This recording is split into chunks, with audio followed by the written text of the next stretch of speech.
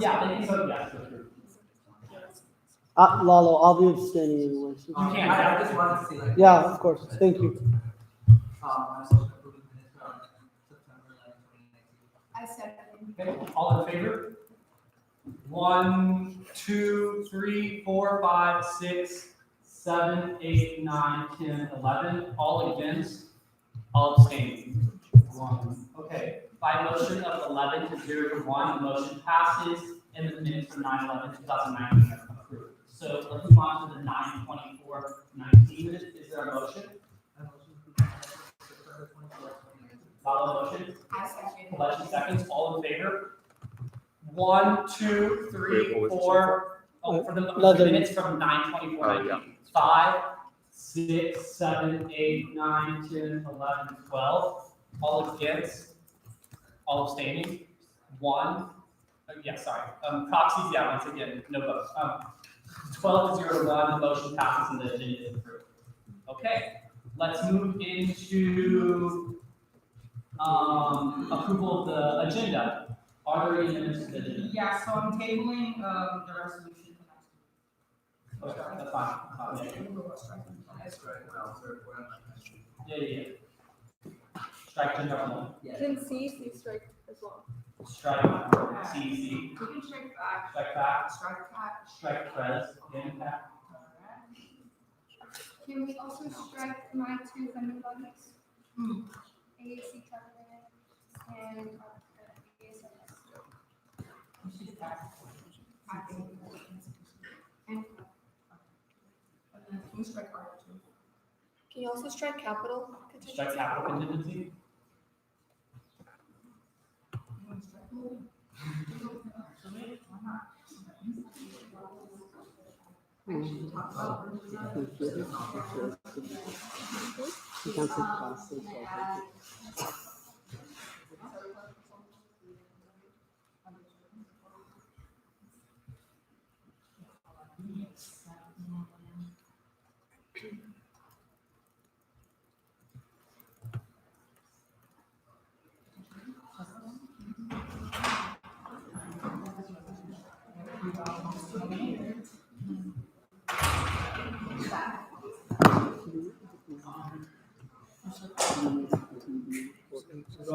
Can I have, yeah. Strike OCHC as well. Strike OCHC. I just haven't heard Okay, can we add under new business for a discretionary allocation? Can we have both an action item discretionary allocation and an executive session action item vote right before then it deals with the personnel matter? Discretionary allocation.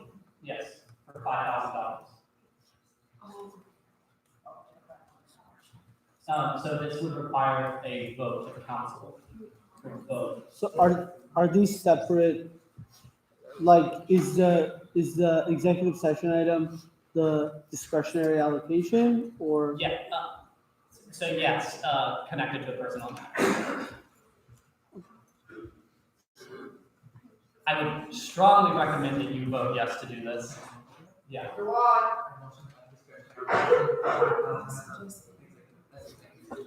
Yeah. Okay, all in favor? 1, 2, 3, 4, 5, 6, 7, 8, 9, 10, 11, 12. All against? All abstaining? Okay, 1. By motion of 12 to 0 to 1, the motion passes and the executive session is added. Can we also add a discretionary allocation to the agenda right after that? Action items, so they can be 2 separate ones from my understanding for action items. Yeah. Okay. First, discretionary. The discretionary allocation to happen during executive session?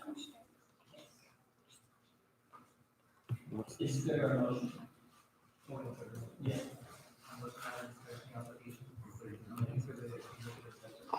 I'm going to make an alternate suggestion, because you're not disclosing what it is. Yeah. I'm going to recommend you wait until you're in executive session, assuming that the agenda gets passed as amended. And then if you need to amend the agenda to put it in when you can disclose fully, do that in that context after your conversation. Either way, when you return from executive session, you would need to announce what action was taken in open session. So I'm gonna recommend that you don't add something Within it, vague. okay, Wait until you can have the discussion and then you can add. okay, so the discussion would happen within the executive The session. discussion happens in executive session, and if through discussion you deem it appropriate, someone can make a motion to amend the agenda at that point to have the action. Okay, okay, sounds good, so we'll do that. Is everybody okay with that?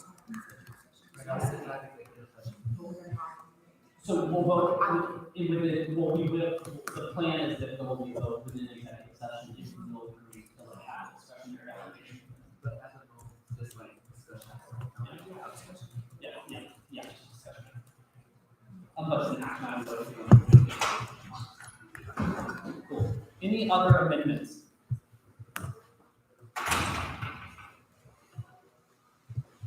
Okay, if there's.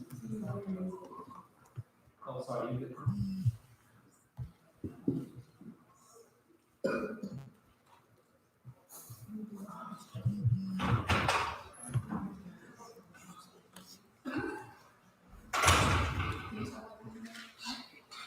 Can you check it? Okay, yeah, can everybody check it to make sure their amendments are out? Or strike?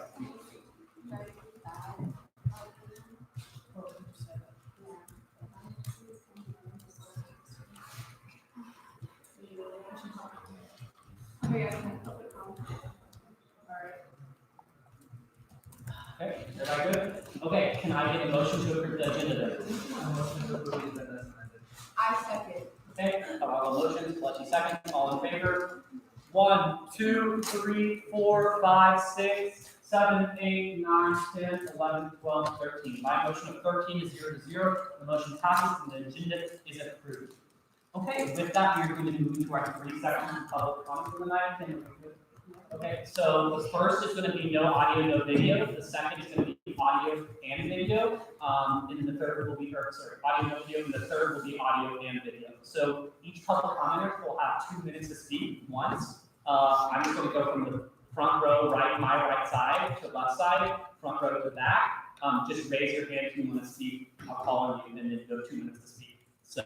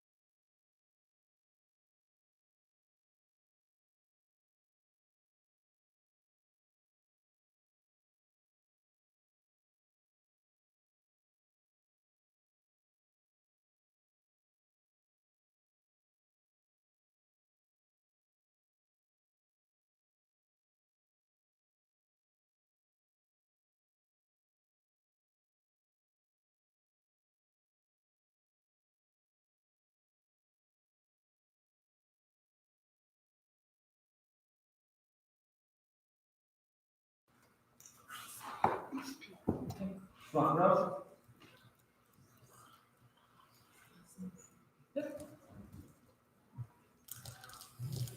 Transfers are at a disadvantage for the start. You have 2 years to deliver on arriving at UCLA. Freshmen have 4 years.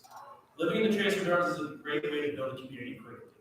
Yet, if you don't have the money to live on campus your first year, you're kind of out of luck. But the Transfer Student Center and all of its programs and events does an amazing job of having a transfer community ready to go at the start. The Transfer Student Center is important and vital to the success of a large swath of this institution's students. For this reason, I request an increase in funding for the Transfer Student Center. Thank you. Second row, audio, no video. Third row. Fourth row.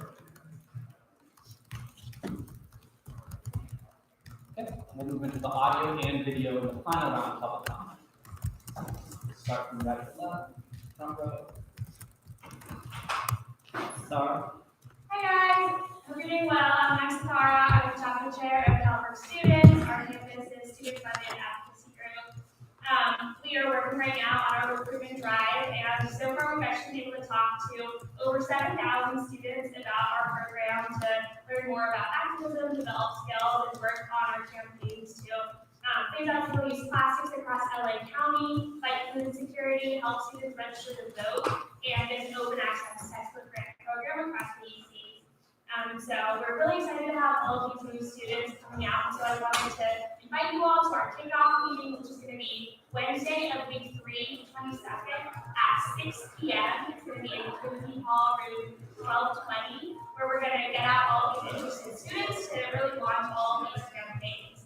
I also wanted to remind you guys that our Growing Vote Coalition is having its first meeting on Thursday. It's Thursday at 6 p.m. So we can get ready for our upcoming primary elections and turn out our generation to vote. And it's a really important election. That's all. Thanks, guys. I'm here because the transfer center has been a really nice home for me and the people that work there. I've really been like family to me. They were there for my first little USAC mental breakdown that I had there. And it really is just a shame that funding has been cut at this place that I call my second home is disappearing. And I would like to request more funding for the transfer center. Hi, my name is Michelle Koo. I'm a transfer student as well. And when I came here, I was really alone. I felt alienated because there's a small portion of transfer students compared to the whole student body. And when I went to the transfer student center, I was amazed by how many people that were there. And the programs that really helped me, made me feel belong here. And I would really like it that the transfer center would have the funding that it would need to support and help more people. So that way they don't feel that sort of alienation anymore. And therefore I would want to help the transfer student center to raise more awareness. Hi, my name is Billy. I'm a fourth-year chemistry student as well. I'm here not only as a student, but also as the chair of the Transfer Leadership Coalition. And I'm here in support of Isabel's budget proposal for $15,000 to be directed to the Transfer Student Center's programming. Similar to a lot of these other people have said, the Transfer Center has been a huge source of community for me. That's really difficult to get as a transfer student because you only have 2 years to establish yourself, not only as a student and as a member of the USAC community, but just part of your own community as well. So for that reason, I also want to say while USAC is one of the leading institutions when it comes to providing transfer center culture and resources, it still has a long way to go. I think the fact that the Transfer Student Center is not guaranteed consistent funding is very telling of that fact. Transfers continue to face obstacles, and I strongly believe that if you fund events that reduce stress events or transfer diving, that it will lessen those obstacles. Hi, my name is Zuleika Bravo. I come here not only as a student, but also as the co-chair to the Transfer Leadership Coalition. I want to reiterate everything that she said. The Transfer Student Center is really like a platform for students that supports transfer students. And if we were to lose the funding to get our programming out there to really create community among transfers, it would be really, really hard on our community and it would impact us. So I really hope that you consider this whole proposal and that you help fund our program. Thank you. My name is Tabitha Insa. I'm a third-year student for the first-year transfer student. I'm also here to support Isabel's funding position for the transfer center. One of the main reasons I wanted to come to UCLA was because it seemed like on the outside there was a tight transfer community. There was a lot of support funded to transfer students. Because you know, we're always listening about how very, like, transfer students have very different needs. We have different kind of community that we really need to establish. And being able to go to the transfer center and have those resources that community just have a place where I felt like I did belong here, even though I was a traditional, like, kid and a freshman student, was absolutely valuable. And I think it's been really important for incoming students as well as incoming transfer students as well as current transfer students to have somewhere to really feel like they're represented. Okay, we'll move to the second row for audio and video.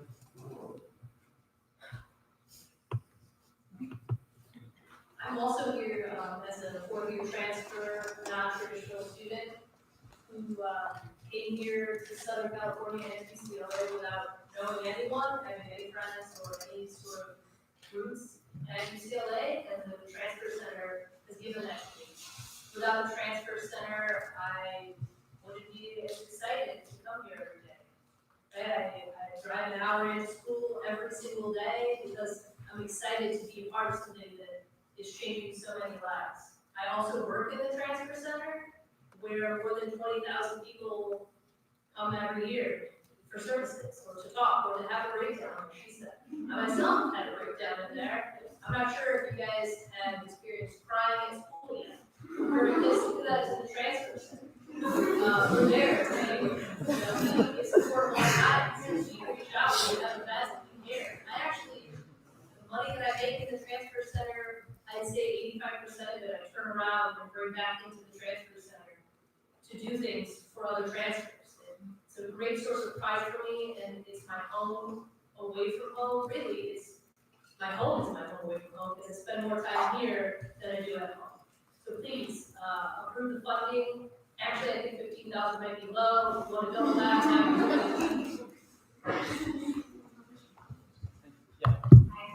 My name is Georgia. I'm a fourth-year senior here at UCLA and a second-year transfer. I'm a non-traditional transfer student, which means I'm over 24 years old.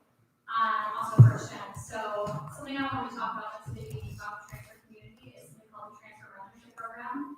I also work at the UCLA Transfer Center with Ashley and my other coworkers here today.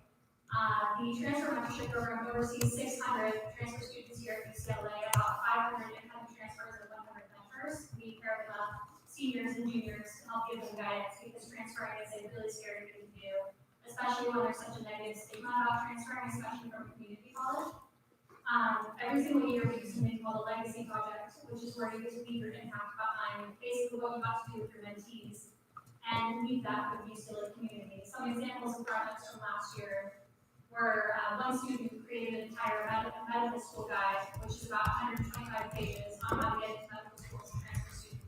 Some people submit simple artwork, which is still super meaningful. We have someone made a podcast with people make videos.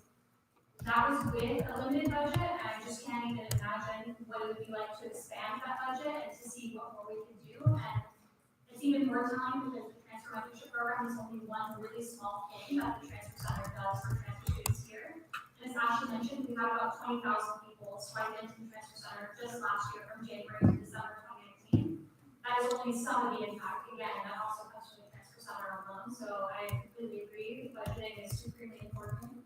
I volunteered there last year and I'm staff this year, and the budget change between years has been enough for me to see how different the transfer center now operates on so much less money. So please do consider accepting a budget. Anybody else want to second or? I can't see y'all's faces. Okay. So, hi, guys. My name's Karina. I also work at the transfer center. And I think the transfer center was the only reason that I had stuck to UCLA, truly and honestly. So I don't think anyone really gets it unless you are a transfer student, but try to put yourself in our shoes for a little bit where we have this 2-year timeline, where the turnout's quick, where the pressure is high, and where we're facing a lot of stigma. And having a community here is actually really, really unique. I don't know if you guys know this, but UCLA is actually super, super, super big on transfers. We have a vibrant community here, and we have a huge amount of resources, whereas other universities, even USC, doesn't even have a center, is struggling to put together a student group. They don't even recognize the difference between a transfer student and a traditional student coming into the freshman year.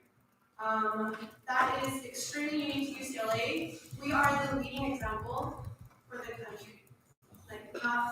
This is serious. There's the research for transfer students, and we are kind of at the top of it. So if you want to keep being the example, and you want to keep being the person to keep advocating for transfer students, just to give you an idea, we've heard a lot of different identities here from my coworkers. The transfer student group can encompass a lot of different people. We have a lot of transfers who are formerly incarcerated. We have a lot of transfers who are have kids students with dependents. We have a lot of transfer students who are non-traditional. We're not always that demographic, but a huge part of us are into that. So consider that you're not helping, it's not just about transfer students coming from community colleges in California. It's you're coming from a bunch of different identities. So I support Isabel's, of course, please consider funding the transfer students. There's nobody else in the second row, we're moving on to the third row. Hi, my name is Phil Motel. I'm president of the City Pilot Student Association. I want to speak a bit about the surplus funding, or the decision that y'all made about surplus funding and use of it. I just wanted to understand, why was it that you guys changed the entire process of it, of applying to this fund? I also want to know why is it being used for only USAC offices specifically? Coming from a marginalized community, you see partners that only get under 1% of the student population here at UCLA. I want to know how my community, as well as other smaller communities, as well as student orders in general, will be accounted for, and to ensure that we all do see that funding. I also want to know how are we going to allocate that money to different funding apps that are trying to fund bodies such as CS Meeting, as well as contingency, BOD, and community, because those funds directly affect our community. And I want to see that we put funding towards that. Thank you. And I'm sure, like, multiple, we'll definitely be glad to answer that question too, before the surplus deliberation starts, so hold tight. Okay, more public comment. From the third row. Okay, fourth row. Hi everyone, my name is Lisa Macia. I'm here to advocate for the surplus money being open to all student boards.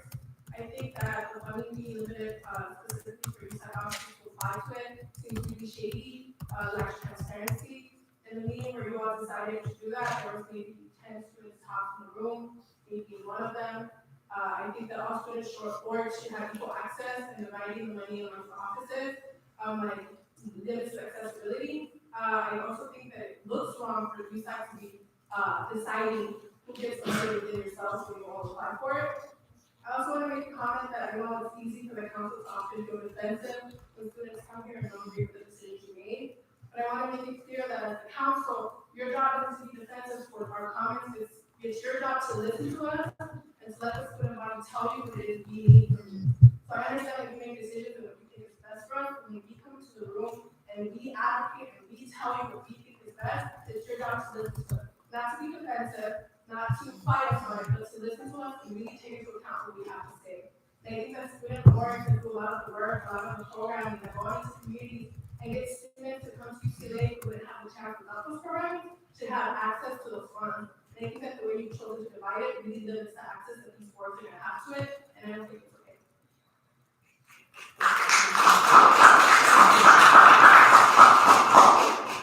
We'll continue with public comment.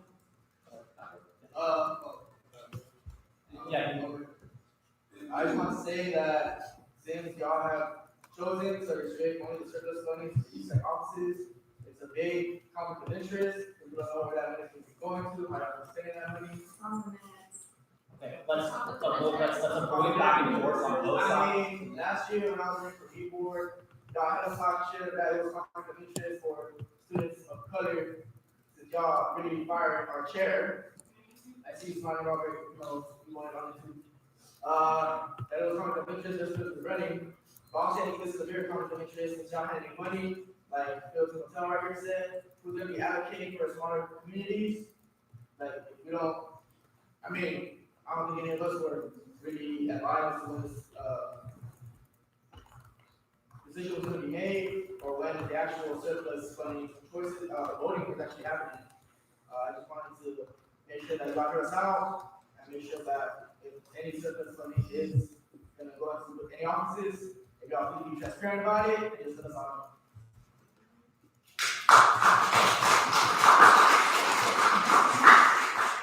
Okay, we'll continue with public comment in the fourth row, and then we'll move back to additional public comments, so fourth row. Okay, so now last call for public comment, is there anybody who can say something? Yeah, we'll go second, go first. Hey, my name is Blake, I'm transferred here, it's not really relevant to the topic we're speaking on. To echo, some of the concerns of, the question with, almost $300,000, that's a lot of money, and it's not just my money, it's our money. So I don't understand how you can pass laws saying that you are gonna keep my money without me having a chance to say something about it. Are you fidgeting? Sorry, I'm modifying the agenda, can you keep speaking? You can continue, sorry. Your time's running, so if you don't want to speak, that's fine. Obviously, you know that, you should listen. We're listening. You know, I really don't like you, Robert. That's fine. I think you are a big ass advocate for people of color. I think you sit on there and you shit all over your own communities in order to push your own political agendas, and I think that's garbage. You know, a lot of you here, I think you're gonna go into politics, and I think this is like a great training ground. Like, you know, I don't even want to be in the same room. Like, looking at you just makes you want to vomit. Okay, so hi everybody, my name is Salvador. So again, this is public comment. This is an opportunity for constituents to actually speak up on their behalf of the police. At the end of the day, we have a lot of really good public comments going on, and I see a lot of faces looking down at their Instagrams, at their laptops, and computers, and this is where you guys, as elected officials, even though only about 10% of the student body have to work for you guys, actually have to listen to what we have to say. At the end of the day, we see Warren Council acting on their social media accounts, trying to defend their positions and everything like that. But, you know, at the end of the day, public comment is for you guys to actually say input from us as constituents. So again, when people don't know what you guys do, when everybody's saying all this and that, it's because at the end of the day, at the end of the public comments, all you guys do is just have to ignore them, keep moving on, follow your agendas, this and that. So you guys should really listen to heed to us as a student body, advocating for our behalf, advocating for our communities that don't have a voice. So please take these public comments seriously and improve on your behavior.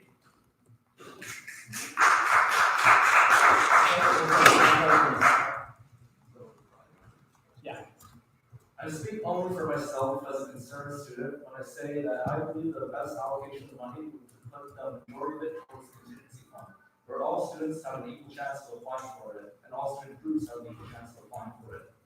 And the funding and spending decisions will be decided on slowly, carefully, and deliberately, rather than being rushed through the first 2 weeks of this quarter. It also makes things much easier for everyone, I think, if this meeting was shorter and the decision was made in the first 2 votes to allocate the majority towards contingency. Thank you.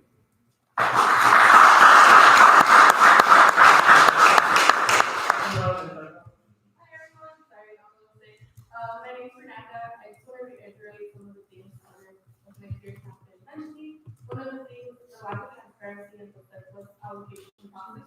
Specifically, I also want to mention the minutes. If you pull up the USAC website, the last minutes you find permit is from December 3rd, 2019. The lack of transparency.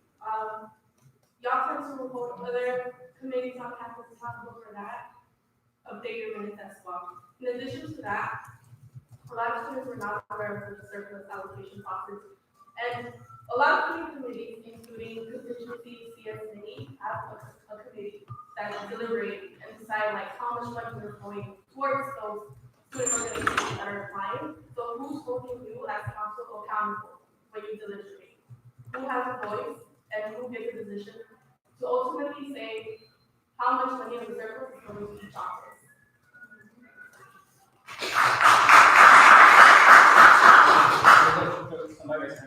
Yeah. So my name is Baltimore Farm. I just wanted to read a couple of other comments. Like one, like honestly, what Salvador said was really important in regards to I feel like giving like your actual full attention to the people that come out here in like the middle of the night to speak to y'all is really important. Another thing that I wanted to reiterate was what he said about contingency fund, and I feel like that's actually something really important because I know that they can't when they ask for money, and I feel like contingency does a lot of good work instead of funding as many things as we can and trying to be as equal in regards to the funding we give out.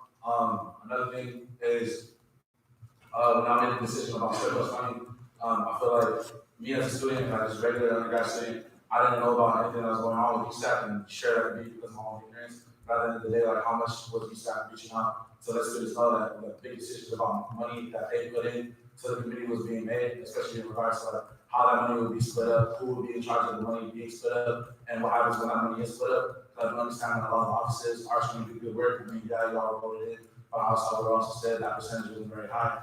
But at the end of the day, like y'all represent the student body, and like I just feel like being more open about it and just showing people that like, yeah, y'all don't mean to be shady, although it does seem like that. Like sure, I'm pretty sure some of y'all have a lot of good hearts, and then y'all trying to do good work.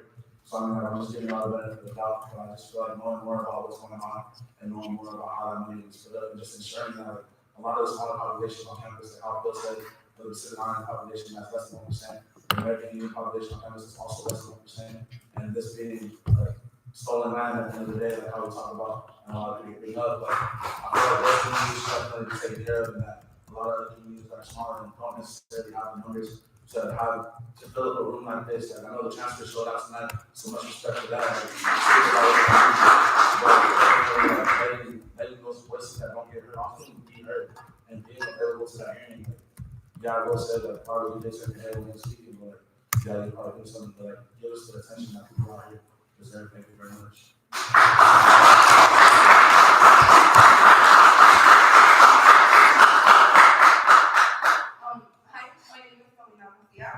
And I'm here to advocate for the surplus being open for all student boards to be able to apply to. These actually not just keeping the money within themselves. In terms of the conflict of interest as well, because the first ones to point that out anywhere else on campus. So why don't you guys apply it to yourselves? As a concerned student, I would like to know your issues, and I would like you guys to apply the issues you place on other student boards, other student groups to yourselves. Keep your own selves accountable as well.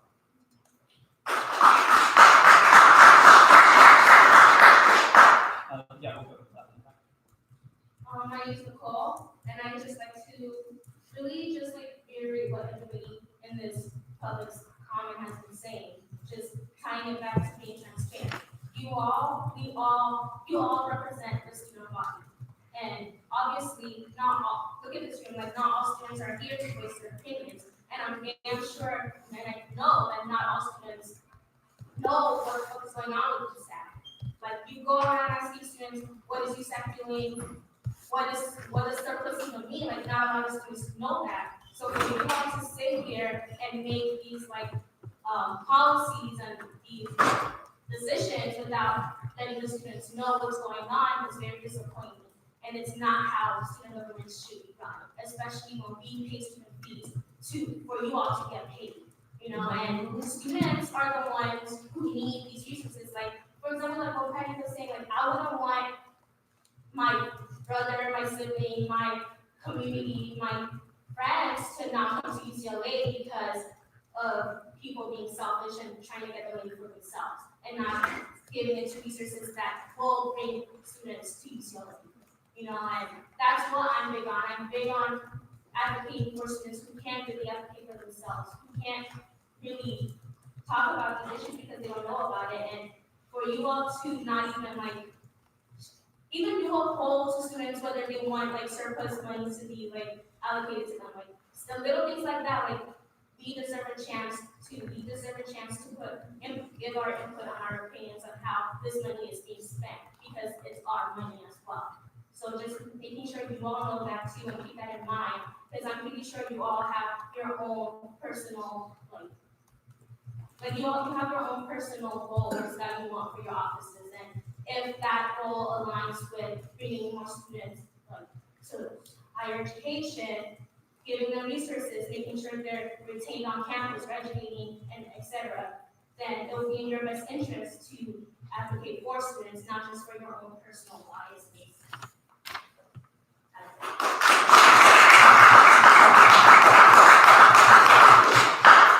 Okay, with that, are there other public commenters? Yeah. Hi, my name is Danielle Espinoza. I'm a second-year transfer. I'm here to speak on behalf of the funding that we're requesting for the Transfer Student Center, which is $15,000, as you all know. We, the transfer students here, are here today to share that this isn't hardly 1 to 10%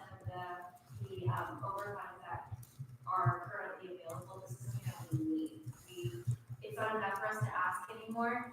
Our community is a very niche community, but with that said, we are advocates for all students. When it comes to transfer students, we prefer to not be secluded when we are advocating to our transition here. We are here for half the amount of time that most UCLA students are here for, which means we have to advocate for ourselves double the amount. Which is why I'm here today speaking on behalf of all of these 700 on the Hill transfer students that I work for. I'm currently an RA. The opportunities that I've been afforded would not be possible had it not been for the transfer center. The transfer center provides a safe haven for those students who struggle through continuation high school, other high schools, community colleges, wherever they may have come from. And given that they're only allowed half the amount of time that most students are given here, I think that it's fair to say that we deserve that extra boost, that extra advocacy. I'm sure most of you remember earlier this year on College Signing Day when we had Michelle Obama speak with us. She shared what has stuck with me almost every day as a future educator. Community is the #1 source of support, our #1 pillar to succeed in college. And if it were not for the transfer community, I guarantee you that we would not have the transfer success that we're so proud to represent here at UCLA. We would not be the #1 university for transfer students, nor would we be the #1 university in the nation.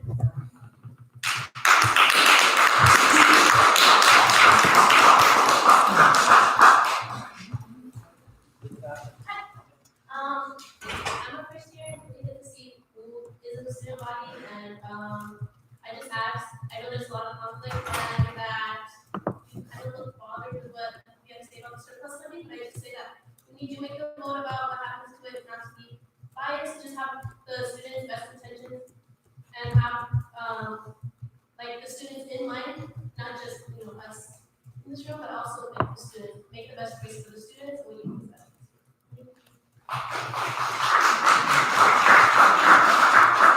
My name is Persia. Basically, to reiterate on what everybody else said, I personally feel like it's deeper than the student organizations. I was a student who was actually served on one of the student organizations. I was a part of peers under CPO. And truth be told, like, if it wasn't for that organization, I would not be in this room right now. I wouldn't be at this university, and I'd probably be incarcerated. Knowing that you guys are ultimately in charge of administering that money to those student orgs take that money and go to communities like mine and with people like me. I'm also the 1% that still said I'm a secret islander. I don't make up much of this school for the simple fact that I'm not aware that college is realistic for me.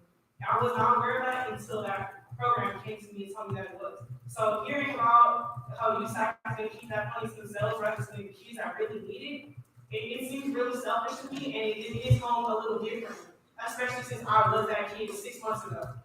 So that's just my take on it, and I hope that you guys will listen to what we're saying and really think about it's more than the students that go here, it's the students that are yet to come here.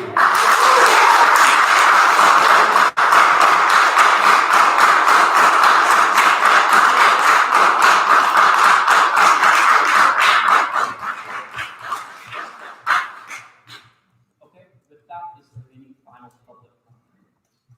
Yeah. Oh, sorry. Did you already spoke, right? Yeah. Okay. Well, she spoke for the non-recording, non-audio part, so do you get 3 separate comments? So you get 1 2-minute public comment. Yeah, all right, thank you. But thank you. Anybody else that has a public comment to add? Final call. I'll just say it. Okay, so with that, we are going to conclude. Oh, she gave her minutes. We are going to conclude public comment at 7 Give her a minute. p.m. We did the same thing last year. I think it should be fair. Sorry. Public comment has concluded. It's 7 p.m. Can I With that, can I yeah. can I make a response? Can we wait to respond to surplus stuff when we get to the surplus item on the agenda? Just like, instead of responding back and forth. Instead of responding to them now. We have to wait. You shouldn't do that before.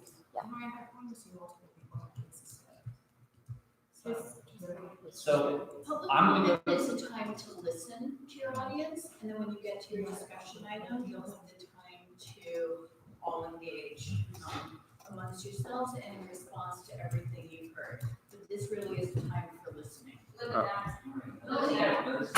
We're going to move into contingency. This is the reason why students don't trust USAC. Can we, we're going to move on. It's not a student, we have something to tell y'all. Y'all did listen. We're going to engage in. Someone else already gave 30 minutes. I think it should be fair that we get to hear what you have to say. well, because my complaint. So the issue is that if we don't talk with them right now, It's impossible as a process. because otherwise they're gonna leave and then we can't have a conversation with them. Okay, Orion, let's have a conversation. But we're going to go to contingency program. Nadia? Okay, so this week our fund received 26 applications from both USAC and non-USAC student groups. The total amount requested was $17,091.04, and our recommended allocation is only $6,981.96. Motion to approve the $6,081.96 to USAC and non-USAC. I second. 11 seconds, all in favor? 1, 2, 3, 4, 5, 6, 7, 8, 9, 10, 11, 12. Okay, all against? And then all abstaining. 1. Okay, by motion of 12 to 0 to 1, the motion passes. The contingency program is approved for this week. SFS allocations. Hello, for supplemental fund for service this week, we received 3 applications from both CSC and non-CSC groups for a total requested amount of $4,443.82 and a total recommended allocation of $3,693.82.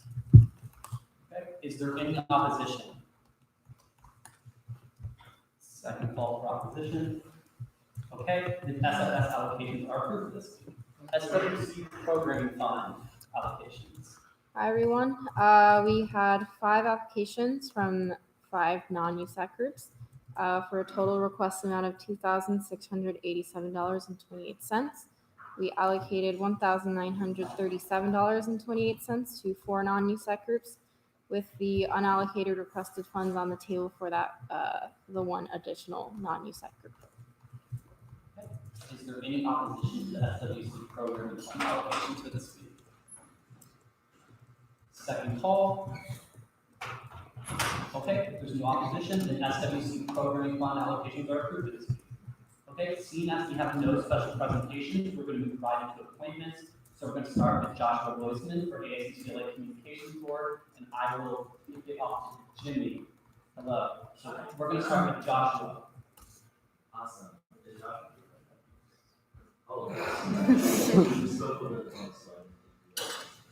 I don't know, my name is Jimmy. I'm the appointments director president. I had a great pleasure speaking to Joshua last week for the ASCCLA Communication Board session. My initial impression, I felt Joshua was very prepared candidate, answered many questions regarding how we bias to be very specific examples as well as how to be transparent bias also. Joshua was had really good ideas on how to improve communication board outlook and how to better improve student media on campus. So, more publicity, new ideas, advocacy, better ideas in terms of how to make student media something that more students have. Thank you, Jimmy. So we're going to move into a 5-minute question and answer. So first, 1-minute introduction to just who you are, any interests you have, why you applied for the position. We'll move into a 5-minute question and answer. The Appointments Review Committee will give their recommendation. It's all hand on Kindle. We'll move into deliberations, and then we'll have a vote. So with that, the floor is yours for the initial. Good afternoon, Council. First, thank you for taking out of the time on your agenda to consider my potential appointment for ASCCLA Communications Board. My name is Josh Royston, and I'm a proud third-year transfer and first-generation student. I study anthropology and I'm passionate about understanding and learning people's and cultures globally.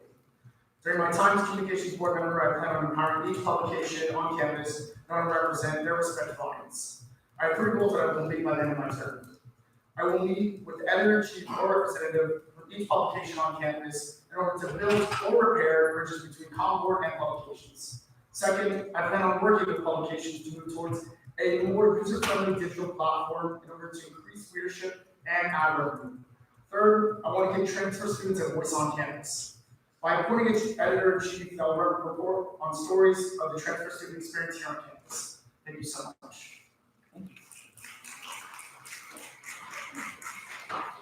Okay, with that, we'll move into a 5-minute question and answer. We have Naomi and Johanna.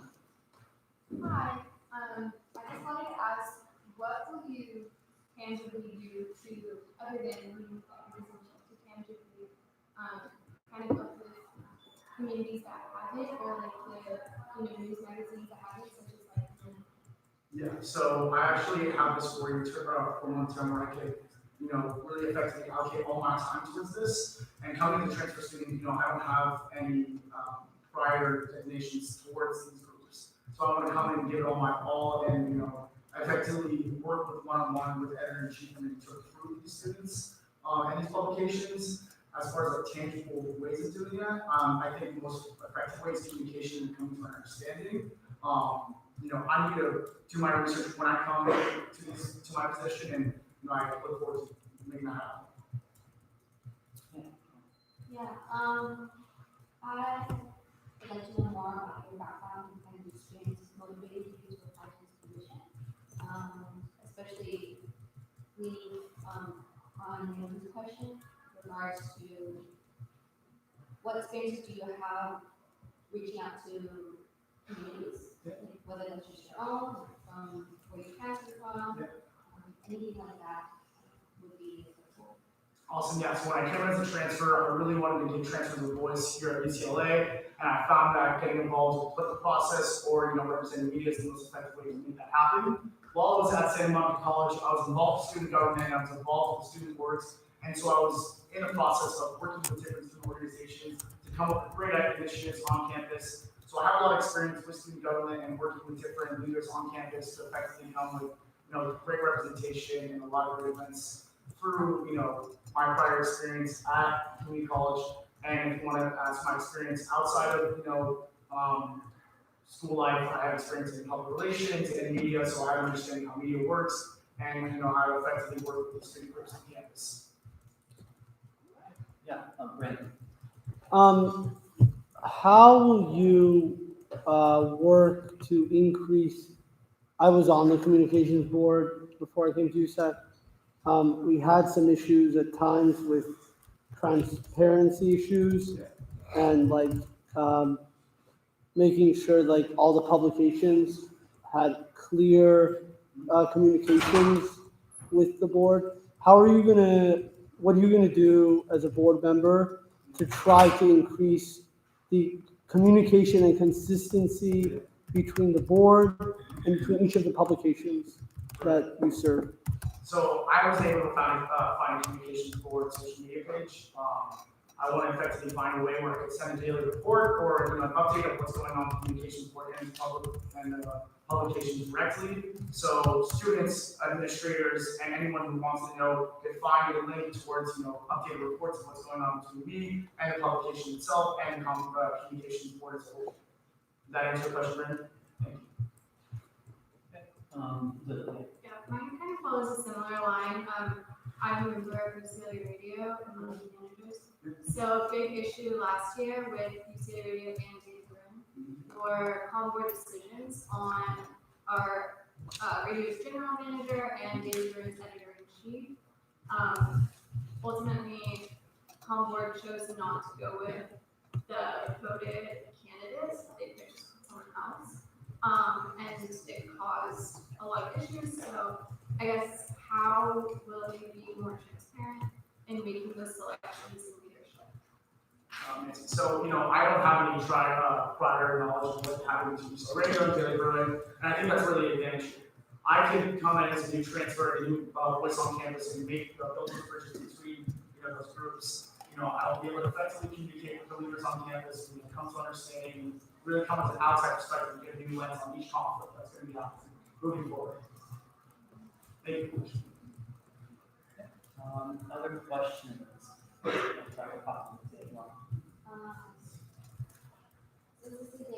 board, how do you plan to work with other people to help increase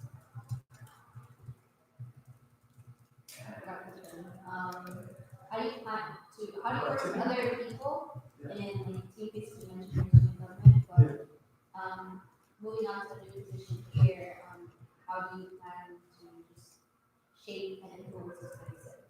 Yeah, I'm definitely a naturally born leader. You know, I effectively got here on this campus and was able to get and insert myself into different groups on this campus and take leadership positions, you know, head on. So I'm used to delegating different boards and individuals to get, you know, resources and jobs done effectively. So, I mean, my prior experience basically, you know, answers that. Any final question? If there's not one, I'll give you the opportunity if you want to say any final words with a minute. If not, that's good. I just look forward to working with you all and really want to represent every single, you know, student and organization on campus. And, you know, you can reach out to me personally if anybody here on this, you know, I heard a lot of deliberation before this, you know, you can reach out to me personally through my email and we got some great discussion, but I look forward to it. Thank you. Thank you. Okay, with that, we're going to move into ARC's recommendation. So Ken, So what I'm reading here is your vote on the committee recommends Joshua Boyden for a communication board. I personally voted for you because I saw your passion. I know that you're motivated, you're driven, and you come from a very perspective which could help in terms of reaching out to those locations that haven't been reached out.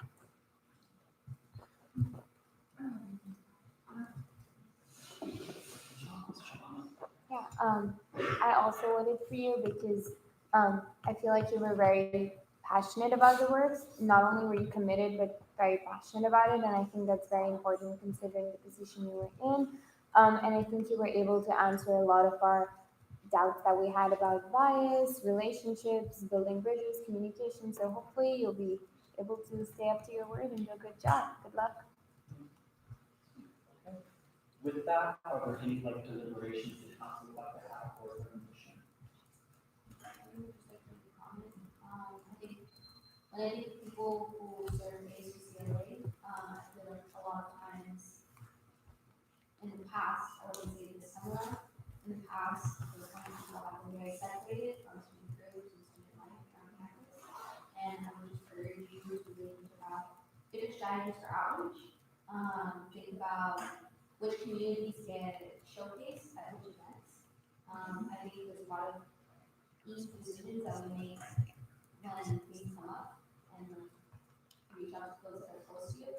But when it comes to marginalized communities and how they are being represented, especially at the school, I think it's important to really think about other ways that we can really truly show the things that we are experiencing at this campus.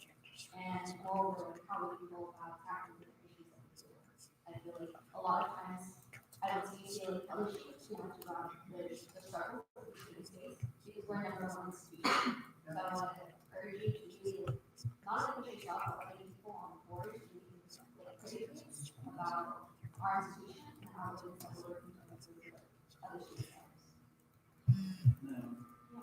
Just to kind of piggyback off of what Joanna was saying, I would really hope, I mean, based off of this conversation, I think that you're very capable of actually reaching out to the communities and making sure that their voices are heard. But I would really hope that that's something that is done so that is easy to, radio shows that are not heard of, do get the representation that they deserve because representation matters. Yeah, Brandon. Before we vote, I'm gonna be abstaining from this just because it's technically my seat that's being filled, that I held before I joined the USAC. Board, the one thing I think that, obviously Josh only has a 4-month term, so at least unless you're reappointed in the summer, your time on the board is gonna be somewhat limited. Just naturally, I don't think that's controversial to say. But I think one of the things that we really dealt with, like going into like near the end of my term, is increasing the communication between the publications and the board itself. one thing that happened a lot was like the board would make a decision, and one thing that I worked on and I think moved us in the right direction was that we got more communication going at the operations committee level, which I'm sure you'll see when we get there. So as long as we get more communication going, I think like, and that's one of Josh's, like, one of the things he's emphasized, I think like we'll be good. Okay, Is this the remainder of 1 year or 2 year term? It remains 1 year. Yeah, we're going back to the rest of this year, basically. Okay, so any other discussion, motions? Motion to appoint Joshua for basic communication board. Second. Question seconds, all in favor?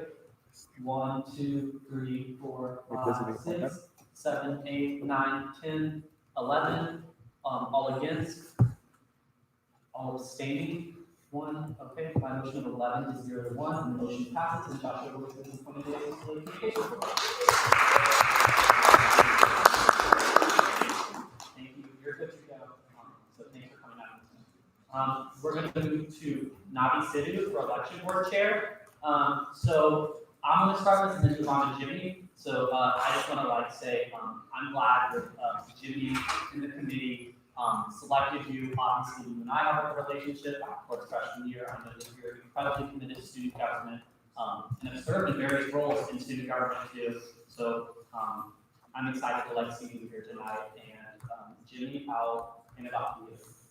Yes, so when I first spoke to Navi, I was really impressed, not only by the way he communicated with me during this interview, but also by his passion for wanting to serve on the election board, as election board chair, and for a lot of the experiences that he's had, especially serving as someone on board of directors for UCLA. Some of the more important points I wanted to bring up was his personal goal in making sure that elections are run fairly and with transparency. I think that's really important given the previous history of our election process. Y'all did good outreach. Like, where was the application? So you need to I asked him, especially how we hold ourselves accountable, and he gave a lot of really good examples of how to demonstrate he could remain impartial even if he made morally or ethically disagree with some of the certain things or certain groups. And I thought, that was kind of the quality I was looking for to share. And he had, a number of really good ideas in terms of wanting to publicize elections so that we can increase the voter turnout numbers. And some of the things he brought up was about USAC as a whole taking collective responsibility in helping advertising for elections, and also in additionally educating people on what USAC is like, and working with different groups and campus and reaching out to people in terms of how we better promote USAC as something that is not necessarily negative, but something that is positive, and something that is really important to students. Thank you. Okay, so with that, we'll do the same process as last time. So like a 1-minute introduction, 5-minute question and answer. If time needs to be extended for that, then council members can request that we can vote on it. We'll move into ARC recommendations, deliberations, and then a vote. So with that, now you have the floor.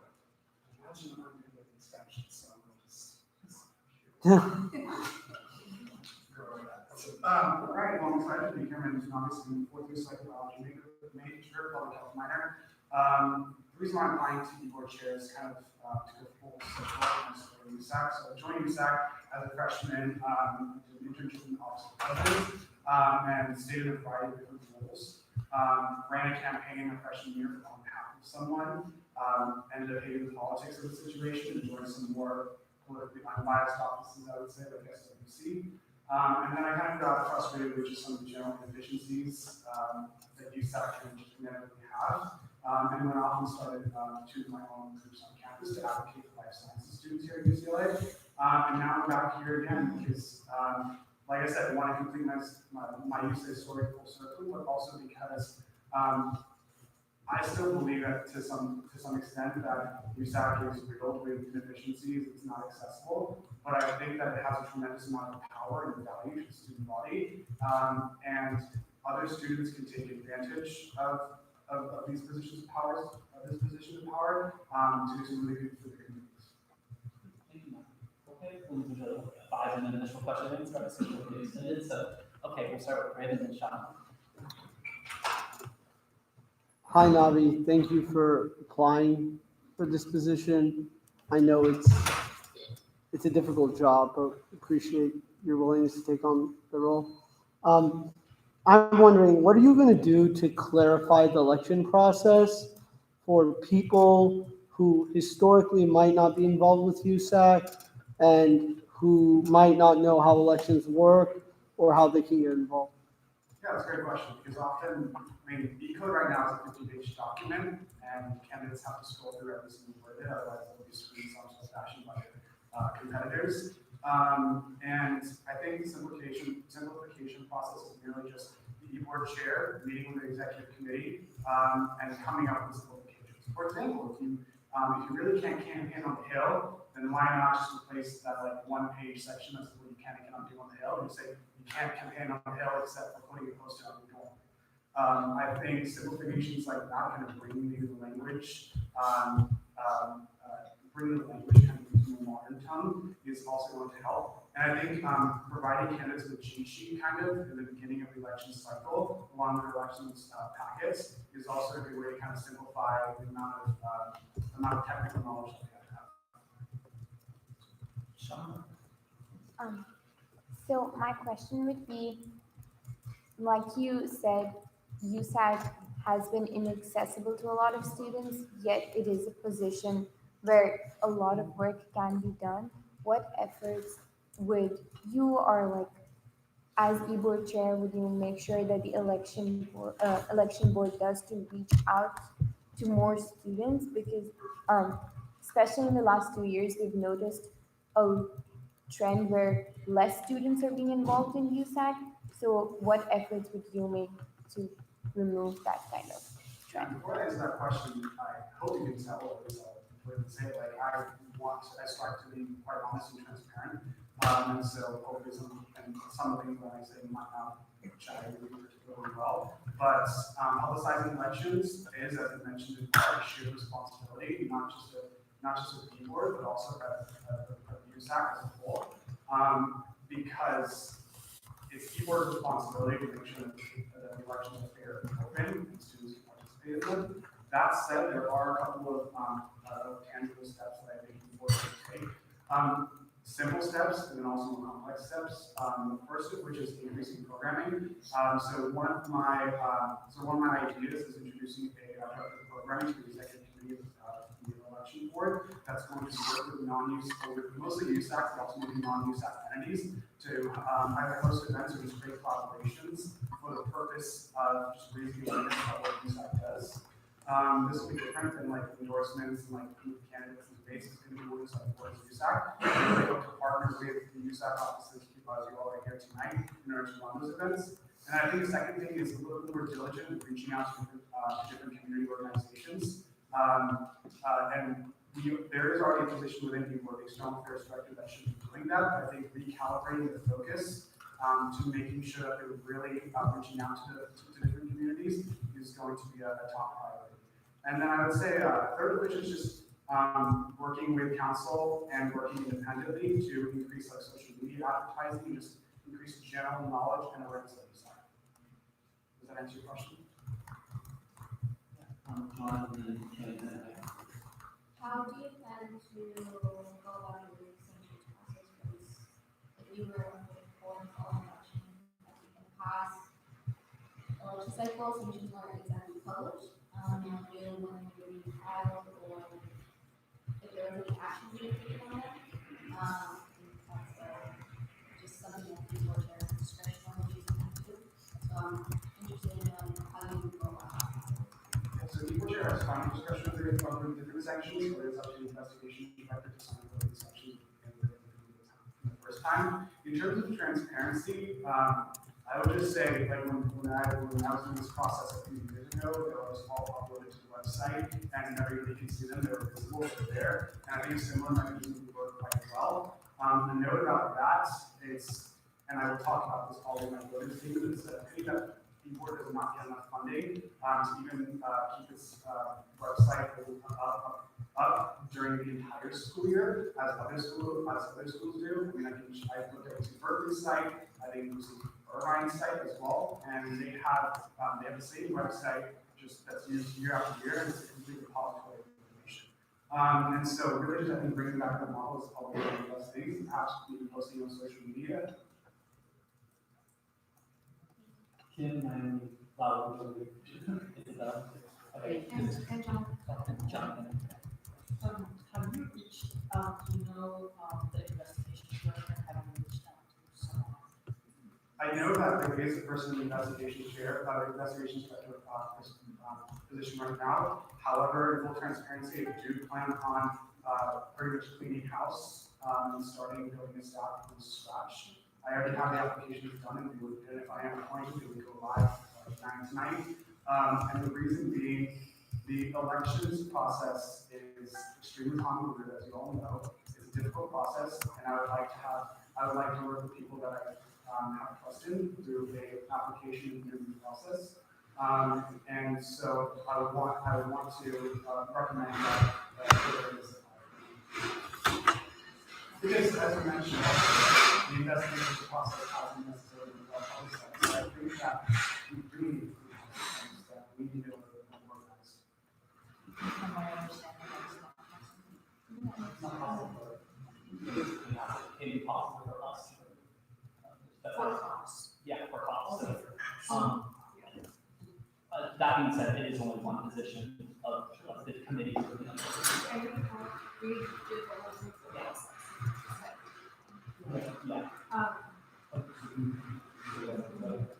Now, Okay, I have two questions. One regarding partiality. You mentioned that you have won someone's election already once, that likely means either they were independent or part of the state. How would you manage to remain impartial regarding this group of elections and your frustration?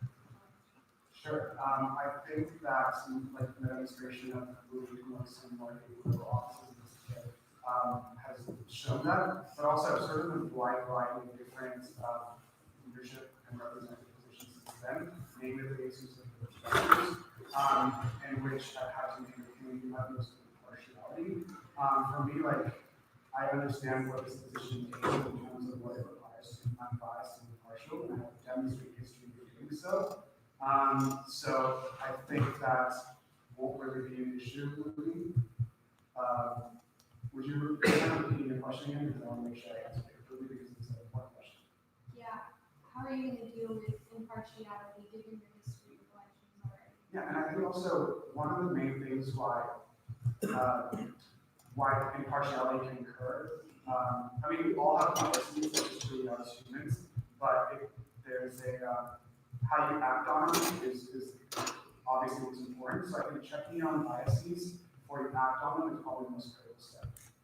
And I have one follow-up question for that.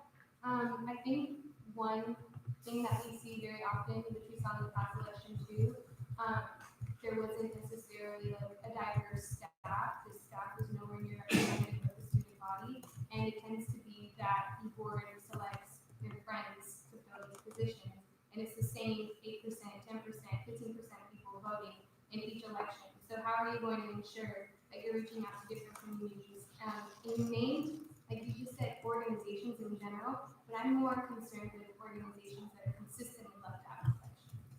Okay. I would say, actually, why don't you repeat the first part of your question again? Because yeah, so the first part is diversifying your staff. Diversifying the staff and then making sure, then that's related to voter turnout. I understand why those two could be linked, but I think having voter turnout should be something like a separate issue, and having a diverse staff should be. Yeah, you can answer the first. So I think In terms of diverse staff, like even this over the past couple of days, I had an opportunity and I went through the USAC site and I looked at all the departments and I got the student affairs officers emails for all the departments that I had and compiled that into a list, which would go out in the application. So I think that's one good way of just reaching as many students as possible. And then another thing would just be like sending a message to other large student organizations on this campus, particularly ones that work with attention and represent students of color, and just say like this staff application is open, apply, please pass this on. So I think that's one of the ways that you can kind of do that. And I'm also going to be asking for your help too, to share and spread the word of those applications. And then your second question was how to increase voter turnout. Yeah, it was more so in regards to getting communities that are consistent with ballot elections to vote. Yeah, so I think one is like there's 15 of you, there's one of me, so I think relying on USAC is important. And relying on different council members to kind of bring in their own constituencies and bring in their own communities, which is the voting process is really important. But I also think, as I mentioned previously, like kind of reshifting the focus of my Saunders directors and recalibrating the focus to reach out to those communities. Hi, I'm the facilities commissioner. I allocated eBoard's office to JBoard, just letting you know that it's going to be a shared space now. And then my question is, how we work with myself and JBoard to appropriately share that office space, especially during election season. I think during election season, it's hectic, and we would probably need access to the office immediately in case of sanctions, candidate situations. So I think the first thing I'd probably just do is reach out to JBoard and use that to share the needs, see what everybody's individual needs are starting off, and then just being like honest and saying like once this heavy election season starts, like we would hope that you can cooperate with us and let us know if you use some short notice, because I do anticipate that there's going to be a lot of those situations.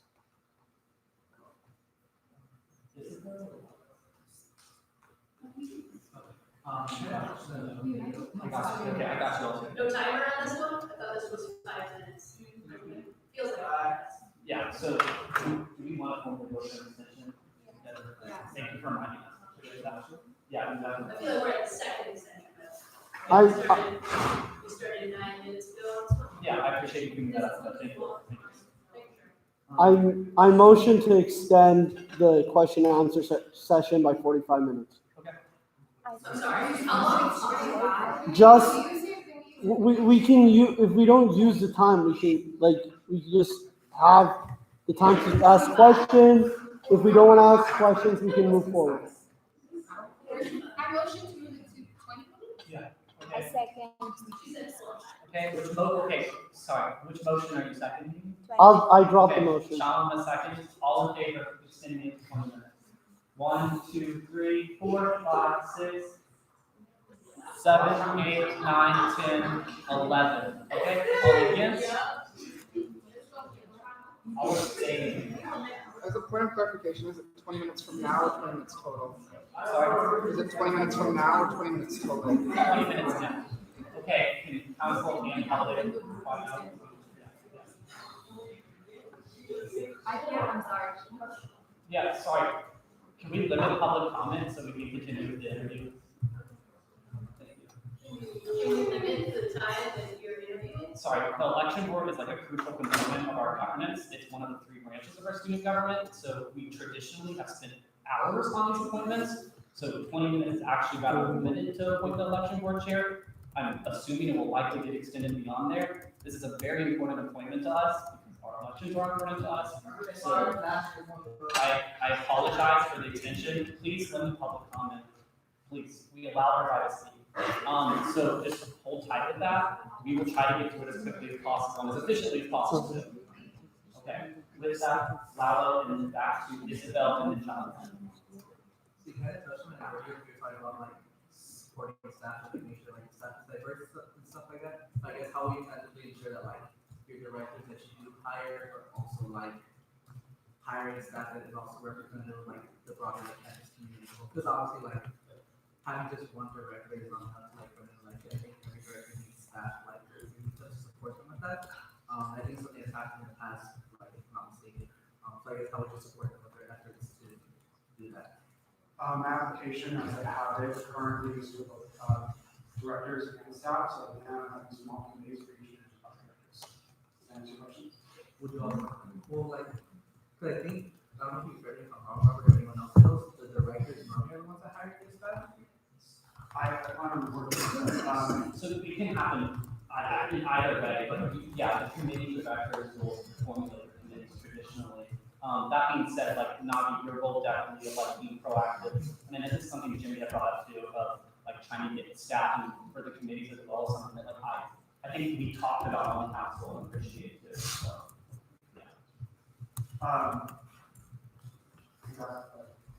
Or did you want me to? I think it's fine. So Isabel and Jonathan, and then we'll get going on you. In the past, like year, we've had a number of issues where it feels like election board and council are adversaries instead of collaborators on elections. So, like, how do you feel the relationship should be with council, and how do you feel you're going to hold yourself to the expectations that election board should That's a good question. And I'd just like to think that I've already kind of addressed part of that question with comments, because as I mentioned, I think that's what a couple times, I want to use the collaboration. I want to merge the collaboration. So I think I'm already coming from the place where I value collaboration. And I think I have that dual perspective of someone who's been in USAC, has some great experiences, also hated it, left, did my own thing. And so I mean, and I understand the importance of the relationship between people and those. And how are you going to hold yourself to it? In terms of just collaborating? Not necessarily collaborating, but like holding a successful election. Okay. How I hold myself to holding it. Quite honestly, I can't guarantee anything in terms of voter turnout. I can't guarantee I'm how full people are full slate of people running. But what I can say is like I can guarantee that I was far enough as to work on some of the fundamental issues that flaw elections throughout the year, including my public elections. Let's go, Jonathan. We'll go around and come back. Hello. So this position historically is one that's tends to be mired in controversy and is frankly wildly unpopular. So can you, I think you talked a little bit about it, but I'd just like to hear a little more on your motivations and wanting to step into this specific role, specifically because of that history, and how you plan to address or respond to criticism that is more than likely to come your way. I mean, quite honestly, I like to fix things, and I think people need some fixing and improvements on a pretty radical scale. I mean, that's like kind of my motivation. To be honest, this position doesn't really leave you with much clout in terms of like the traditional students and motivators. Not much money associated with it. I really am just doing it because I like to do it. And to answer that second part of your question, you want to repeat that again? Yeah, how do you plan to respond to the criticism that's likely to come your way? I mean, criticism is natural, kind of part of the board's position, but I think if you run a fair, if your actions demonstrate no bias and they're equitable and they're fair, I think the likelihood of you receiving negative attention is dramatically lower. And I think if you do things in a transparent manner, once again, the likelihood of receiving those comments are drastically reduced. So I think just leveraging communication, transparency, and fairness is the way that I would probably handle those situations. And then also know that if I'm going to get criticized for something, I'm going to get criticized for something. And at the end of the day, there are people that will just like to do that perhaps in the future. Yeah, let's go down. Let's So earlier you spoke about how you would like to start fresh. I just wanted to go back to that and ask if you have a plan to reach out to the investigation directors, considering that student labor is being continually put in and that it should not be ignored. So do you have any plans of possibly reaching out / collaborating with existing, I'd say the one director who's a part of eBoard right now. Yeah, to be quite honest, like the way that I would say with the flair of the whole quitting process, resignation process, and engagement process that happened with us board chair. I mean, I don't even know who's on staff, who's not on staff at that point. I don't think I'm really publicly aware, but I did find out just yesterday that there is someone on that role. And so I think I'll just have to communicate with that person, do like Facebook or something, do a lot of and see what we can do, and figure out if they have, if there's other staff on board, just because, and also maybe asking the outgoing, not the outgoing, the board chair, I don't know how responsive they are. Does that answer your question? You can ask a follow-up, Yeah. I think as a follow-up, I just want to ask, like, I just also want to clarify that, like, I think according to the Constitution, you cannot just, like, remove him from being a director of investigation. Correct me if I'm wrong, Dr. Geller? Yeah. We clarified that, yeah. Yeah. So I just want to understand what benefit it would be asking the previous board chair, asking someone else rather than just meeting the person and kind of finding a common ground. Sure, no, I would ask the previous board chair if there's any other remaining staff as well. Of course, we want Thanks to for do the my best too. Yeah, okay, sorry. No? Hi. So as you know, I was one of the 3 officers that ran in the fall election, and that was due to lack of interest in the spring election. It left my office unfilled for like half the year. I think it was really detrimental to the student body to have FSC unfilled for that half year. So what would you do if that circumstance came up again, where there was unfilled positions in the spring?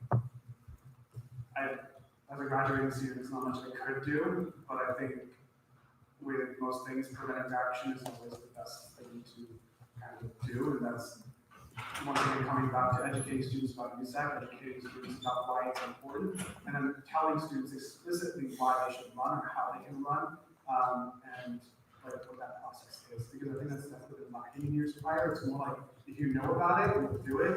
But what about if you don't know what USAC is? What about if you aren't from those circles, those spheres? Then you need to have someone that know that this is impossible. And hopefully by doing that, by collaborating with council, by hosting our own initiatives, people's own initiatives, we can try to make sure students don't go for that. Because that is a detriment to a student body when that happens. Thank you. I'm doing, my office is doing a review of election code right now, and we're gonna have a bunch of changes for next week. I just wanted to get your opinion on like some theoretical ideas. These aren't litmus tests, but it's just like general, I'm wondering what you think.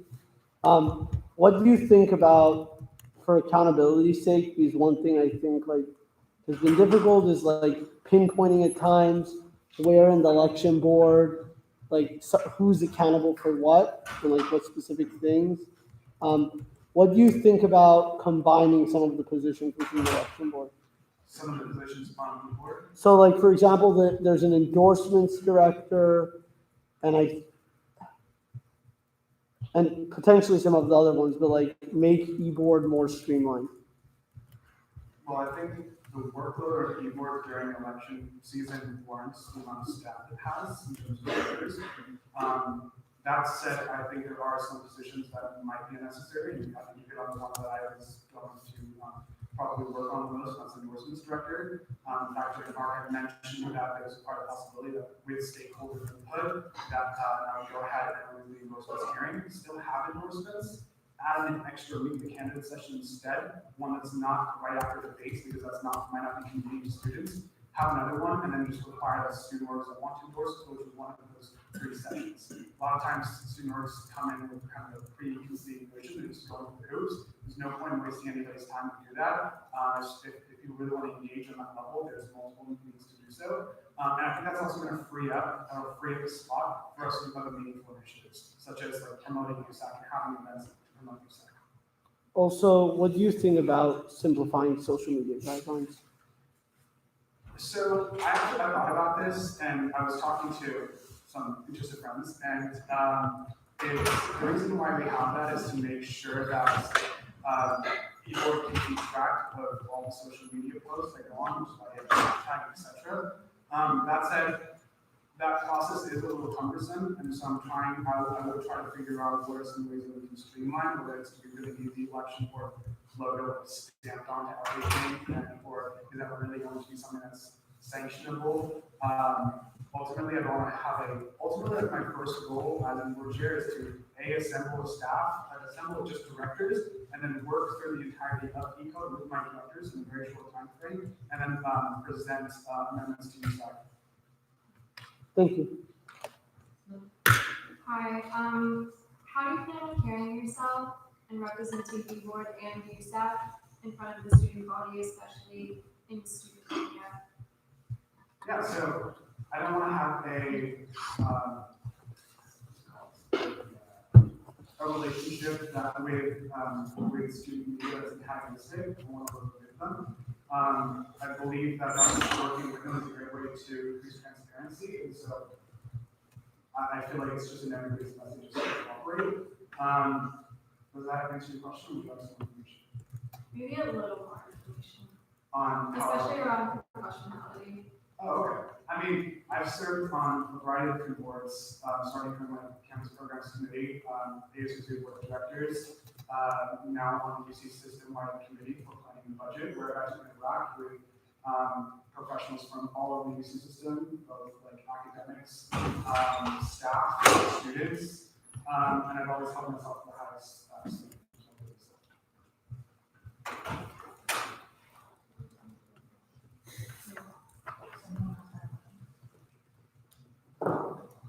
Questions for deliberation? Are there any final questions? We can like do deliberations as well, which is where we can talk to each other. This is just, and if we need to ask you clarifying questions, then we can. So, okay. With that, do you have like a minute of closing? Anything you want to say? Can or cannot take that into account? I mean, really, the only thing I'd like to say in my closing is that the board needs some support from council, both in terms of just personnel and promoting the elections, promoting what it does, but also financial. From what I've heard, there might be a proposal going forward to increase the board's allocations. And if not, I would strongly encourage council to decrease the board's allocations or provide an extra allocation so that way we can do additional things that haven't been done in the past, whether it be flyering, pamphlets, physical polling stations that I'd like to do, or just like events and programming. So please keep that in mind as you're making decisions with sales. Awesome. So with that, we'll move into ARC recommendations. So is having more recommendations that if you feel comfortable or confident enough to make a recommendation. So yeah, can you clarify the options that you have? So, Yes, so we either vote against you, recommend you to council or have no recommendation.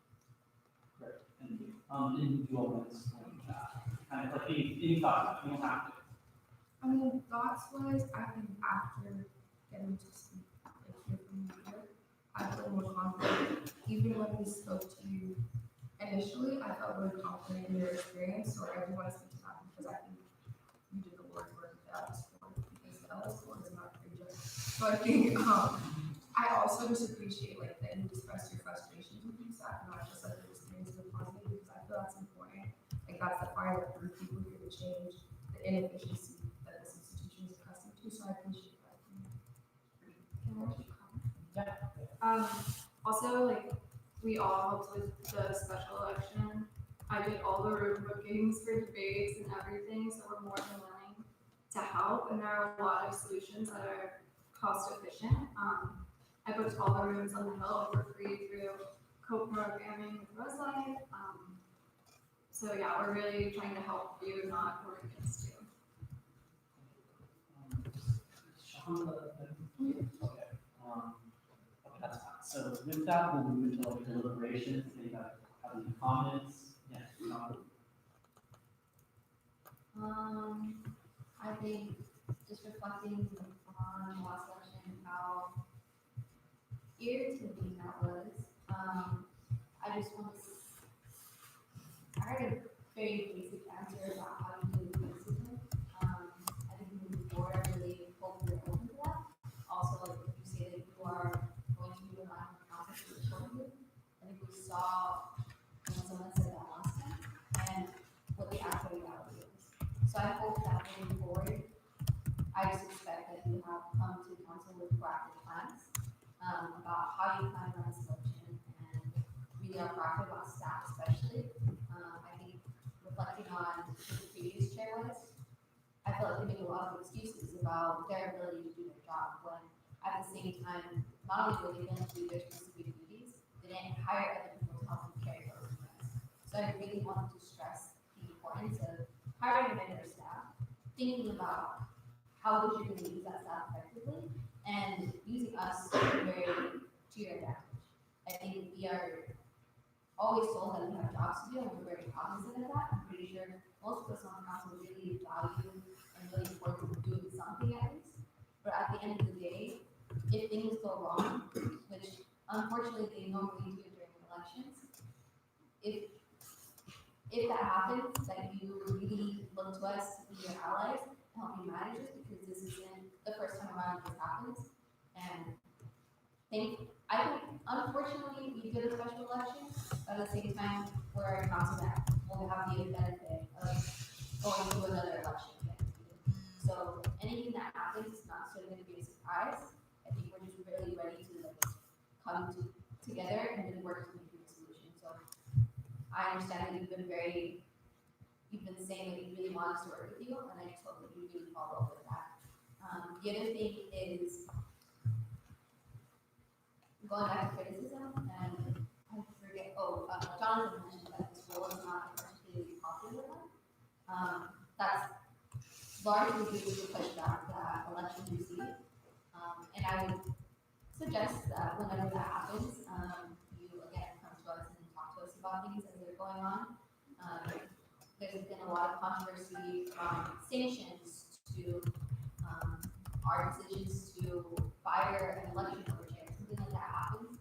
I hope you know that it's because it's not even I personally am not the biggest fan and never have been the biggest fan of elections. And I never cared about them when I was the first year until I decided to work my way here.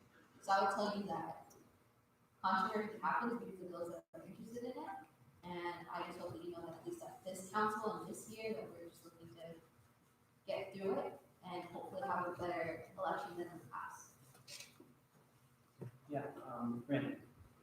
One thing that came up, and I this is just like my view on it, and maybe other council members disagree, is that you mentioned after you hire your staff, which assumably will take a couple of weeks, you'll want to, I mean, it'll just take some time to like publicize and get people like who might not already be involved on the agenda. You mentioned you want to do a full reading of election code. Considering that we're already in week 2 of winter quarter, and I don't think it's like well advised to do major election code changes during the second half of the quarter as the election is getting close, and we want to make sure we have clarity and like we're not changing the code as like people are preparing to run. I would suggest that you if we appoint you tonight, start working immediately on that so we can get that done sooner rather than like after you hire your staff, because that might take too long. I mean, it's a Q&A session, right? Can you use deliberations like a comment? Sorry? Absolutely, there's still comment during the Q&A session. Yeah, you can still respond, yeah. No, I mean, I plan on having around 1 edits when we're on first one step by next second. Yeah. Other comments, deliberations?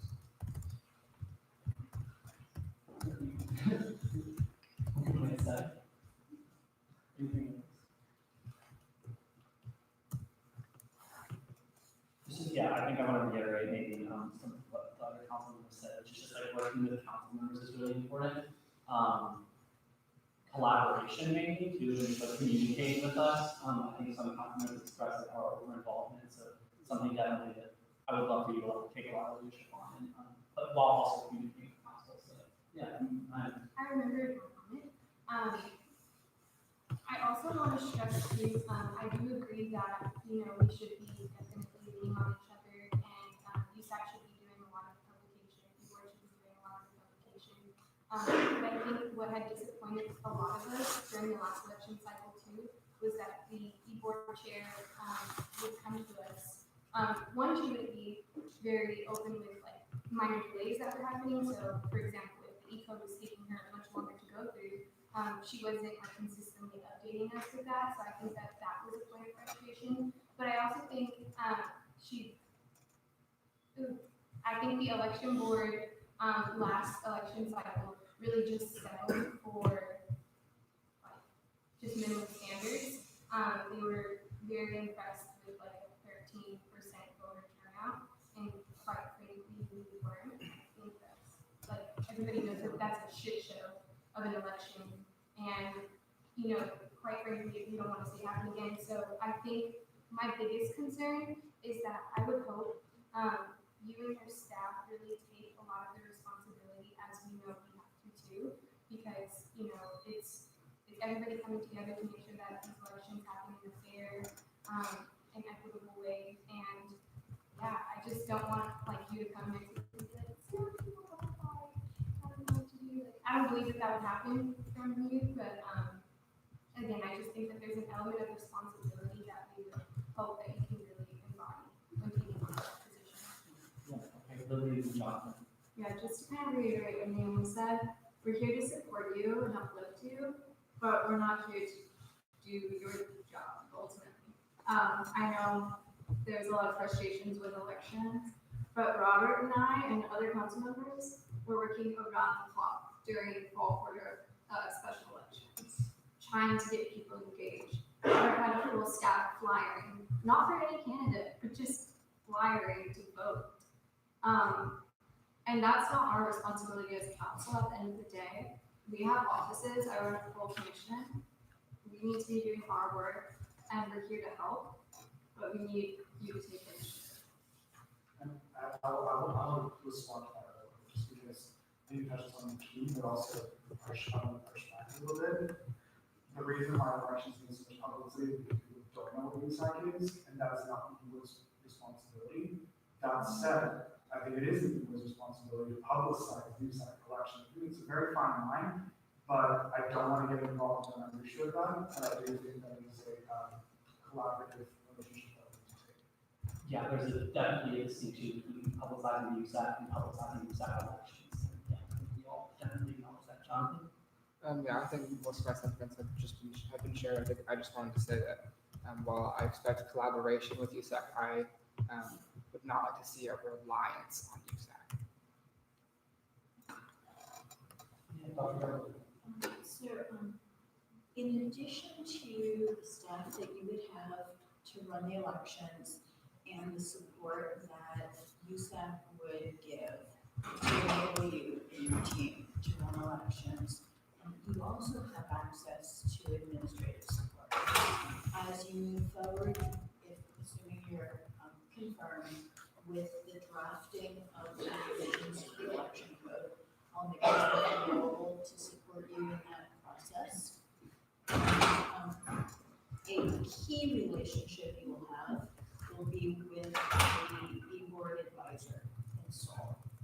I would encourage you to take advantage of that relationship. It's someone who's been through elections year in, year out, understands the policies, the procedures, and can help you make sure that you don't miss anything that you may not have seen in the recent election. Rather than coming and asking council what you should be doing, your advisor can help you know what to do so that you can come to council on a regular basis to inform council rather than asking for guidance. Other comments? Yeah, I mean, I think like a prime example is like, it should definitely be your staff and your committees, like out there doing like the poster stuff, or like the flyering and that sort of stuff. I mean, kind of, if you recall this because we were part of the freshman year, election work was huge. I mean, and that was the norm. It used to be the norm. The election work would have multiple committees with dozens of students under them.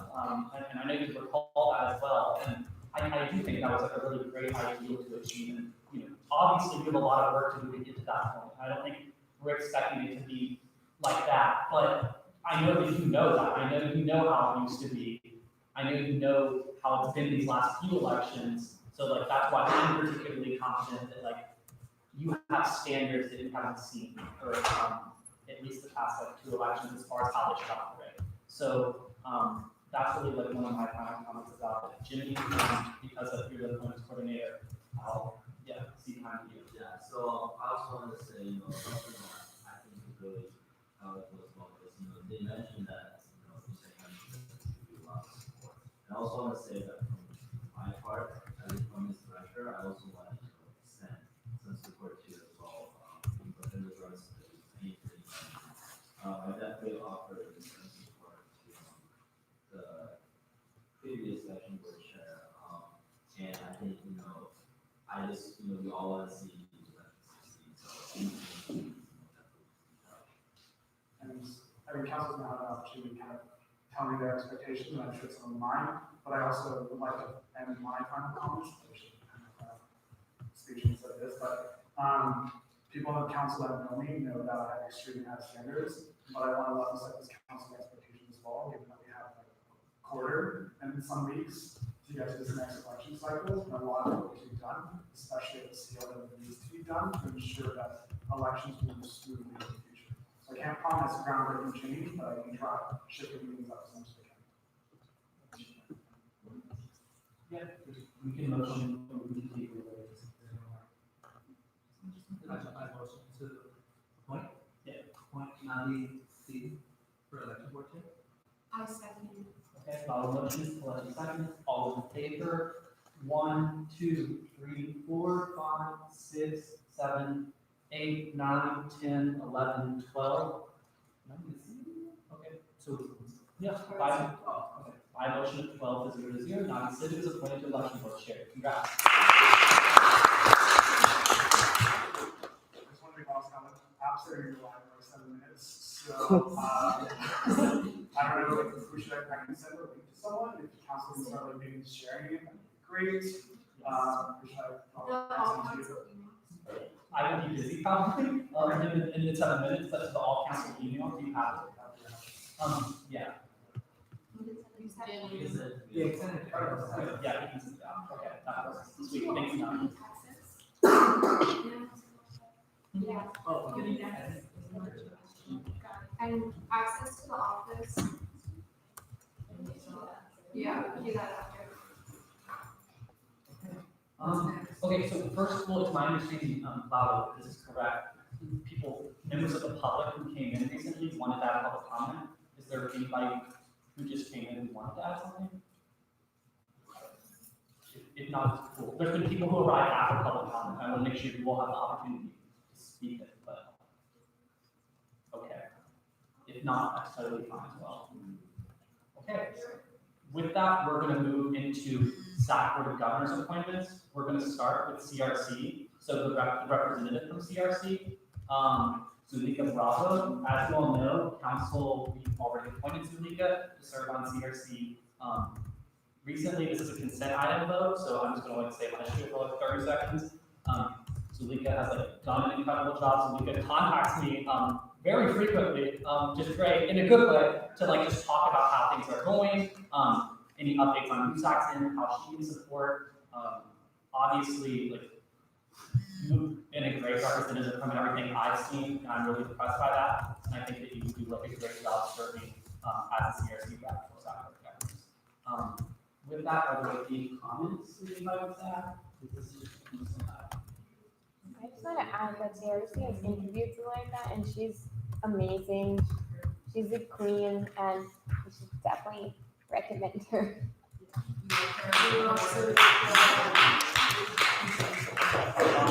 Okay, well, with that, yeah. Oh, and I just have a clarifier too. Her SAC Board of Governors bylaws, Article 3, Section A, just to clarify, because I made my appointment to SAC Board of Governors earlier, it was Jimmy, but we're actually responsible for 4 undergraduate student appointments, one of which is at large, which is my appointment through CHAC. The next are one from CRC, one from SIOC, and one from CPO. Thanks for the clarification. Any other comments? Yeah, and Fernanda, I Facebook messaged you several times over the summer. I know. You read them. I have the receipts. Okay, let's avoid back and forth. Yes, please do. Let's avoid back and forth for now. Sorry. Joanne, you want to say something? You want to say it? Yes. Is there any opposition to Zulika Bravo being appointed as the CRC representative to Sac Board of Governors? Final call. Okay, if not, then Zulika Bravo is appointed as the CRC rep to Sac Board of Governors. And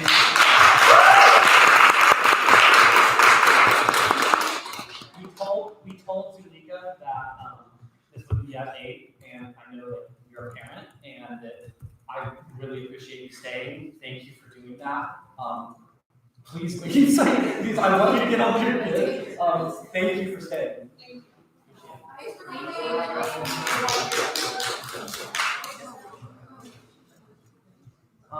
Okay, our next appointment can't be here. Brianna Aguilar, we also appointed her to SIOC as the representative. Not going to consult you right as an SIOC chair either. It's just upsetting that we didn't have to go through this process. Yeah, I'll see time, but for public comment, if you want to give like a 2-minute public comment. You can ask other people, but not that. Sorry? I answered. This is my second year in this position. I did not have to go through this last year, so I don't understand why it's an issue. As a responsible student, many times my voice just goes unheard. I don't have certain opportunities because of my family. So to go through this because of law, that's shaping to me. And it makes me emotional just because I've been in this position far too long to not know how it works. We've never gone through this process, so why is it that Steph gets contacted and I don't get contacted and Ryan doesn't get contacted? Just answer that. Yeah, sure. For anything regarding yourself. Sure. When it comes related to CPO communities, Sure. it's supposed to be considered, we're never taking into account. My voice is never taken into account. I'm not reached out to. Why is that? Sure. Okay. And then, I think you want to talk. Yeah. Yeah, so I haven't had a chance to, my name is Ryan Blackwell, I'm the SLC chairperson for UCLA. So my main comment would just be, I just want to ask questions of transparency. So like Amanda said, I know that there has been people who reached out to me for transparency about my committee, but there really hasn't been much feedback the way around. So in terms of appointing someone to SAC, I've already made an appointment that was given to me by Anthony Sandoval. So I would like to know kind of like what was the process on like this before me without me even knowing. And so kind of like what Fernanda said, I mean, my committee is also based in the committee, so I definitely would like to know why my ability as chairperson is being put to the side and why my consideration was never put in place. So if someone can speak with my committee shouldn't know about it, considering that I was elected by the committee. So that's just my personal say. I've already reviewed my messenger, reviewed all 4 of my emails, every public messaging source that I have, and I don't have anything. This literally was hit on me today. So I would just ask for transparency. I do know that we're working our best to work with you guys to figure out our budgeting tools. That was also posted today. So I just would like, I'm working really hard to get that to you. I would just like the same respect. That's it.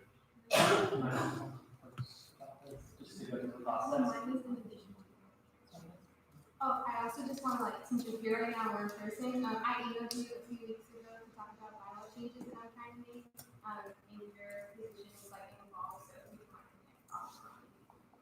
just a few weeks ago. Just wanted to also flip that. Yeah, that works. Yeah, Steph. Hello, I'm Stephanie, I'm here as chairperson. I just wanted to clarify, I also had a meeting, well, to clarify, like, I didn't get a lot of training into this position. So I wasn't really aware of the equipment insurance systems has to make, et cetera, things like that. So an individual in the committee did reach out to me in terms of like wanting to be a SAC appointment, and I agreed. And then that's when I had phoned with Robert for the first time, and he let me know that this individual point, things got busy, I never reached out to you guys again to like make another recommendation. So I just wanted to clarify that like, I didn't know what that is, if that makes sense. But yeah. Yeah, let me follow up first, just to go through the process for SAC Board of Governors. So this has been something that we've been, can I respond? Sorry. So, SAC Board of Governors has been something that council's been working on now for both the terms that I've served and before that. The reason why is because of the process for appointments, all three of the committees that are not the at-large committee, so CPO, SIOC, and CRC, haven't been in compliance with appointing people to the committee formally. So for the past 5 years, of those years, multiple of them were never confirmed by council, and per the bylaws, the appointments are appointed by the Undergraduate Students Association. That's the charter that was passed with the SPARK referendum. It's also in the charter that's posted online. I know that there's conflicting information, and I respect that. I know I've talked with Steph about this, and you're right. I also know that in your bylaws specifically, there is reference to the chair appointing, or either serving as themselves or appointing someone. The problem is that the bylaws never went through council, which is also in the memorandum between SIOC and the memorandum between SIOC and Recreation and CRC and CPO. Those were never, that bylaw change was never passed. So when I'm looking at this, also the bylaws just aren't anywhere to be found for council to look at. We've requested, multiple of us for multiple years have requested for those bylaws to be sent to us. I've reached out multiple times to the administration that oversees SIOC, the CRC, and CPO. I've received nothing. I know that Lily's done outreach specifically to the committees to try to get this input. Nothing's been received. So from our perspective, we're going off what's published online, and the charter that was passed with the SPARK referendum, it says the USA shall appoint one representative from the Campus Retention Committee, one representative from the Student Initiative Outreach Committee, one representative from the Community Programs Office, and one at-large representative. Doing so, I also extended the favor of waiting 6 months so the committees could appoint someone. I've waited, it's now winter quarter. At this point, I'm forced to appoint someone. I also respect that Tony Sandoval, at the last minute, a few hours ago, sent an email to Karen. Sorry, can I finish? I respect that he had sent appointments 2 hours ago. This seems to me like he saw what was on the agenda and wanted to act now. It doesn't seem like it was just a coincidence that I appointed people and now all of a sudden there's a rush to appoint people. So I've waited 6 months. This tenure is almost up for SAC Board of Governors this year. So at this point, I'm forced to fill that vacancy on the SAC Board of Governors. SAC Board of Governors, by their own charter, is supposed to be filled by July 15th. So I just want to have that clarification, and I'm glad to answer and talk more about this moving forward as well. So yeah, really. I'd also like to clarify, SAC Board of Governors, we were supposed to fulfill our appointments on July 15th. I abided by that. I appointed on July 9th. I also reached out to Antonio several times, and he was very polite in his responses to me. We discussed it. That's when he introduced me to Fernanda, and I Facebook messaged you. Before that, I was Facebook messaging Oscar, trying my hardest to get information about SACCOG and get those appointments because they had to be filled by July 15th. SACCOG, to my knowledge, has not met yet. I also sit on it. And that's a huge concern as a facilities commissioner because those are vacant spaces that are not being utilized by student boards that don't have space on campus, like the meeting rooms on the first floor. Those are being rented out at high cost by rec when they could be student spaces for marginalized groups. This is a very serious thing that I care a lot about. Yeah, it is true. I'm a USAC chair, so I don't know. And I'm just like beyond frustrated that it's been this long without a meeting. I was in a meeting last week with Antonio about it, and we were hoping to make progress, and just nothing. Okay. And one last thing, there are more than just these committees that sit on SACCOG. It's also 4 graduate student representatives, members of REC, members of ROTC. It is a large committee. Comment by council members. Okay, I'm sorry that the public comment is concluded. So I'm sorry, this is public comments concluded, so we're going to move on to deliberations and we're going to talk. That being said, can I finish? that being said, like, I will get the opportunity to step in your eye because you are chairs. Like, if you will have any insight or response, and Fernanda, as Saposa, if you all would like to comment, that's fine. So I'm gonna give you all one more opportunity each to say something, and then we're gonna move on to deliberations, since we responded to you. So, do you three want to speak right now? I'm gonna say my time. Okay, so only the chair can speak time at council, so, you can either speak or not speak. Okay, so I think the student was around sitting here and saying that she just chose to claim for because he waited 6 months. When clearly he didn't talk to any of the chairpersons, because all 3 chairs are saying that they had already talked to someone, and they already had someone in mind. So it seems that Robert decided not to contact anyone, let time go by, and they used the bylaws to just do whatever he wanted, where he's actually talked to someone for the last. This isn't serving your purpose, so So I'm Fernanda, just if you have saying, something to say. why does USAC, a historically black institution, feel like they can just bulldoze or other committees and do whatever they want to do because they let time go by when he clearly didn't talk to anyone, because all 3 of you are sitting here saying you had already chose who you were going to appoint to the committee. Okay, I'm sorry, you can't speak after you speak time, that wasn't even like allowed. But that was the time. Uriah, do you have something to add, like yourself? I would just like to say that, reaching out to my point person, my email was also always open. I will admit that there wasn't a bylaw change, but there wasn't a specific notion, it wasn't sent to my professional email, so I recognized on my birthday, it was sent to my spam. So I will apologize for that. But other than that, I will say I would like more transparency. I'm definitely a leader. I'm a human being as well. I know that these things happen to perspective, so I'm always available. So other than that, like I said, I would like there to be more transparency. If there's anything that you specifically see that isn't being provided in your opinion, I definitely would like to reach out to you. It's something that you can gain. I feel like I deserve to be able to speak about issues that are considered my own community. Outright, especially if they're coming straight from you. So not someone else speaking for you, but you specifically, like you just mentioned right now. So I would just like to say, for Chairman, if there's something you have that you need for me, I'm always open to speak. Yeah, and I appreciate that, and I know that there are other things that are happening with SIOC and CRC that I think all of us at council would really appreciate working with you on, working with step on in the future too. And I know that some council members have tried to be a part of that conversation as well. Or did you just fast forward and appoint the committee appointments? The graduate students council appoints their own appointments. So you everyone, or did you just Yes, decide to do on yes, me? so you can. And you forgot about the graduates, because those don't matter. That's right. We are not the graduate student council. We are the You're also undergraduate. not the CRC chair, the postal chair, or SLC chair. Okay, this doesn't help for us to engage like this, so I'm gonna respond about verifying again, so that it's in the charter that the undergraduate students. But you know these people, Robert. Can I please speak? The No, undergraduate you're not students. listening to me. Okay, That's so we're what gonna you move on. want to do.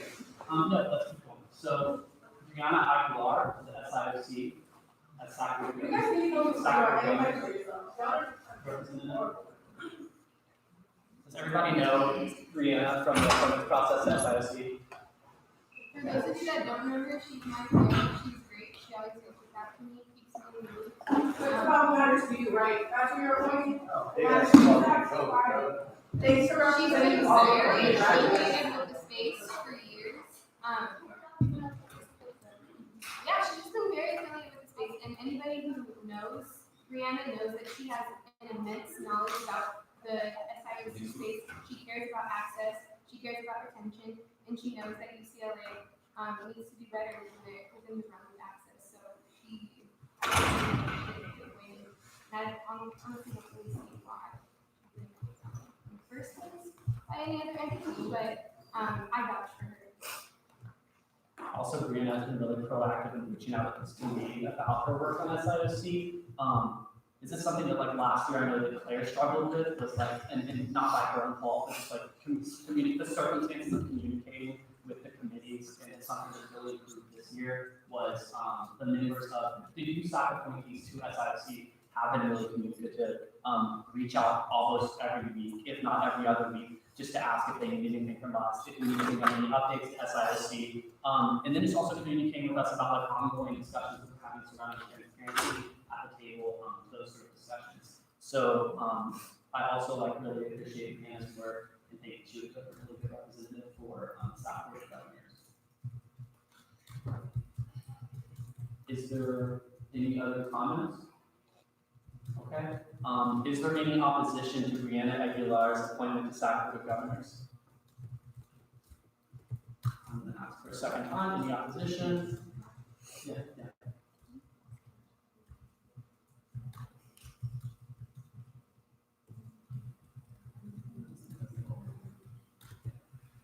Any opposition?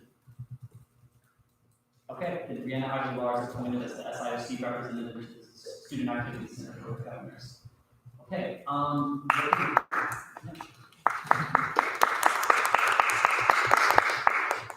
okay, we're going to wait on the SOSA representative, just because like I don't feel like I comfortably found someone within SOSA that I can like have met and talk to about the role of staff board of governors, although there are names and we are looking into it. So we're going to hold off on that for now. With that, we are concluding appointments for now, and then we're going to move into officer reports. Does anybody want like a recess, or are we good to go? Can we take a recess? Yes. I Okay. just like a moment. So we'll take a 10-minute recess, and let's be back at 9:25.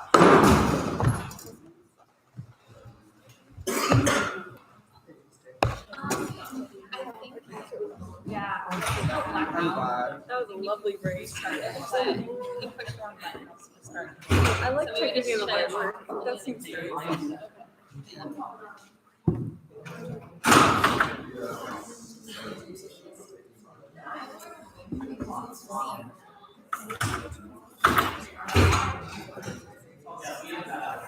I don't think you know.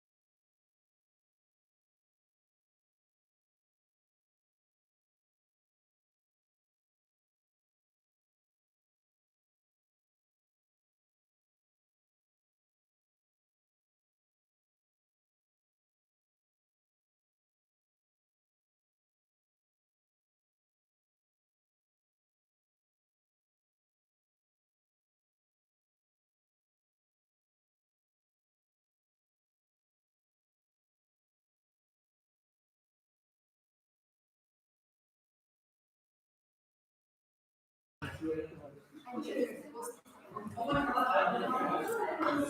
I guess it's just.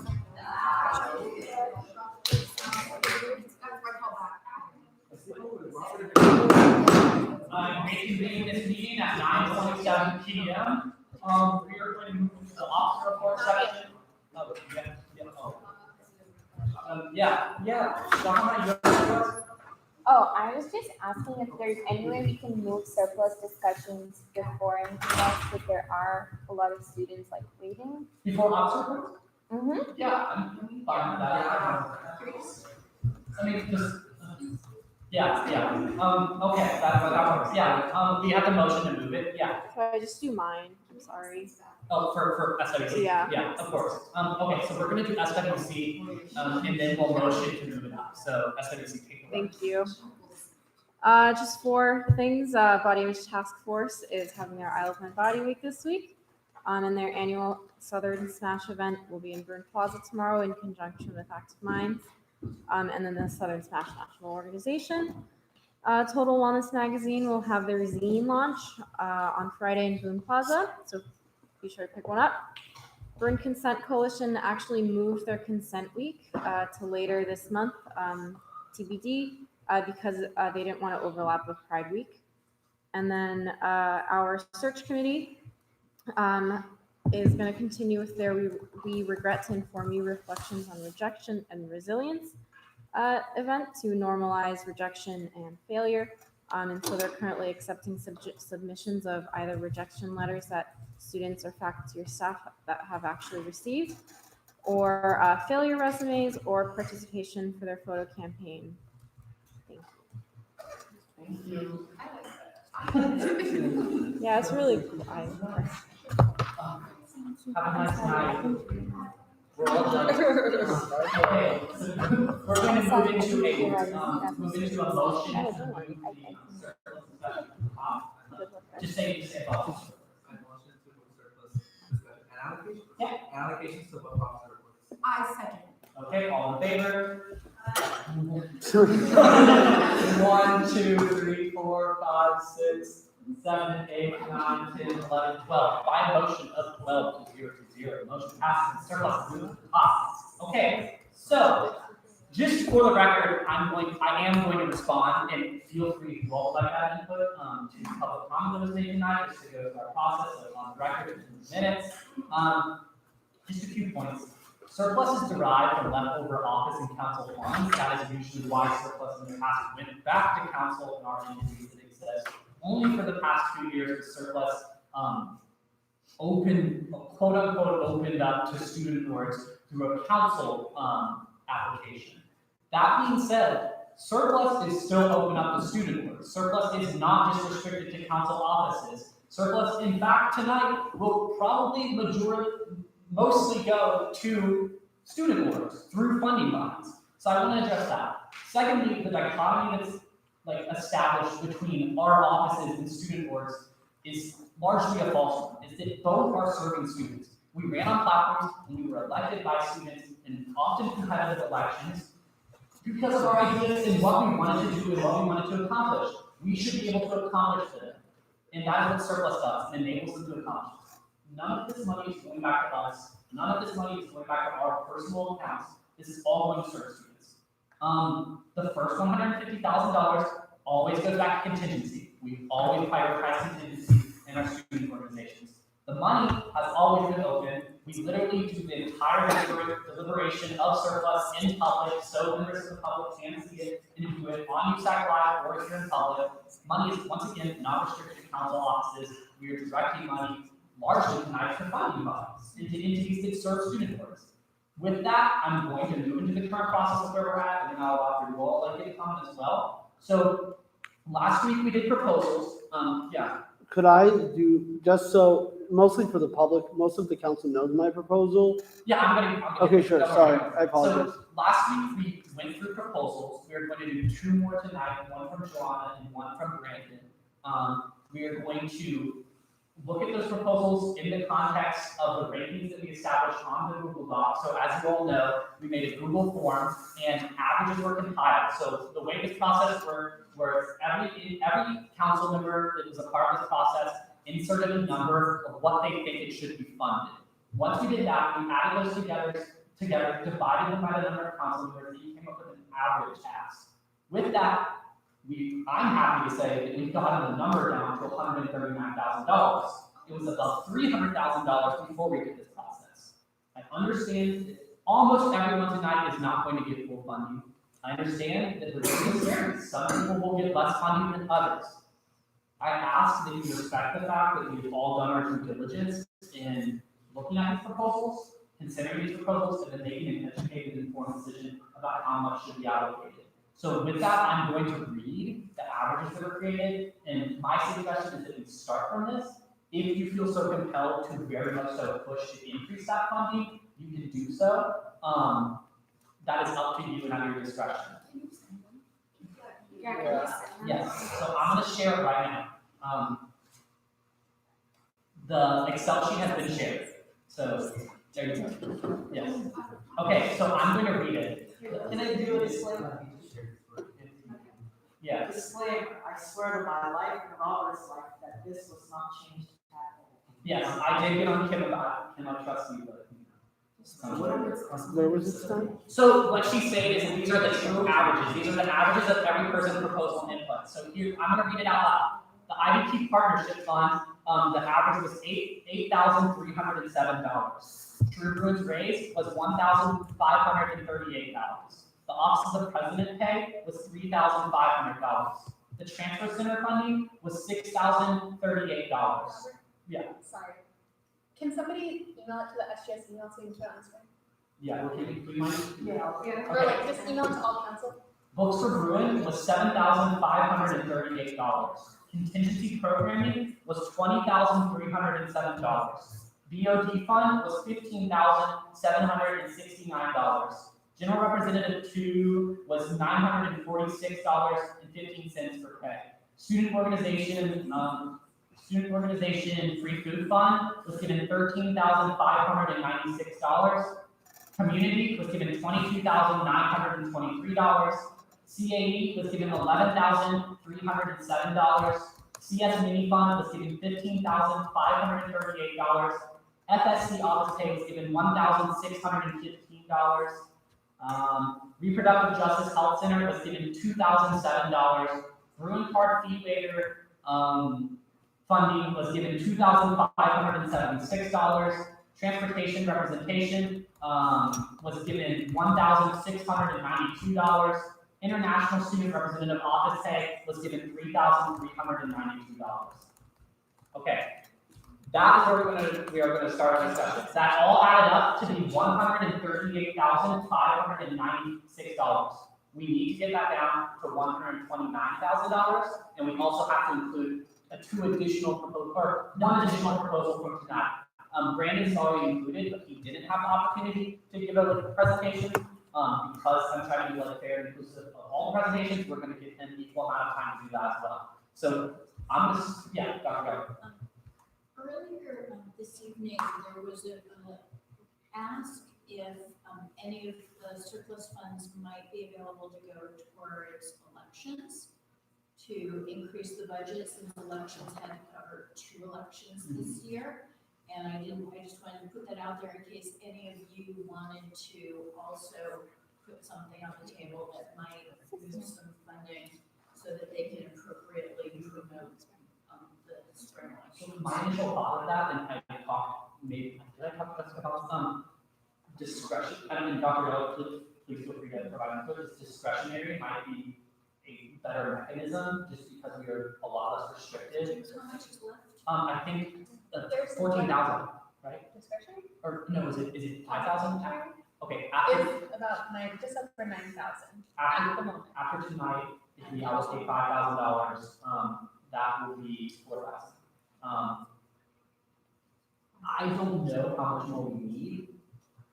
So I also feel like adding that to the how does other council members feel? Yeah, Brandon. I'm happy if my $13,000 does not go down. So like if that average amount remains the same, I'm happy to contribute $1,000 from that to the election board.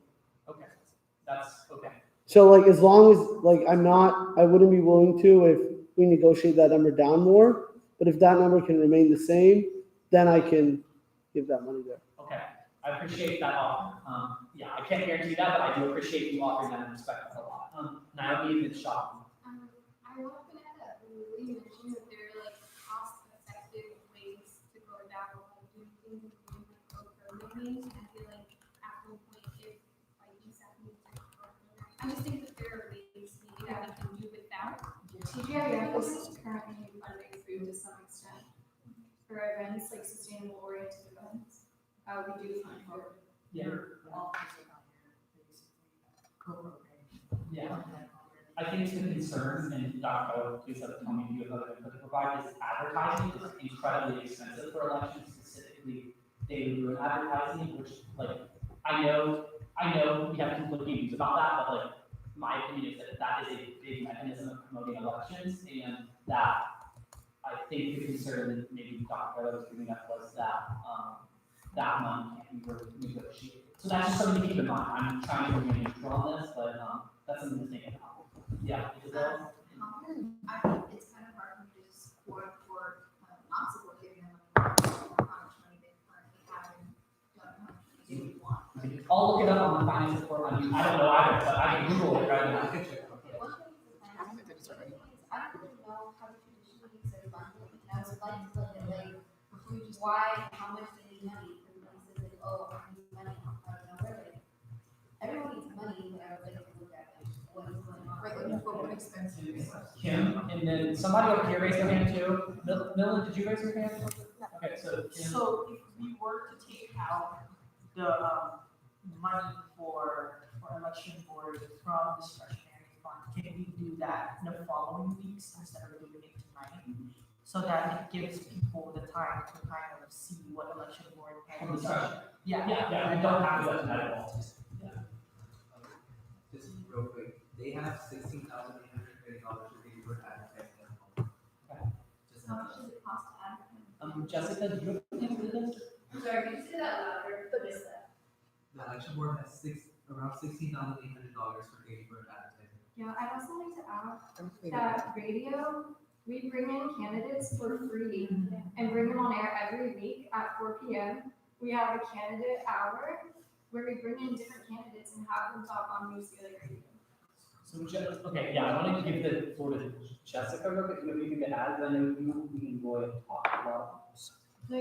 About the election board budget?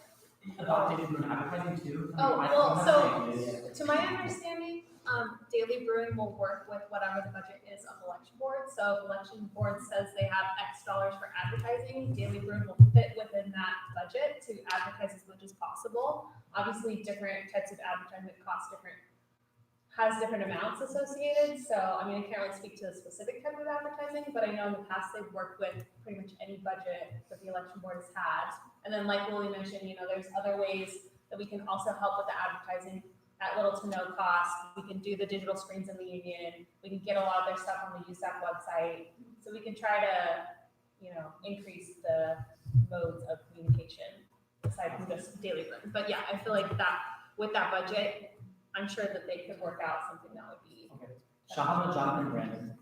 I don't want to make Jonathan, Brandon. I don't think they need any more money. I really don't. I think they have enough money. They didn't use any money really for the first election. I don't think they need any more money. We gave them more money this year than they've gotten in past years. I don't think it should come from surplus. I don't think it should come from discretionary either. I think we should just move on to surplus. Brandon. One thing we could also do is I could talk to communications board about seeing if Bruin Walk is an option to advertise for the election. I've never seen anything on there for election stuff. The cost of like printing where it's like so for example, if the Daily Board wants to give us not us, election board like an ad, they have to take out a paper advertising space that they could use somebody else for some cost, if they can't play around with that too much, but they can give us online advertising much more easily because that is just sort of like digital space that you could balance with other sources. So we could talk to them about, Yeah. that we have. I think before, Yeah. I think before we give the board any more money, we need to see improvement, because we haven't seen this new election board chair's leadership at all, and they do have a lot of money already, and there's so many free options. It sounds, Yeah, that's fine, so we can move on with that.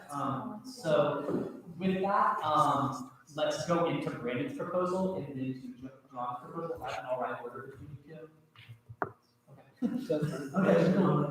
So could we get the presentation up on? Yeah, just. Fernando, can you check, I shared it with SGS, can you see? I forwarded it, so, if it pulls up, then we're good, but maybe to get access.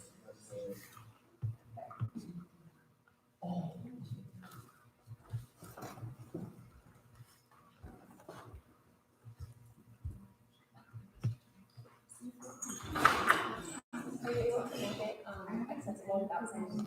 I believe it is. Oh, it's not. Because I just forwarded it. Hold on, sure, yeah.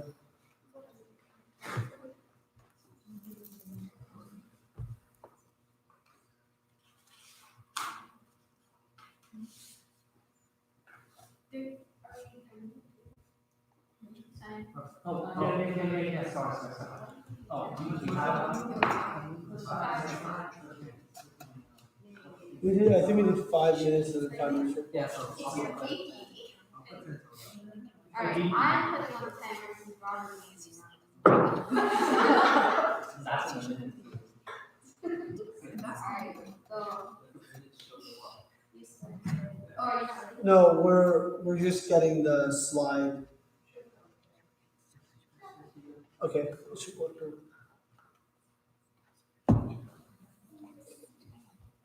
Thank you. So my proposal, one of my platforms in the special election was to create a fund where student organizations could have food and club meetings. So right now there are funds where you can have events. There are very well publicized funds where you can have clubs have food at event spaces. So for example, I'm doing programming, or I'm doing something else, I can apply to contingency, and I can get it for specifically for club events. The point of the free food fund, one, it's a food insecurity issue, but also it's a club and equity issue where clubs with resources can get food at their meetings, bring more members, and continue to thrive as an organization. And there are inequities on campus where not all student organizations can have food at their meetings. So I think it's something really important to ensure that happens. The way we want to implement it is through contingency. So contingency technically can give away money for food at club meetings.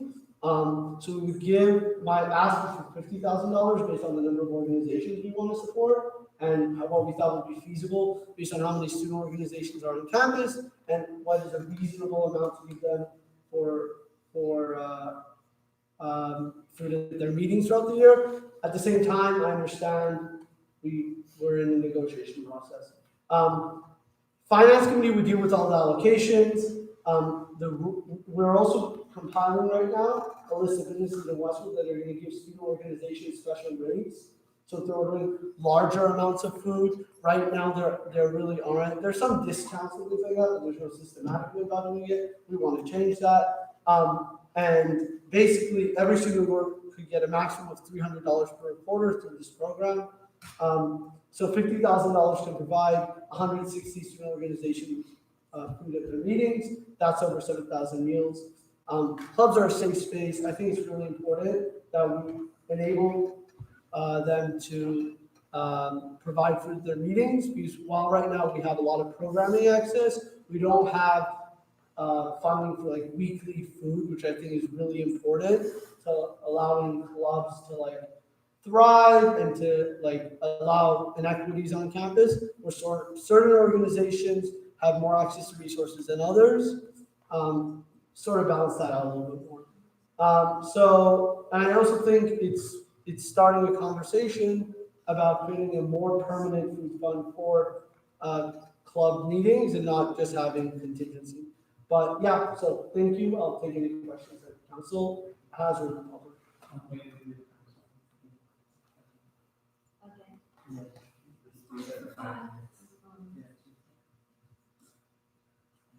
Okay, cool.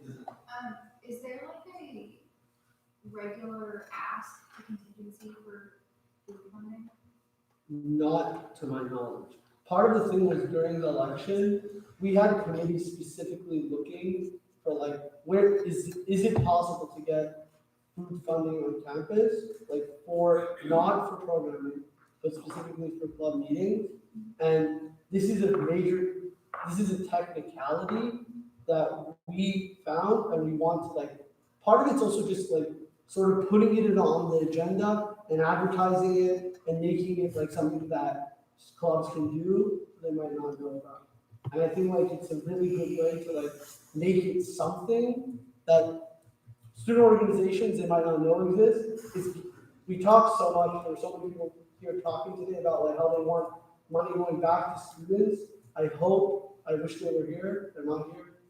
I hope this highlights that, no, that's not meant as a ding, it's just like we had like 200, I don't know, not 200, 75 people here and they're not here anymore. Thank you for being here.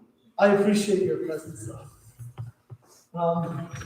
But I think this highlights that we want to give money back to students and like it's a real priority for us. And I think it will allow council to like accomplish that goal. Next question. Okay, I think the notice is like says 50,000, forgive me if I missed it, but like how much, I guess, like would this be capped at, like? But like first, like how much can you apply for? So we're setting a limit and this would go part of the ask to contingency. So this would go into contingency specifically, 300 people. If we want to, we're assuming here that first of all, clubs are being judicious in like the types of food they're bringing to the meeting. Like, while part of it's also like getting more affordable options in the Westwood area. So like that's why my committee isn't only working. Money is one thing, but another thing is also like talking to businesses and getting them to lower their prices when they're ordering food for their organization. We're talking about 40 to 50 businesses right now, and that's in process, and I'll provide updates to that, but that's. I guess like my second question was like, what do you see the actual efficacy being in terms of like, I mean, I know like Nadia's talked a lot about like how when people have contingency, they're not letting you fully fund it, and I guess like the first thing I thought of when I saw was like the logistics of like college students and providing those to other college students. I think that like weekly club meetings sounds like a lot, and I guess it's just like it doesn't sound like you. Yeah, sure. I mean, I think part of it's like, it's not necessarily, there are a couple of things. One, I think, like, it's not like people are not already having food in their club meetings. It's not like people are going to their club meetings, they're like, well, we don't fund it, we're not going to provide food. They are, it's just coming out of students' pockets. I think the inequity issue is really what, like, this is not going to solve the problem. I think this is just a step in the right direction and it provides a resource. And I mean, also it goes into the contingency fund. I think contingency, like that's another thing. I didn't want to create a fund where it's just my organization handing out money based on like people who learn about the general representative 3 office and or know me or whatever, like my Facebook page. Contingency is probably the most well-known student organization fund. So I think that was the best way to go about it because it allows as many students as possible to apply to this and like have access to it. Yeah. Do you have any other questions? Let's go to Maddie, Lily, and then over here. Sure. Just because you said that something that hasn't been done before, I kind of have 2 questions, but do you have like any data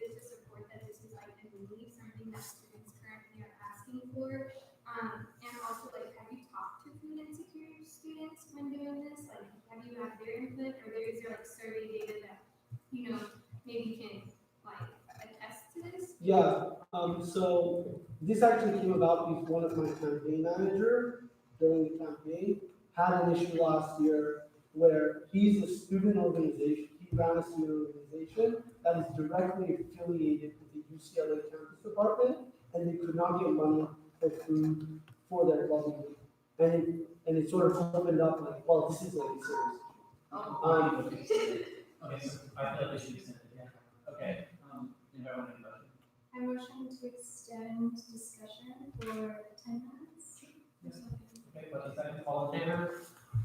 1, 2, 3, 4, 5, 6, 7, 8, 9, 10, 11. Who's John? 12. Okay, by motion of 12 to 0 to 0, the motion passes and discussion is extended. Cool. Okay, here we go. Yeah. I'll finish the answer. Part of it's also, I think it's, I've talked to food institutions as well. I'm also working with CalPERD and I'm working with them considering this, like our program and what we're doing about that. But I think it's pretty, like, the need here is pretty well established. It's just, this is finding a creative solution to an existing, we know the problem exists, and it's working through the most accessible way to get money to students in my opinion. Now, there might be other ways that we can get money to students.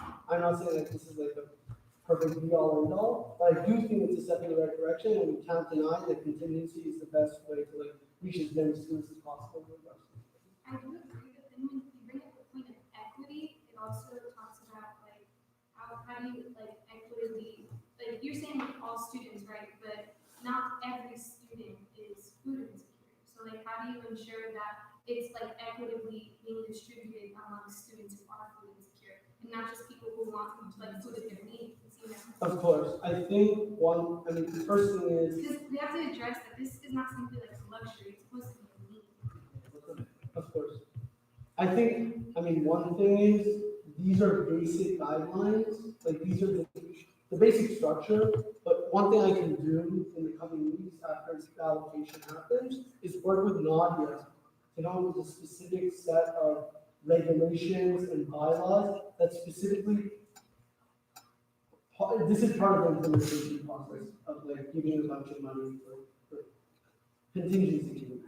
As a part of the food fund program, there are specific bylaws related to making sure, like clubs have to show some form of need, or like some form of, like, how are we it's a very good point. How are we prioritizing, like if you have 10 student organizations, which one, because realistically, not every organization can get the same allocation amount, how are we prioritizing who's getting it for what reason, and that can be a part of the application, and clubs can show that need, they don't have other funding sources. So I think that was Lily, and then I like hopped over here and I'll go faster. So I actually have a question for Nadia. This one might be for Robert or Nadia. But these vendors that you've been talking to, do those still have to go through, I guess you say like vendor guidelines, and we have a list of food vendors? From my understanding, that's a question for Jessica, but it's in an ASUCLA space, I think it does. So if it's the meeting's held in an ASUCLA space, it will require the organization to get a food waiver to be able to have outside food. In terms of just approved vendor list, that's generally for spending student fee money. It has to be an approved vendor to be able to, make your purchase. Although I don't know that there's a specific list of approved food vendors. Oh, can I just clear one thing on this also? These are, so while these are partially like separate, this is not like one package thing. It's all under the umbrella of making food more accessible to students, but there's no obligation that you have to go through a general representative to be approved vendor to like get the money. That's just like a helpful resource that we're trying to bring for students independent. So like these menus should last beyond this year. This is just a general thing that students can happen. And then one second question is, have you talked to vendors about fundraising promotions? Because something that has been very helpful to UCLA Radio is a lot of different restaurants in Westwood and even in Akron Union, like Rubio's, do UCLA Radio fundraisers where if you take them the flyer, 20% of that like meal cost will go back to UCLA Radio. So when you're purchasing meals from there, it goes back to the club. We're in the process of like beginning the negotiations with like these organizations and these businesses in Westwood. So like this can be, I think it's a great idea. I think it's a part of the conversation that we have with them. When we're like discussing like, okay, so this is our agenda, and, like this can be another stuff on the list.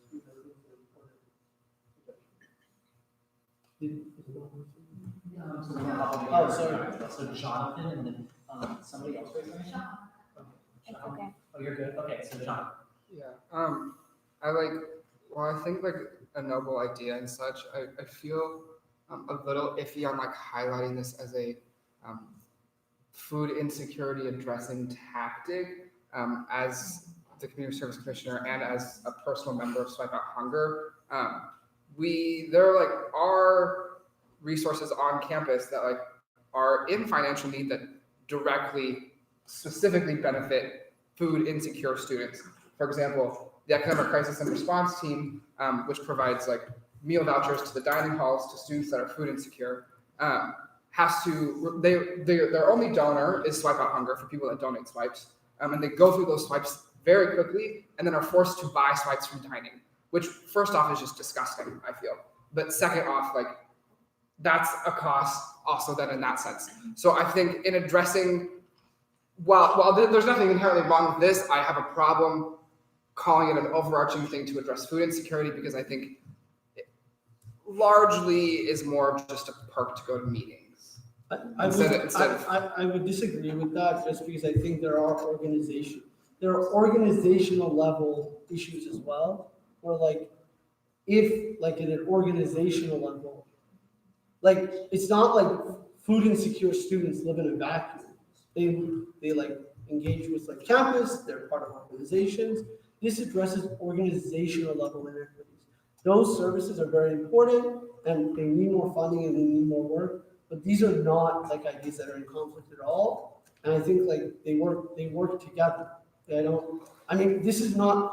This isn't solely for that, but I don't see how this infringes or like steps on that at all.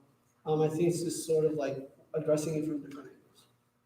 Okay, so we're gonna go, this is on the question. 3 minutes. Okay. This is kind of similar to what Ryan was talking about in terms of like targeting students that actually need this type of funding for food, because like it's not like they're all in the same organization. They're in many organizations, as you stated.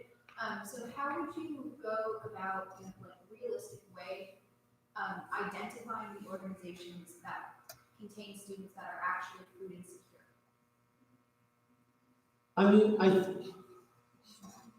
Part of it's that this isn't, I want to make something clear. This presentation is not about, like, while food insecurity, like, there are many things that is helpful.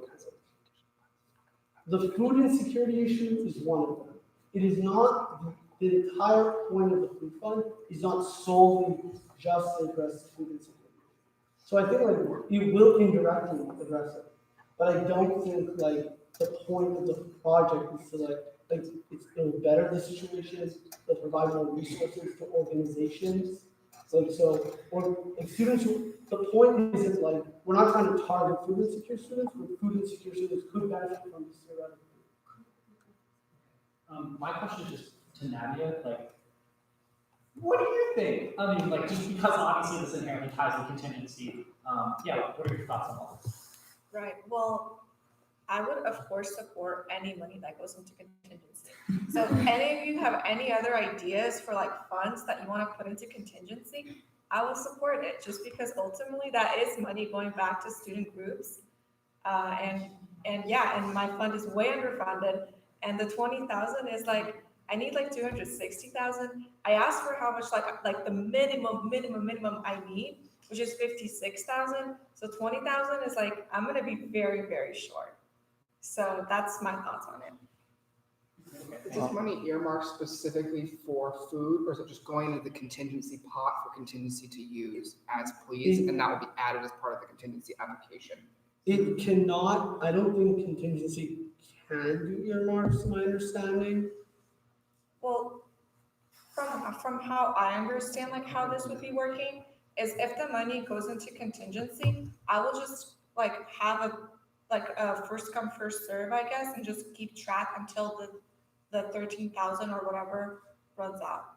And we could work on further bylaws to like specifically do that. Okay, let's go. Lily, and then Sean on this question? Okay, let's. Oh, you did it? Okay, Lily, Lily and then Sean, and then Orion. And then probably we'll be done by it. Hi, I think this could be very impactful in the future, but I don't think now is maybe the best time to implement this when there are a lot of works popping up to address food insecurity and food funding for clubs. Like I mentioned, TGIF funds food to a certain extent. There's Brew and Dine, which serves leftovers on the hill, and they've been expanding that program. TGIF has been stipending Brew and Dine interns to expand that program and serve it nightly rather than just weekly. There's Brew and Bites, which serves leftover food from catering from ASUCLA. There are a lot of resources. The food closet just got a lot more money and support from the chancellor. Okay, but no, like I do want to first address that similarly to last week. Let's in the question and answer section, like focus on asking questions and answers. Because this would be great for deliberations, I think, too, and other people too, not just. Can I address this though? Yeah, because yes, I think while those are all really important programs, none of them address organizational issues that I mentioned. And I do think there's a difference between if food insecure students just want to go to their clubs and like engage with everything that they're doing normally, I think that should be something that's on the table, and this would address that problem. No, but you said it's for programming. But also, yeah, I mean, not weekly meetings, but. But this is okay. Thank you. Let's just ask these last two questions and then we'll be done. So I don't think we should be sitting at it. So let's ask the last two questions for Paul and move on. So Sean and then Orion. Okay. Just knowing a lot of international students being food insecure, I acknowledge that this theoretically is a very good concept.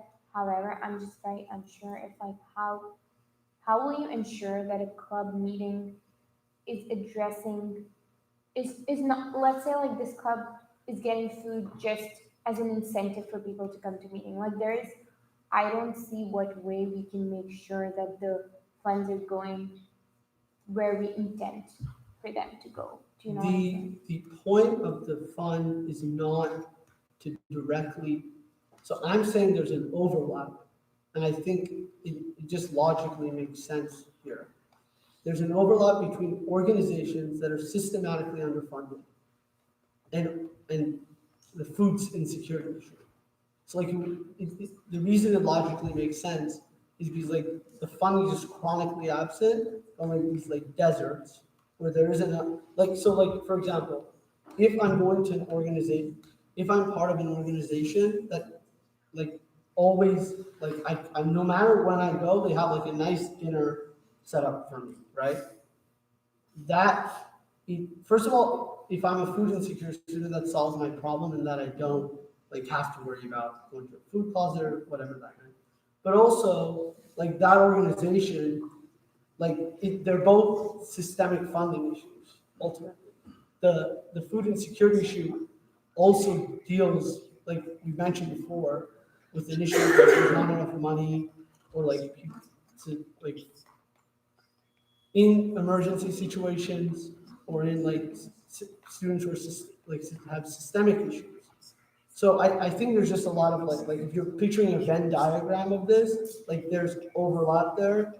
But the point of the program is not like this is not like designed as primarily a food insecurity program. It's an organizational equity program. But I would argue that it would cover that partially. But that's not its primary purpose. Orion?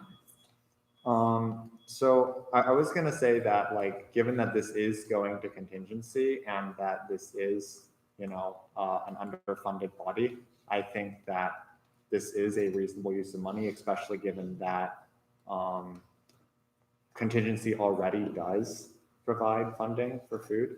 And also, I just wanted to exhort other members of council that if you have a funding request as well for some sort of a funding body, then consider putting that into contingency as well, because it's very difficult on the club side of things when you see so many different funds to apply to. It's very disorganized and it makes it hard. And so I think that it would be better if everything was all centralized in one place with a funding body that we already know that we can trust. And I also just wanted to say, can I put my the money that was going to be allocated to me into contingency? Yeah, is there a particular funding that you want to do that? So your office pay or for the project? Everything. Okay. I also wanted deliberations, but yeah. Okay, I also wanted to say that I did get approval for the bus. I got approval from admin, and I got approval from the transportation authorities. And I appreciate your feedback on this, Ryan. Let's just wait to say it until deliberations, just so we can make sure we get this proposal out of the way, if that's all right. So definitely going to give an opportunity to speak then. Okay, so. Are there any further questions for this, or can I? Thank you. If you have anything else, feel free to message me. Thank you, Brandon. Okay, and I also want to add for Brandon's proposal that I don't, because of the concerns addressed tonight, I feel like a lot of those were already in file in his averaging, so I don't want him to be additionally negatively impacted after we already averaged his amount down to $30. So just please everybody be mindful of that.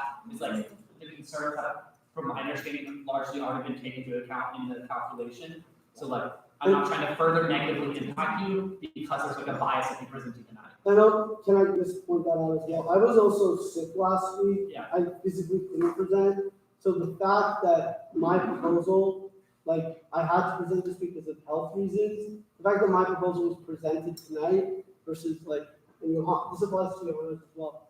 And like, it's fresh on our minds and like, we're thinking heavily about it because it's just like, I'm presenting tonight and Johannes presenting tonight. Yeah. I don't think we should, I think the amount that was out voted on by the entire council was a very fair ask. I think we should consider that. Thank you. Thank you. Okay, so with that, we're going to move to Joanna's. So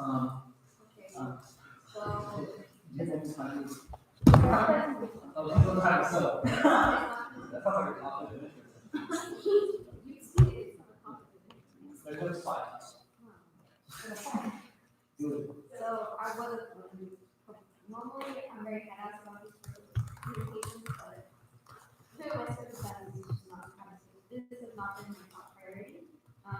Malo has been working with me to help me handle this while I was away, basically. This I am asking for $5,000 to be allocated to the advocacy grant. Each year, these normally, that's my discussion, normally have those $15,000 for capital grant and split into $5,000 to be quarters. I'm asking for more funding, especially because we have had a lot more organizations applying than in the past. And most of them don't qualify, but for those that do, those things are really expensive. This is a travel grant, and it goes for typically, it can go for typically conferences, travel, housing, all of those things, and specifically, this would go, $5,000 would go towards, funding for, the USAC conference, national conference in February. This is a labor conference. This is, was brought to my attention, and requested from my office, by the organization called SLAP, to the Labor Advocacy Project. They, as someone who runs a platform to support labor, I am looking forward to supporting them financially for this conference and just in the future, in the past, I've been supporting them. So I have already given out funding for undergrad, and currently we only have $8,000 left, so that's $8,000 between this quarter and last quarter, and I know we approved funding, I think the process last week to approve funding for an ASU conference that they're attending. So for this conference, I just feel like the budget is going to be really tight in order to not only for staff to go to their conference, but also just if any other organizations took time to grab, it's just, there's not gonna be enough money left, and each org is maximum capped, like, they're capping their funding for a reason, it's just like, hard to continue to like, offer this as a resource when I know personally that the funding is just like, so, 5,000 is the request for this organization, and it would be largely for travel, since they already have housing and their registration. At least that's the other side. So that's that. With that, we're going to move into question and answer. So we'll start now. Anybody? Yeah. Can we get the total allocation amount one more time? What is the what? Total allocation amount? Like the ask? The total, what is that? 5,000. 5,000, thank you. I thought you said who made it. No, no. Other questions or comments?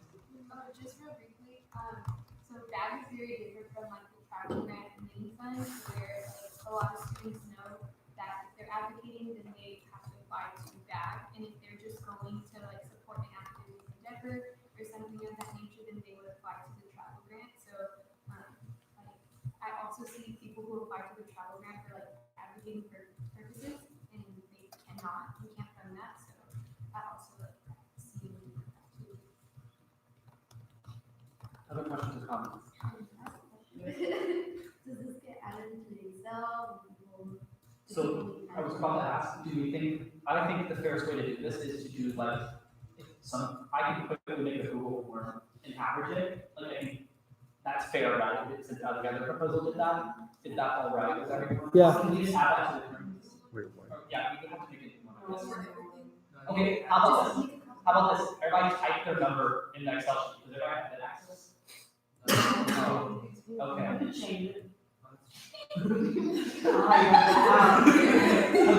you comfortable with this? Like, okay, we just have. Wait, So they're saying type the number into the Excel sheet Of what? of like how much you think this proposal should receive. It's a $5,000 ask. Wait, is this the one that was supposed to be an executive session? No. For the executive session? We're gonna put it up for now. Okay, so is it editable now? Yeah. Okay, so just everybody in this below the yellow, let's see what we do.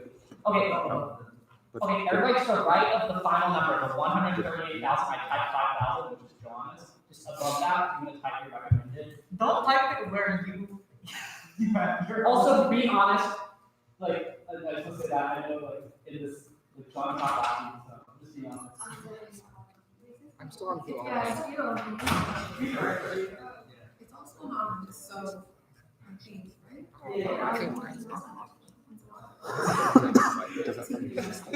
If you want, you can log out and maybe anonymous.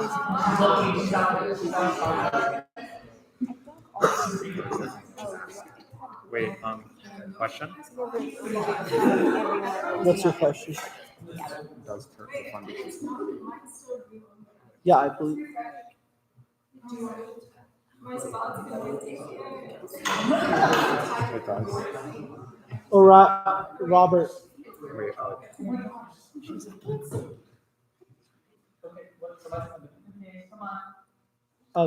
Wait, wait. So what's the history of like how well this has been used? Like, do you have data on that?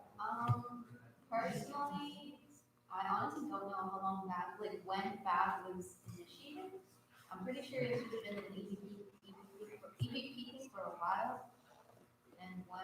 come into office, they're like, oh yeah, we have this grant that people can apply to. And I was like, cool. That's all I can do on that. Is But it, it's highly applied to. is it normally from contingency or?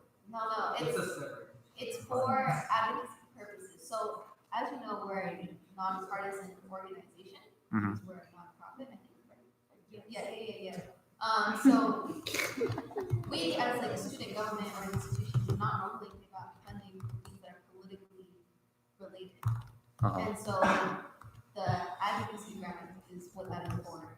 Is it gives funding for its organizations, small delegations of students who find out there's a conference that's related to issues that they're passionate about and that they need funding for, especially when it comes to things like travel, because it can be in the state of California, like in NorCal, which is still expensive, or it can be all the way in DC, and that's incredibly expensive. So that's what the grant is for. Okay, and where Yeah, so about 3 years ago, that year's external vice president decided to open up who can go and do advocacy work and lobbying beyond just the staff of their office. Before that, the entire EVP budget was limited to travel for the EVP office staff to do advocacy work and lobbying. What that year the EVP did was decide to take a portion of the budget and set up a fund that members of individual organizations or individual students with a particular issue that they're passionate about could apply to pay for the travel costs for them to do their own advocacy, because the people from the communities that are impacted often can make the most action please when they're actually doing advocacy work. And further, to use some of their funds to train people who don't work in their office on how to effectively lobby and do advocacy work. So that was the start of this fund. It reduced the amount of money the EVP had available for their staff travel, their own travel, and their other programmatic work. Over time, what it costs for travel gets more expensive, and more people, as they learned about it, have been applying. So there has been large amounts of demand on the fund over the few years since it's been instituted, as more members of the campus community have learned that there is this opportunity for them to learn how to lobby, how to advocate effectively for their own groups and populations, and then to get access to resources to actually go engage in those activities. And that's what she's asking for, is additional funding, since the amount that's there is no longer able to keep up with the demand, and it serves such a valuable purpose for the community at large to be able to go out, whether they're doing it in the local community, statewide, or nationally, to advocate for the needs of their students and their communities. Okay, with that, we are gonna conclude this. Has everyone been inserted a member? There's Wait, one not- person in my, or maybe One more person. Wait, where are we typing this? is there a person who's not? I haven't put anything in yet. Where's the? Right there, so in the little. It's the last row, the column. Oh, yeah, all the way down. No, that one. There. And what's the current funding for, like, how much? It's $15,000 for the entire year, and I separated it into $5,000 every quarter for students. And the ask today is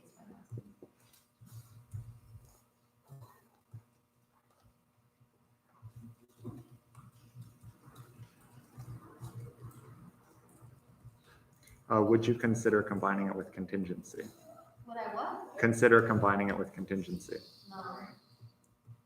I don't think contingency does stuff. It would have to be, it's just like a separate funding body, so it would have to like remain, they serve like distinct purposes.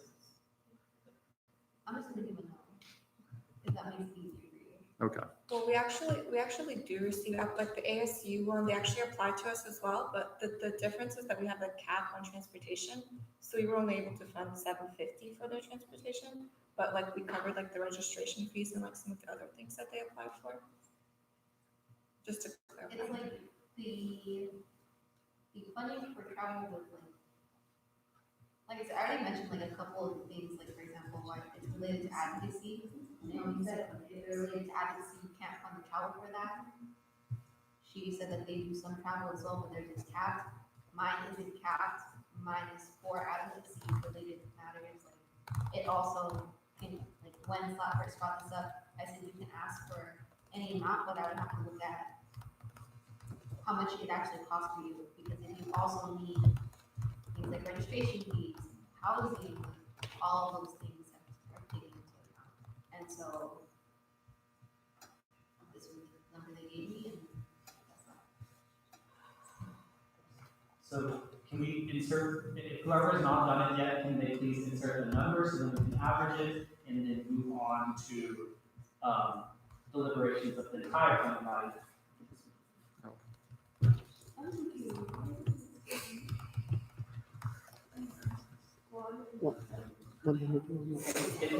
Has everybody inserted the number? Okay. Yes. Okay. Great, okay, we're gonna average it.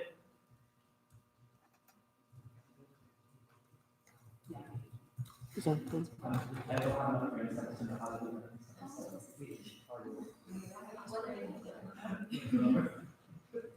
Average $4,423.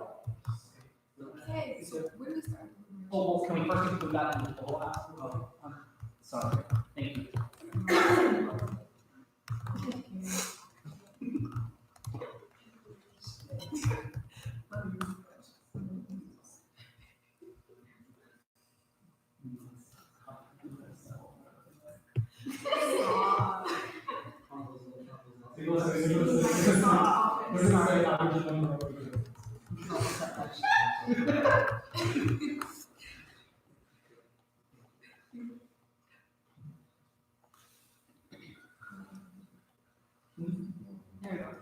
Oh, we got it, okay. $143,019.23. We could get it down to 129,000.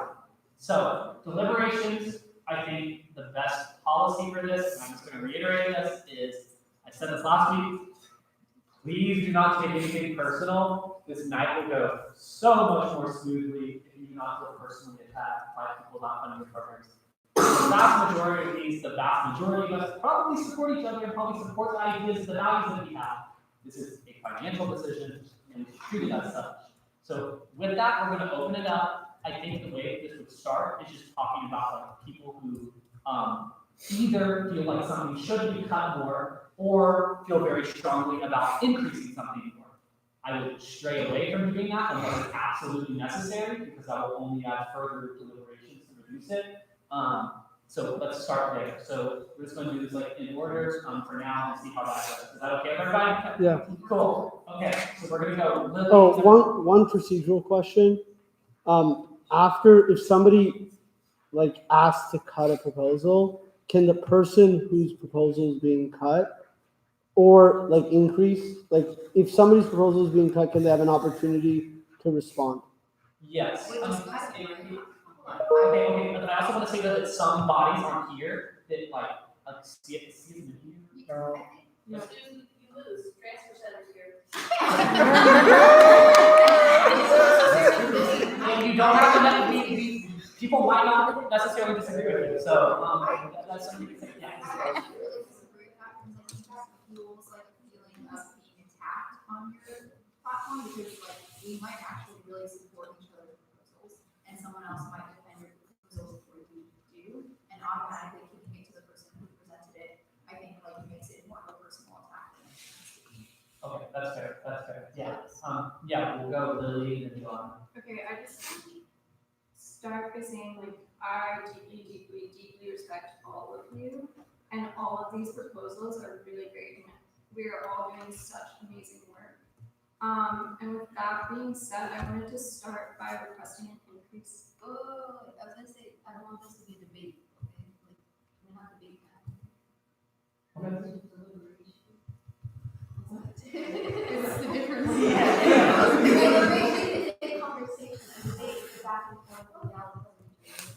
I think also, can we like, how much is it that we have to cut? We have to cut about 15. I think we should get underneath before we start going up. Thank you. Can you like, well, I'm gonna do it. I was just, I'm at the floor. Wait. And then we'll go. No, it's okay.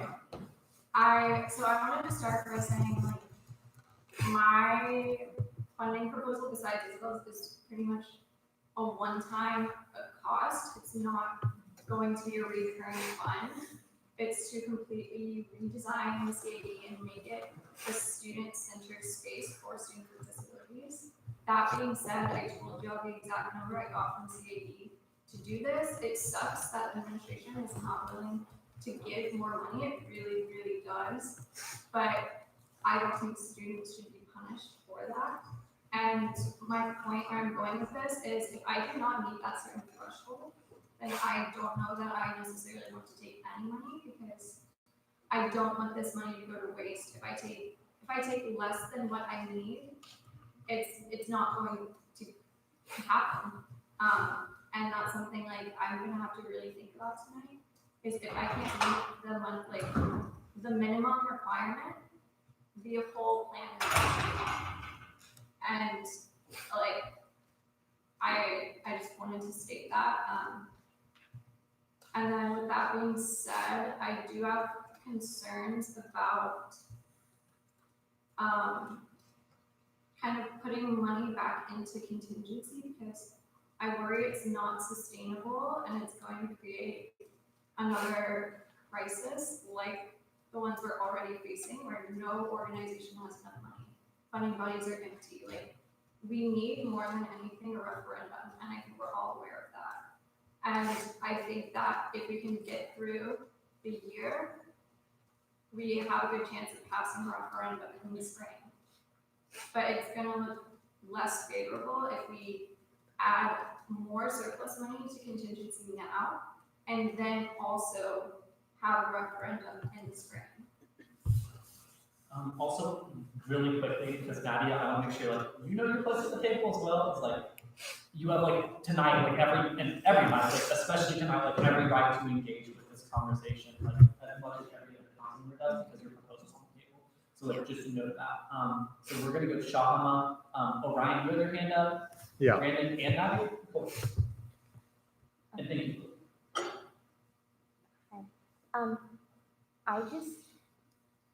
I would like, and this is more of a question than like a comment, but I would like to understand more about the transportation money ask. If that is still going towards that initiative, if it's going to contingency, like it would be nice to know if like that plan has been like striked or like that money is not gonna go to that fund.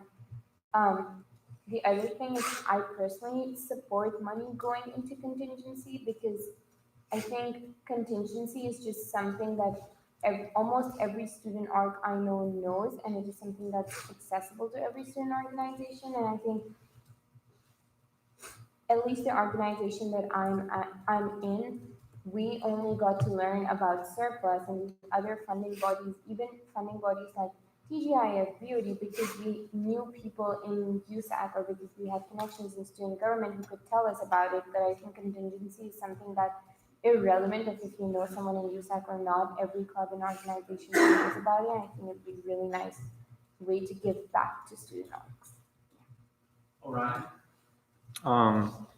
Wait, so you were asking something about the transportation thing? Yeah. From me? Okay, so on that, I talked with, lots of different people. I had meetings like all of last week, like I said, because I had emailed them all over through the break. And actually, and I realized that this money here is very valuable for all the projects that we want to do here. And in discussions with housing, they actually seemed like they were willing to fund this on their own. So now from that, I think that this money should go back to students and it would be kind of nice to have like a backup just in case like they do run out of money or something like that.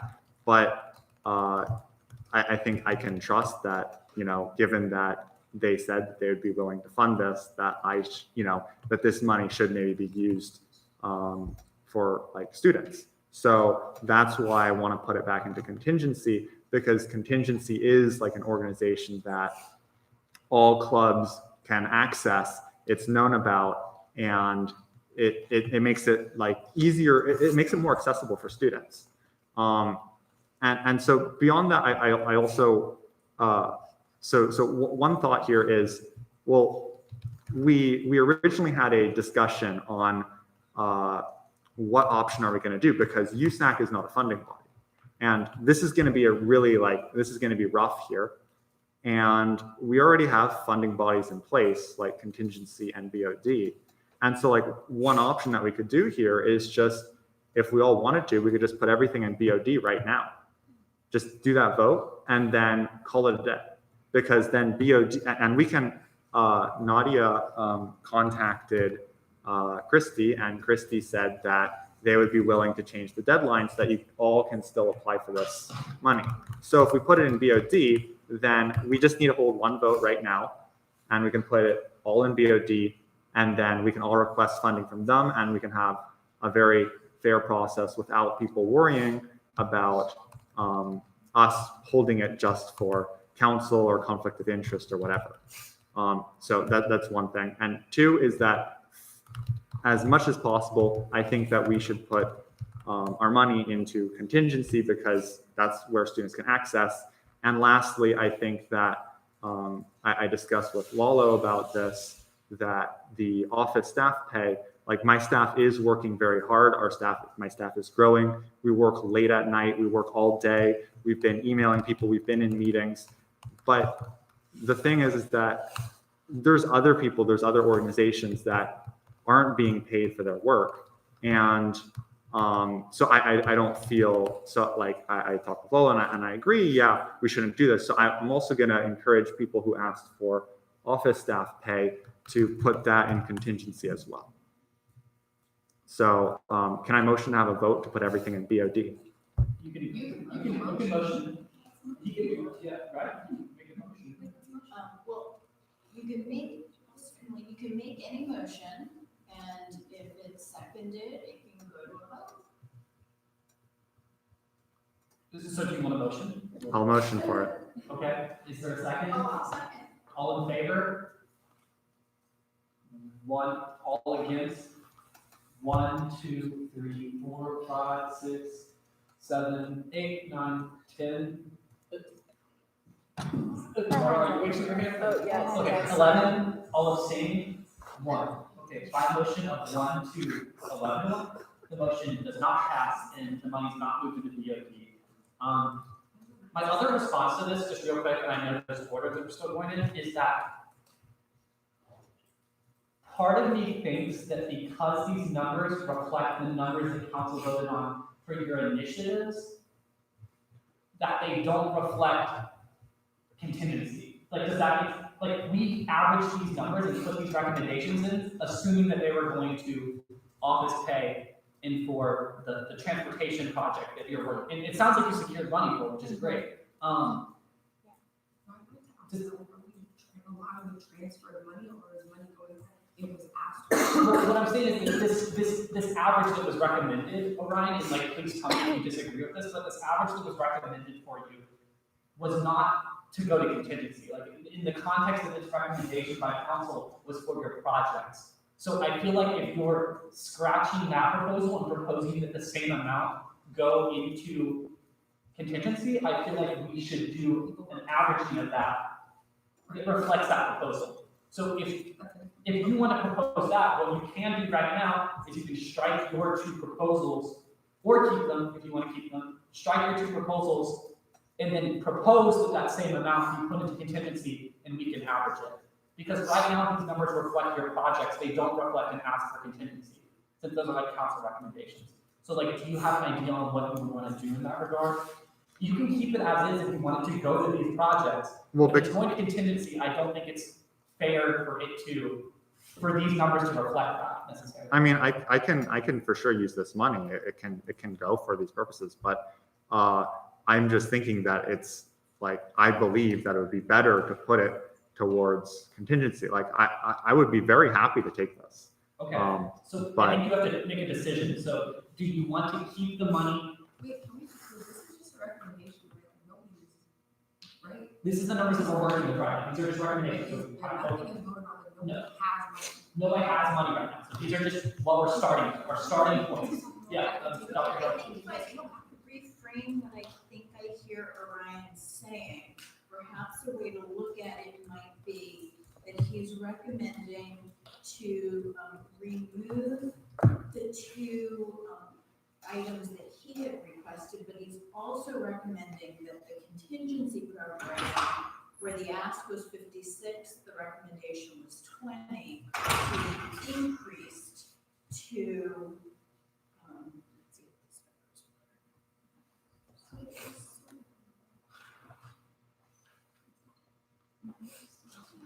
so it's by approximately 2,500, so it would go up to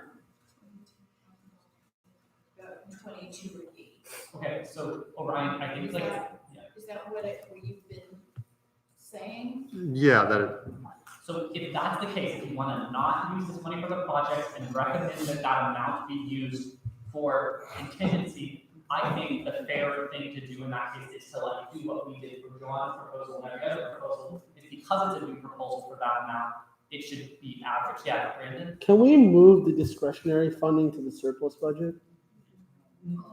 Technically we can, but I don't think we should. I mean, is my opinion. It just, the only reason I say that is because it would get us very close to the Okay, finish line. just the same. If the discretionary funding is current fiscal year money, surplus is prior fiscal year money, so it's not the same money. You can direct discretionary funds to some of these projects and proposals if you want to do that, but that's a separate discussion. You can't add in discretionary to surplus. It's two completely different sources of funds. That's fair, but I think the point stands that we can fund some projects using that money. Yes, I don't think we should do that until after our executives. I think we should Okay, assume that okay, that money will sorry, not be there yeah, after our that's fine. executive session though. So let's hold tight on that and assume that we're operating with the money that we have. And I'll address that in the executive session, why that's the case. So like just for Orion's case, like Orion, do you understand what I'm saying? That if you're making a new proposal for that amount, that amount no longer represents what council is recommending for contingency. It's what we originally recommended for your projects. So you can either keep it as your projects, or if you wanted to move it to contingency, I think the fair thing to do is to average all again with council members' input. Because it's a new proposal. Like that's not what we had voted. That's not what we had inserted into the Google form. Does that make sense? right. But the issue with this is that like I could still use that money. Okay, so if you want to keep it for that purpose, then you can. That's why I'm saying I'm just asking for your decision right now. Either I think you should commit to keeping it for the purpose of what's on here, which is your pay and for the transportation project you're working on, or you need to decide if you want to propose it, go into contingency, and we are going to average it again as a council because it's a new proposal. So between those two, do you have Tara, do you have input on this? Yeah, I have a question. I think like for me personally, the proposal that I most feel should be supported is contingency. Purely because I have heard like not being in USAC spaces quite frequently that like student orgs just like really have a grievance with not being able to get funding. And like, you know, I hear Nadia's plea that she's barely going to be able to make the mark, but I think then we should hear what other council members feel is the proposal that needs the most increased funding, because if we don't all agree about contingency, like this discussion ultimately is that like there's a few people that feel contingency should have more money than it's been allocated. So I don't like, maybe we should start with like the body or project that needs the most funding or has not met the goal the closest, or because we don't even know where people's values lie right now and what they want the most. And I feel like this discussion is hard to like negotiate with people when we don't know what projects they feel is like the number one that should be receiving more funding. Okay, yeah, collecting I'm just gonna agree, I feel like we should structure this like right now, I don't really know about the structure or direction of this conversation, like maybe we should go project by project, or like if we should do what Tara saying, like figuring out where people's values lie, and then like what's raising, what's not, because right now we're kind of jumping back and forth, into multiple things, like multiple feelings and stuff, but we should probably handle like one thing at a time and finish that discussion. Yeah, I just kind of wanted to echo that, not to like out myself, you all have disabled. But for new council members, I like was very clear at the beginning, I can't stay past midnight. Like, I have to get rest or my body will physically deteriorate. So I prefer we could like structure this better. So I don't. I mean, I think this Orion issue would clear up if we just addressed it. And Orion, if you want to move it to contingency, let's just very quickly average it, because Tara said she wants more contingency. Some council members I know want less contingency. The way we resolve that is by averaging it, by putting our recommendations in the Excel sheet, like we did for drawing proposal. Yeah. So do you want to keep your proposals, or are you asking for a new proposal? If you're asking for a new proposal, we'll average it. Can we do this? How about we try to see if we can, if like after like the numbers come through, if we can put it into contingency, and if it doesn't work out, then I'm going to keep those proposals.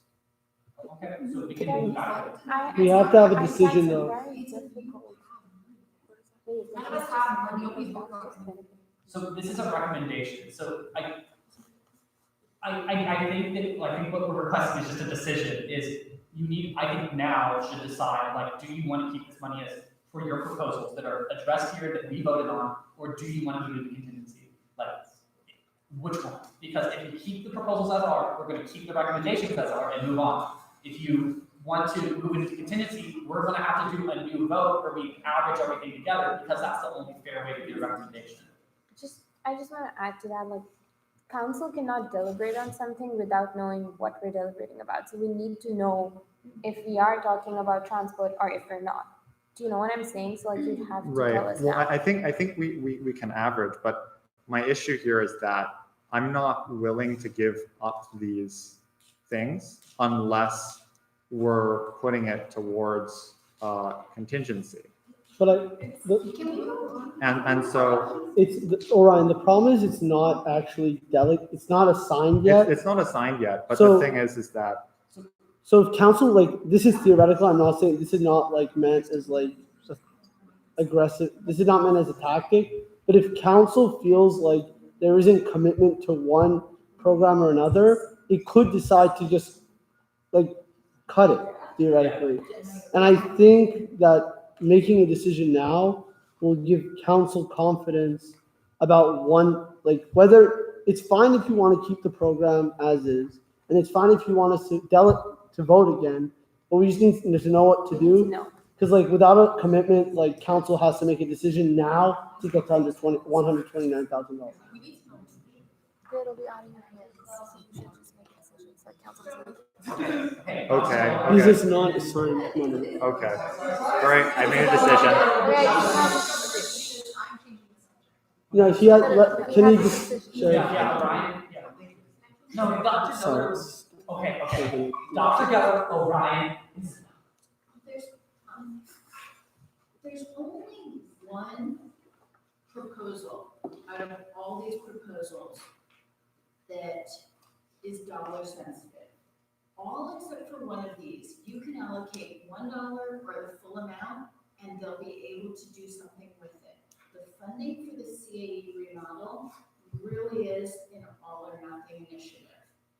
If there isn't enough money to do something, it's kind of like last year there were proposals to buy things, and you can't buy half a thing. I would strongly encourage you all first to address the CAE project and think about, do you want to fully fund it so it can happen or not? Understanding if you do anything less than full funding, it may not happen. Then you'll see what's left, and you can look at all of the others. All of the funding sources would love to have more money, but we'll take anything you give and we'll be able to use it. if no one's looking to reduce their numbers, and it's a question of, are you funding contingency more than it already is, or BOD, or the Bruin advocacy, or community, or NHCS Meeting, whichever it is. I mean, if you have to, you can do what BOD does at the end of the day when they do theirs, and just do a formula across the board. We can also Apply the same percentage and distribute the money. So you have options of how you address all of those projects. They can be scaled down or scaled up based on how much you give. The request that Lily submitted for the CAD furniture is a different type of request. And so I'm gonna kind of second what she suggested earlier, is that think about it differently than the others, and perhaps think about that one first. And then take a look at all of these fundings, where if you don't get full funding, you're still going to be able to implement your program, your project, make a difference. Orion, then Can it's, I respond? yeah, for you. Yeah, I mean, I'm fine to just go ahead and vote online. I've talked to almost all of you about this, not at the council table and at the council table. It's been an ongoing effort since I was elected spring quarter. And it's the chance to make history or keep things the same. And I know 30,000 is a lot of money, but it's not something that needs to be maintained. It's not a space that's being rented. It's a space. And it's going to be there for as long as the CAD is going to be there.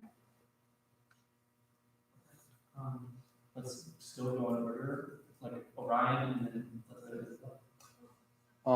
So if you got partial funding for it, would it be possible that you could get the rest from BOD? No. Okay, Isabel and Jonathan. Earlier when I filled out the form, when I went into it, my funding priorities were transfer center, obviously, CAE and community. I'm not forgetting anything. Yeah, and community, because I thought that those were the most unique ways to impact the student body, and I think that they were ways that wouldn't get funding aside from surplus. Like, transfer center cannot apply to a funding body whatsoever. I cannot apply to a funding body for transfer center. Community does not exist without surplus. This is the only time community gets money. CAE cannot apply for funding anywhere except for through Lily here right now. Jonathan? Lily, would you be able to just provide with like a brief overview of what exactly the proposal is? When Robert Lalo and I had a meeting with Vice Chancellor Gordon on Friday, when we talked about it, the sentiments he expressed seemed to be different than the sentiments you expressed in council. I'd like to just kind of figure that out. Can you explain what he expressed? He expressed that he, through CAE, was willing to give $5,000 one time, not every year, and that the staff that was still in that space would still need to be in that space, that he was fine adding some furniture, but he never agreed to programming, and that he did not think that the scope of this project was as large as it was conveyed. And he also mentioned that if this were to happen, that facilities would need to be involved, and that $30,000 would not be probably as large of a budget as needed. Yeah, so I've been in contact with facilities management because I work with them regularly through FAP. A lot of it would be student initiated through students with disabilities who are spearheading the project. The 5,000 would go to programming. Programming is very inexpensive. We are well aware that the 3 desk spaces in the front still need to be there. During finals week, we took measurements, my staff and I. We met with Nikki, we met with Chris, we met with the people that work in the office themselves and asked what they needed to have a functional office space, yet also have community space. So it's simply redesigning it to where it's a more open floor plan, putting the front desks are not office spaces. They are front desks that answer phones. Putting those to the side and creating an open floor plan to where students can study, where they can meet, and after hours have programming. There are also ongoing talks about crediting graduate students for facilitating like discussions or group gatherings. Those are not set in stone yet because we can't plan that without a space, but there are several different elements at play. We're also in connection with HCI because the Live Well pod has been doing a lot of work around access. Specifically, they created the accessible toolkit and are very interested in this project specifically. So it's an ongoing thing. We just need the space. Yeah, I want to like ask a clarifying question too, because like I was in that meeting with Monroe, Jonathan, Bob, and myself, and Monroe's concerns primarily centered around I think what Jonathan had said. The other thing that like Monroe, and I might get the phrasing wrong, but Vice Chancellor Gordon very much so seemed to indicate that he, just broadly speaking, wasn't prepared to like commit to the purpose, I think, like at a larger scale of what would happen in the space, like the idea that it would turn into kind of a lounger space, that he recognized that the furniture would be updated, and I would love to hear what Lavo heard as well. It would be like updated the furniture and everything, but programmatically, and the vision of it turning into like a lounge again seemed like something that he was pessimistic about, and also Jonathan had mentioned the facility stuff. From at least Vice Chancellor Gordon's perspective, he had said that he was not aware of those conversations happening. So those were my main concerns, and then also what you had brought up earlier, which I think is like the same problem with contingency, which is the same problem with the transfer center, is like surplus, even if it's a one-time thing, surplus is not necessarily the obvious, and I know you acknowledge this, not the ideal way, and I think Isabel acknowledges the transfer center too. At all the ideal way to fund this. And I just want to be careful too with like the precedent that we set in that regard. But I do want to hear from you about those concerns. In our meeting with Monroe, and you and Felicia, you were there, he said that the thing students with disabilities want the most is to, they yearn to meet other students with disabilities. And I pressed him on that and I said, well, why can't they? And he talked about the students with disability, like the Disabled Students Union, and he said, quote, these things come and go. And I said, if we provide a space for it, then it'll allow for this community that students yearn for. I think, because I know we also like ran out of time to discuss like when we can like go in depth on conversations, but I thought was like, I guess like not like I got like he didn't want to find out the program. Like I thought he would want that space like the furniture and the thing furniture make it like more accessible and like more open space. But I mean, just because say even if that 5,000 for the big furniture doesn't mean that the 30K has to have that same limitation. And I think also I think when they were here, like said they're trying to like do more programming as well, and like their own list of They did.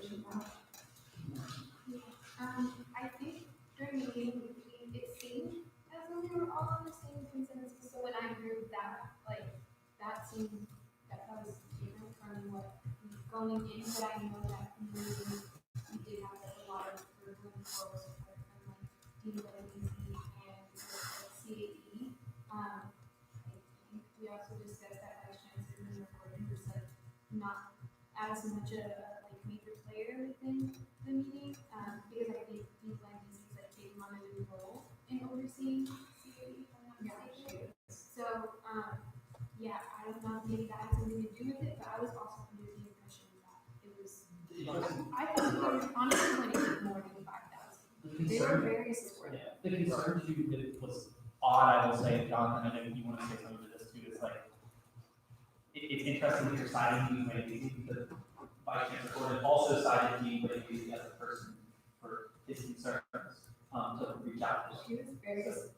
Yeah, that's what I was gonna say, is he told us that when he got the notes from like our meeting last week where like you presented, he said that like, first off, that he was shocked, and that the first thing he did was to contact Maria Brandisi because he was like, wanted to make sure that they were on the same page, and he expressed that they were on the same page in that regard. And I'll be honest, Vice Chancellor Monroe was not even paying attention to half of our meeting. Yeah, no, He was very dismissive. he was quite detached, but that's probably was like, do you really listen to say things because like he expressed a lot, or she expressed a lot of support for this. And I'll also say I've been taking on a tremendously unfair burden. D. Dizzy literally said to me, whenever you get contacts from students with disabilities that have issues, let me know. Because students are coming to me. They don't know where else to go to. And I'm going to graduate in a couple months, and I can't be here to be the face of students with disabilities. And that's created such like a stress in my life because I care. And I want students to have a voice, but I can't be the only resource.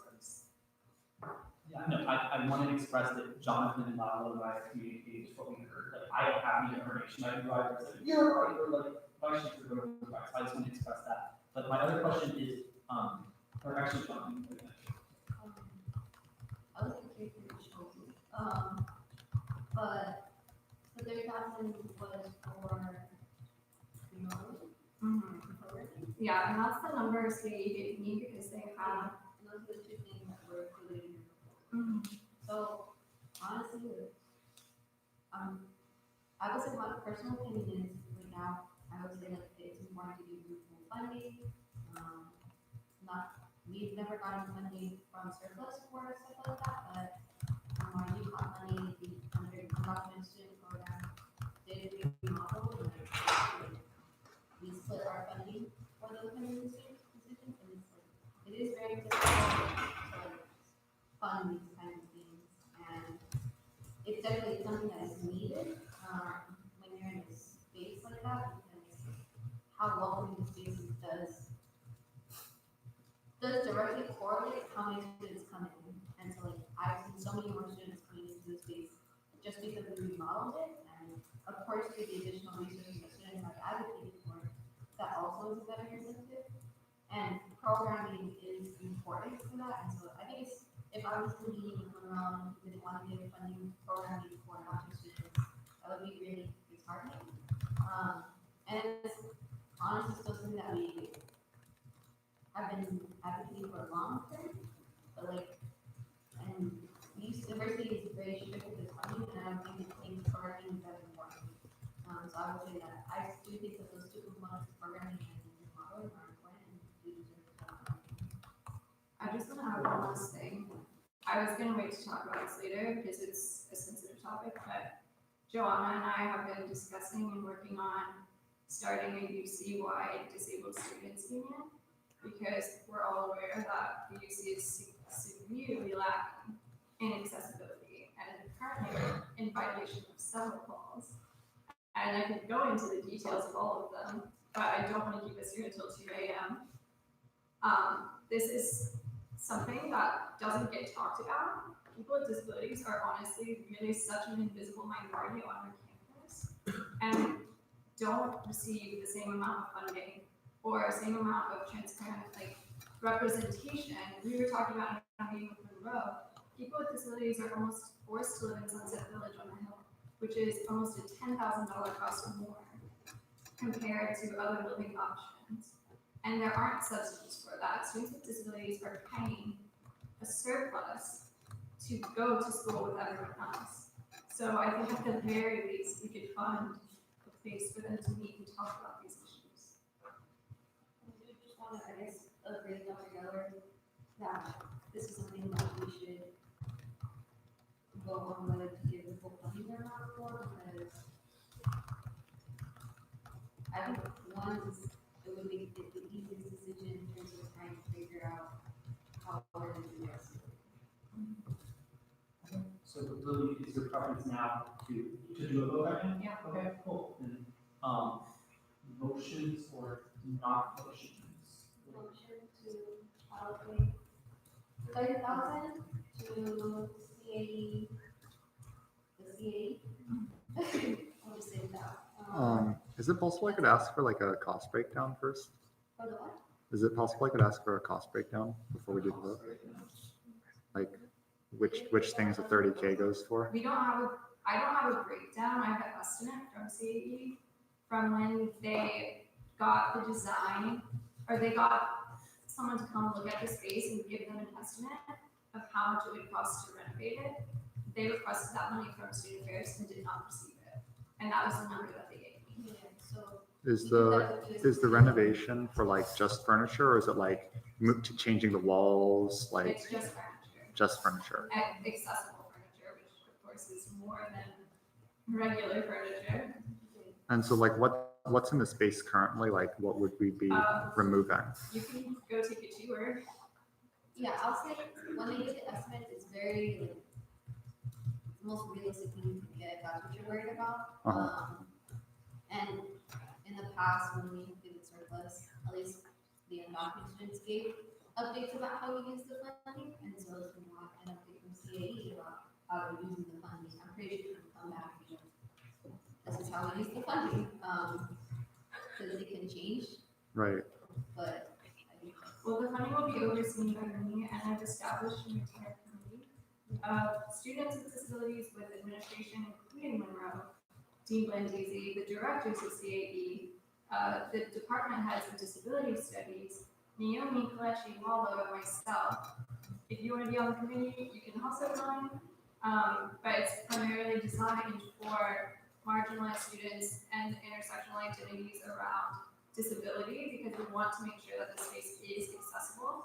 Currently, when you go in there, the desks are higher than my wheelchair. I can't even see the person that is at the desk. So I'm talking to a wall. Wait, are those like stand-up desks or like? I mean, because like if it's like this, It's not accessible. We're gonna. Can we- Yeah, let's keep them down to like 1 or 2 questions per like raising hand too. Naomi and then Brandon. Sure. And Ryan, do you have further questions? I wasn't gonna make a necessarily question, I was actually just gonna make a comment, and, I'm just kind of concerned about us not being on the same page with like, Vice Chancellor Monroe and UNDC. That's like really worrisome. I mean, I would say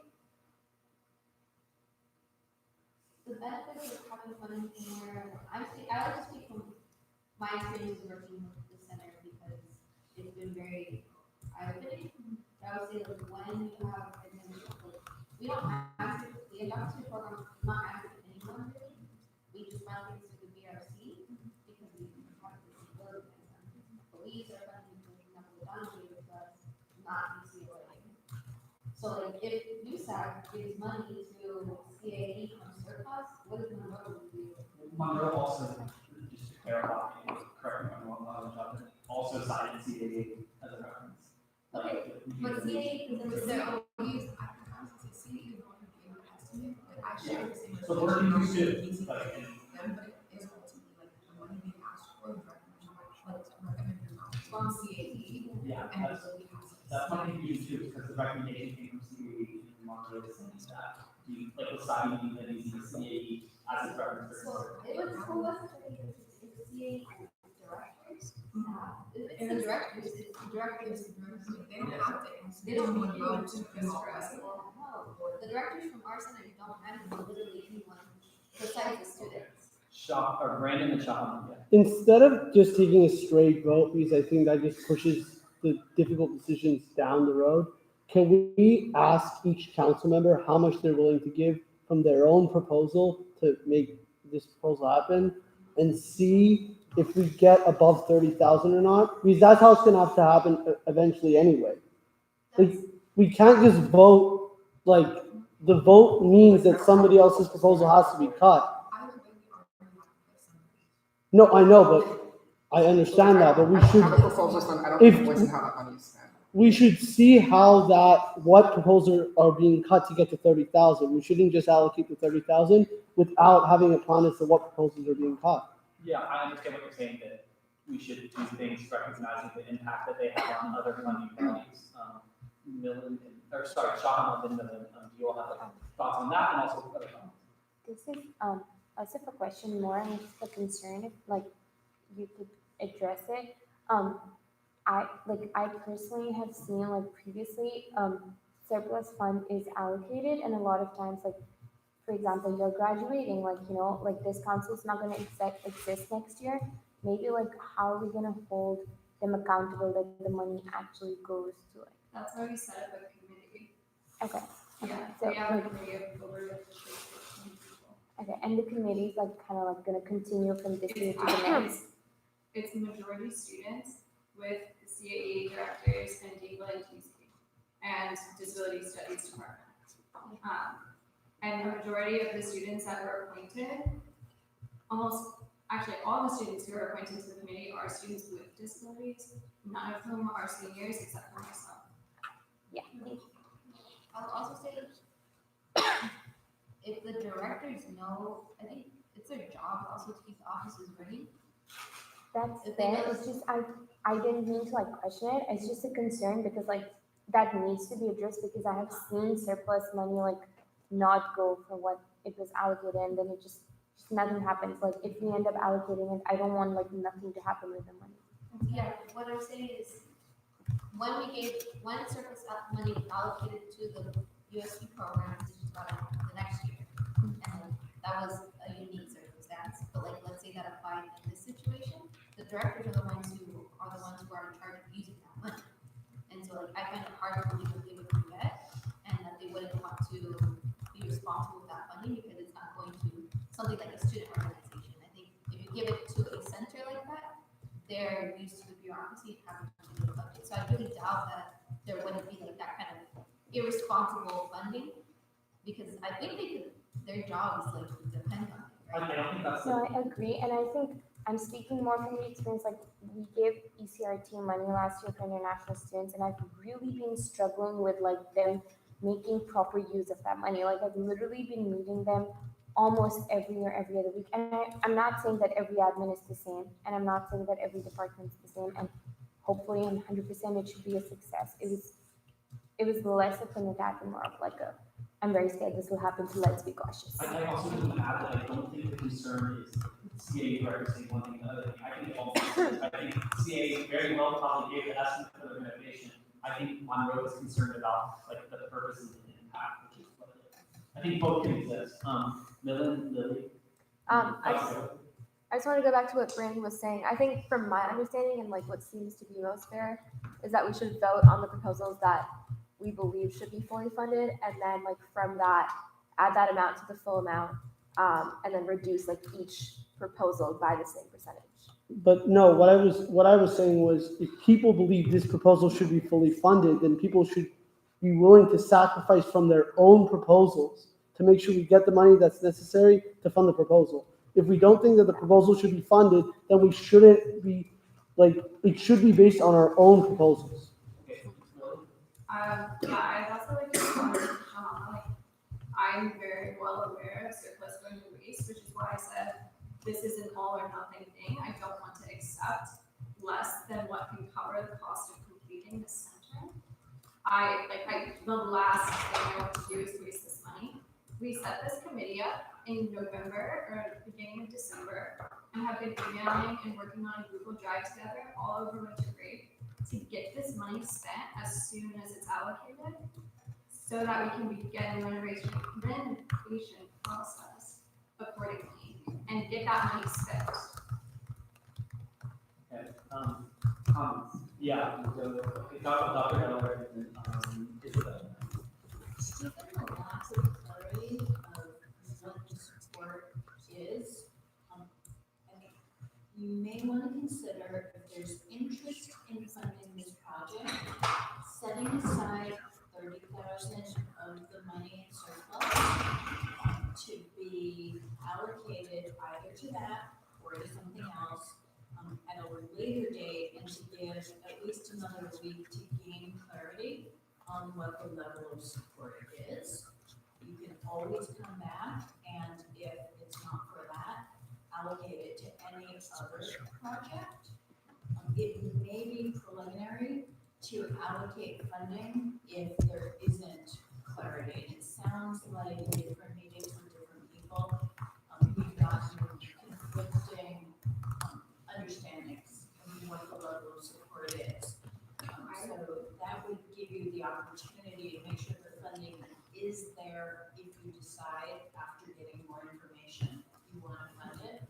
Whereas if you give the money something else now, it's not there to take that. And if you fund it now and it turns out there isn't the ability to use it, it may go unused. Isabel, Natalie, Lily, I don't think any of our support for an initiative is based on the allocation that we receive. Like like my support for someone's proposal should be based on $6,000 that you guys all gave me for me to give away to somebody else. Because not all of our proposals are. I'm trying to. So if I wanted Lily's proposal to be fully funded, Brandon is saying, I can just give away $6,000 that's given to me. But I think my point is that if we believe in the proposal, then we shouldn't say, oh, somebody else should fund it. I don't care. Like, I'm prepared to do it right now. But I think we shouldn't be, if this is the proposal that we think has to be funded, then the way we start with it isn't just putting up a vote, but putting our money literally where our mouth is and supporting Lily's proposal with resources that could go to our own proposal, but we think Lily's should be supported. But our proposals are not all equal. It doesn't matter. We have to cut somewhere. That's how government works. I think what Brandon's saying, I'm not saying this is not necessarily the process, but that if we fully fund it, obviously we're gonna have to take away from other entities. I'm not saying we're not gonna take away from anything. I'm saying like some people are asking for office pay and some people are asking to build a student union. Like those are not equivalent asks. Like one definitely benefits way more students than the other one, and one is way more reaching than the other one. Isabel, I just want you to know also, by the way, that I just like for the record, I supported your proposal significantly more than what like the number is that was actually like the average. It's not an issue of like this proposal specifically. It's just, I think if we want to get to the $20,000, like to make Lily's proposal happen, that's how it's going to be cut. And I think the council members, I agree with you completely. The council members who have proposals that are related to like serving the office specifically should consider that heavily when we're going around and asking how much you're going to cut. That's the thing, that asks people to cut their office pay, who already allocated office pay, some offices is incredibly unfair. And I agree. I mean, I just wanted to address that, I think it's really good. But what I was going to say is that I kind of second what Isabel is trying to say because it's really unfair to ask like Isabel, for example, to give 1,000 away to make a cut when there are some people that what Isabel's saying is that they're not even equivalent acts in terms of numbers. So to just cut things like the possibility doesn't make sense. That's not equal whatsoever. But my other thing too is, and I just wanted to bring it up because my concern with this proposal is that I just don't feel comfortable with the fact that somebody is only putting up 5,000 in such, like, you said it yourself, we're making history. So why is admin giving like $5,000 to contribute to like the history that's being made? I just don't understand why it solely needs to come from student fees in order to happen. Like, we talked about the Black Resource Center. The Black Resource Center, you know, having to put up way more money for that. And even then, it's in Greenberg freaking Hall. Like, I don't know, I just feel so uncomfortable with like taking over the burden that administration should be doing in supporting marginalized communities. I just don't understand why we have to consistently take money out of our pockets for that. And that's my opinion. Yeah. And I completely agree. And I'm honestly like kind of blindsided when you told me earlier today how you're meeting with Monroe men, because we were under the impression we were in a very different meeting. And it seems like we had a lot of support and a lot of excitement around this. And I was under the impression that sure they don't have the initial funds to put up, but we would get contributions later on. They are very eager to support this, and there were also talks about potentially subsidizing housing, like I described earlier. Students with disabilities are paying at least $10,000 more to live on the hill in a dorm, whereas fully able-bodied students can pay way less.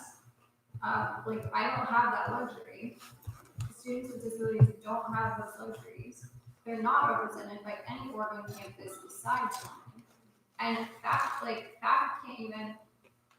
I can't apply for contingency for access on board, my disability project, because it would only qualify for so much funding. And that's the only resource we have to support all students with disabilities on campus. And access on board is 1/5 of what FACT does. I think proposals like having folks cut off like a portion of their funding just it puts people on the spot, and I don't think we should be putting anyone on the spot right now, like how much one company has changed the first would be built into dropping, like putting a certain amount of their money off, but we're only holding on to one proposal right now. And I don't think it's not the fairest way, and it's not the most equitable way for the people. And I think we should be stressing equity over equality because they are not the same.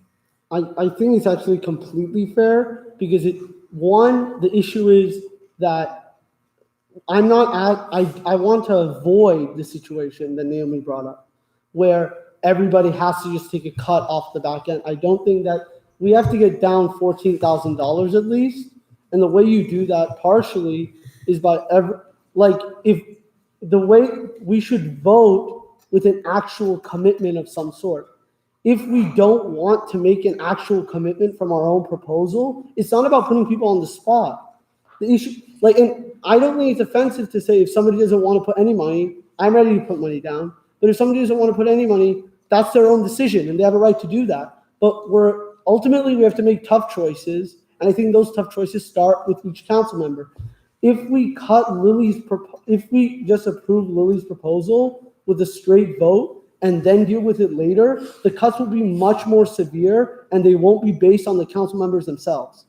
So it could be other people cutting your own proposal. So it's actually better if you say, I'm going to give, and I'll do it right now, I'm going to give X amount to Lily's proposal to make it happen. If we make the exact number that Lily needs, we're done. And we can actually reduce. It's completely possible we go over and we need to reduce. So it's just like writing down numbers of what people are willing to give up. I'm not saying it has to be anything. It's up to you. And then we can go from there. But just going back and forth on this is wasting time, and it doesn't help us fix this conversation. Oh yeah, I think those are valid points. I personally am not going to be honest. I'm not going to give up any more money than I'm currently allocated because I asked for 10,000 because I was being mindful and I really needed more. And this is like severely cutting the work that AAC has done this year to provide textbook scholarships to over 175 students. So I'm not comfortable cutting that because textbooks are an issue of retention. It's currently an issue that I'm facing right now. So I can't put my money where my mouth is. And I'm sorry. Also, I'm not that sorry because textbooks are a thing and they need to be funded. And they honestly, we shouldn't pay for them in the first place. And I'll also add, like, the argument about admin not supporting students with disabilities is very, very valid. They're currently having to fundraise to get a second CAE van. And that's been in talks since my freshman year. I've never been once provided transportation services because it's not available. And that's just appalling to me. And I think we should just vote because it's either you support this or you don't at this point.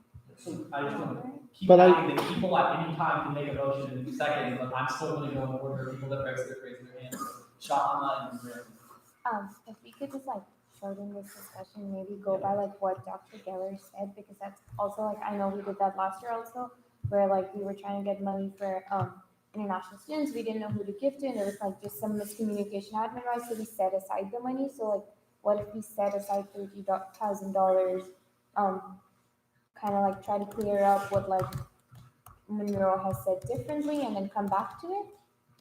Okay, well, how about this? If we allocate the 30,000 and I can't get it resolved in the next, like, what, we can set a timeline, like 2 weeks, then we'll put it in contingency. We can't unallocate money I though. think we would rather keep it and allocate it and see what farmers, like, it makes more sense to keep, because this is what we did for commuter miles as well. We held on to the money until we came up with a proposal. Because like, just to add on to that, like for ISL, what they did, or not ISL, but the what we applied for, they kept it aside. And then we spoke to like many departments, and then finally ECRT agreed, and that's when they Because it's been allocated. distributed. But it was kept aside for us. She can give it. We can't, I don't think it's legal to unallocate money. Yeah, it's not. So we would have to either keep it on the side, just procedurally, or like make a decision on that. Well, Okay, is them? I have a motion to set aside $35 for the series. No, A second? Okay. I don't think we can vote on it. We just have to keep it to the side.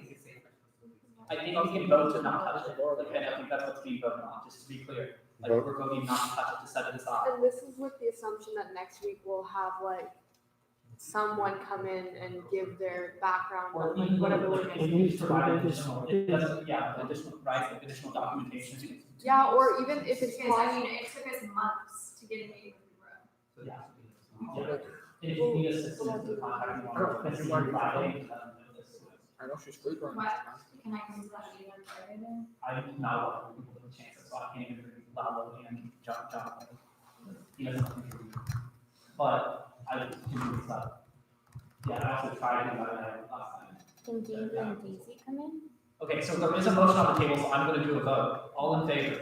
Can you repeat the motion? If the motion is to set aside $30,000, until 2 weeks from now, until we hear more details.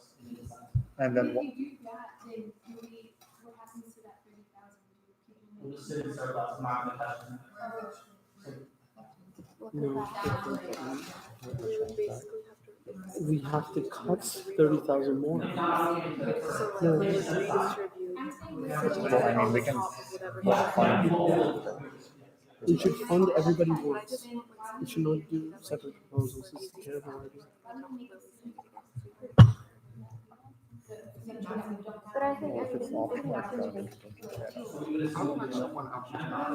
But it's not fair because other people's proposals.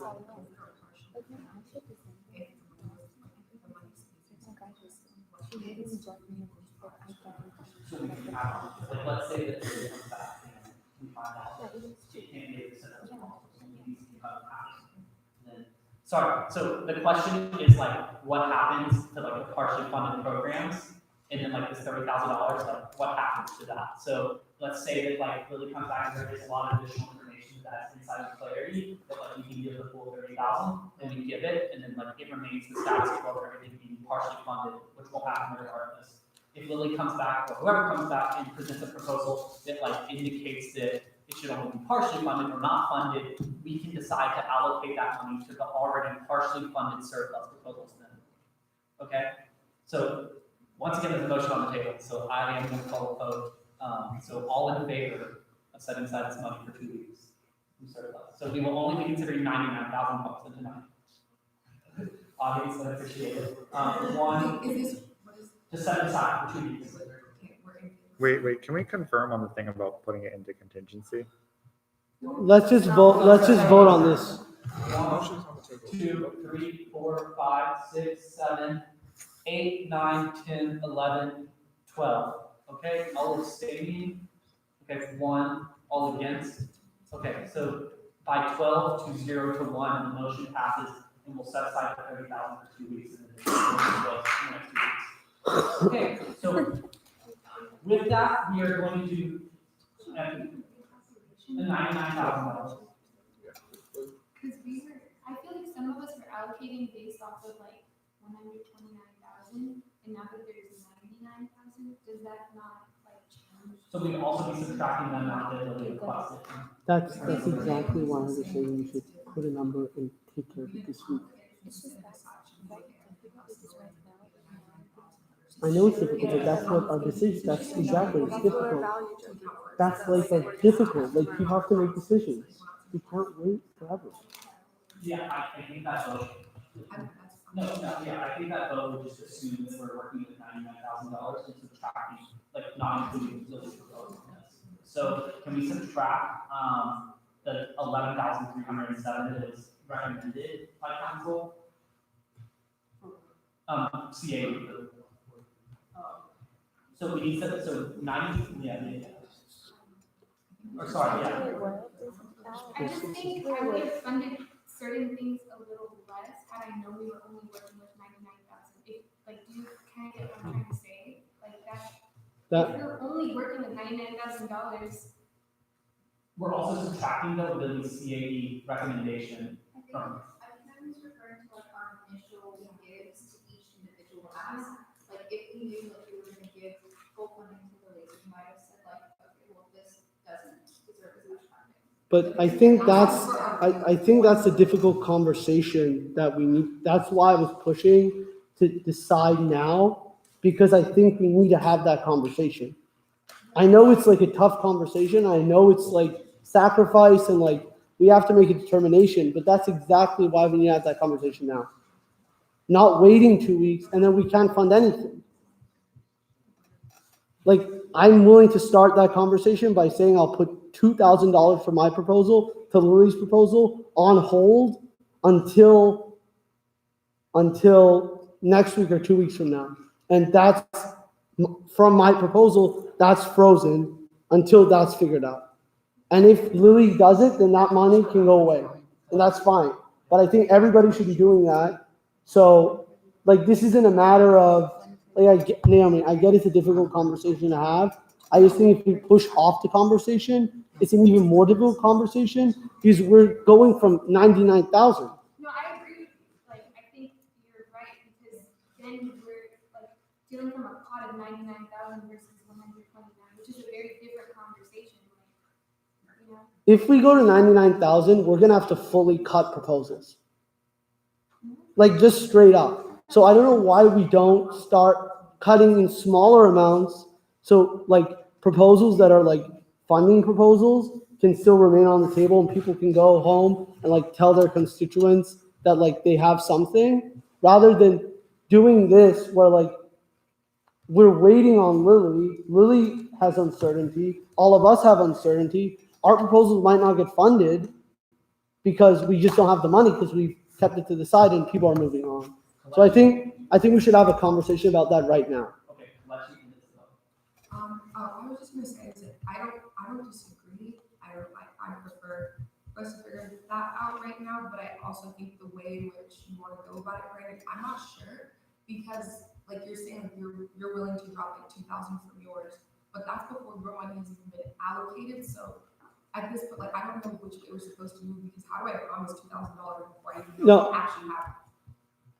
Kelechi, I get it's difficult. I just think like if we all do it seems like people agree that we want to fund Lily's proposal, right? So if we all cut by a small amount, I think if we agreed on that, we would have done that tonight. I think. Like, no, but everybody's willing to hold the $30,000 for 2 weeks. Well, that's not So we can freeze that portion for 2 weeks, that small portion of each proposal, so it actually goes through tonight, and we know exactly in 2 weeks what the deal is and what we're waiting on. Okay, I just want to be clear, we're not holding that for CAE. We're holding that to get information about CAE and then make a decision then to allocate it or not. But the problem is we can't make a decision on anything else if that money is frozen, because these numbers are based off 129. Okay, my question is, and look, I don't know if I was not reading it, but if this CAE recommendation that called us, what did we originally get CAE? No. So if we subtract that too from the 131,000 or whatever. Yeah, so then we're working with the same amount of money because we're subtracting the average from CAE that we recommended and the total amount that we have. My big concern is that we come back and we don't have a solution as to how we get to that number, and then proposals are fully cut for the simple reason that we can't make difficult decisions now.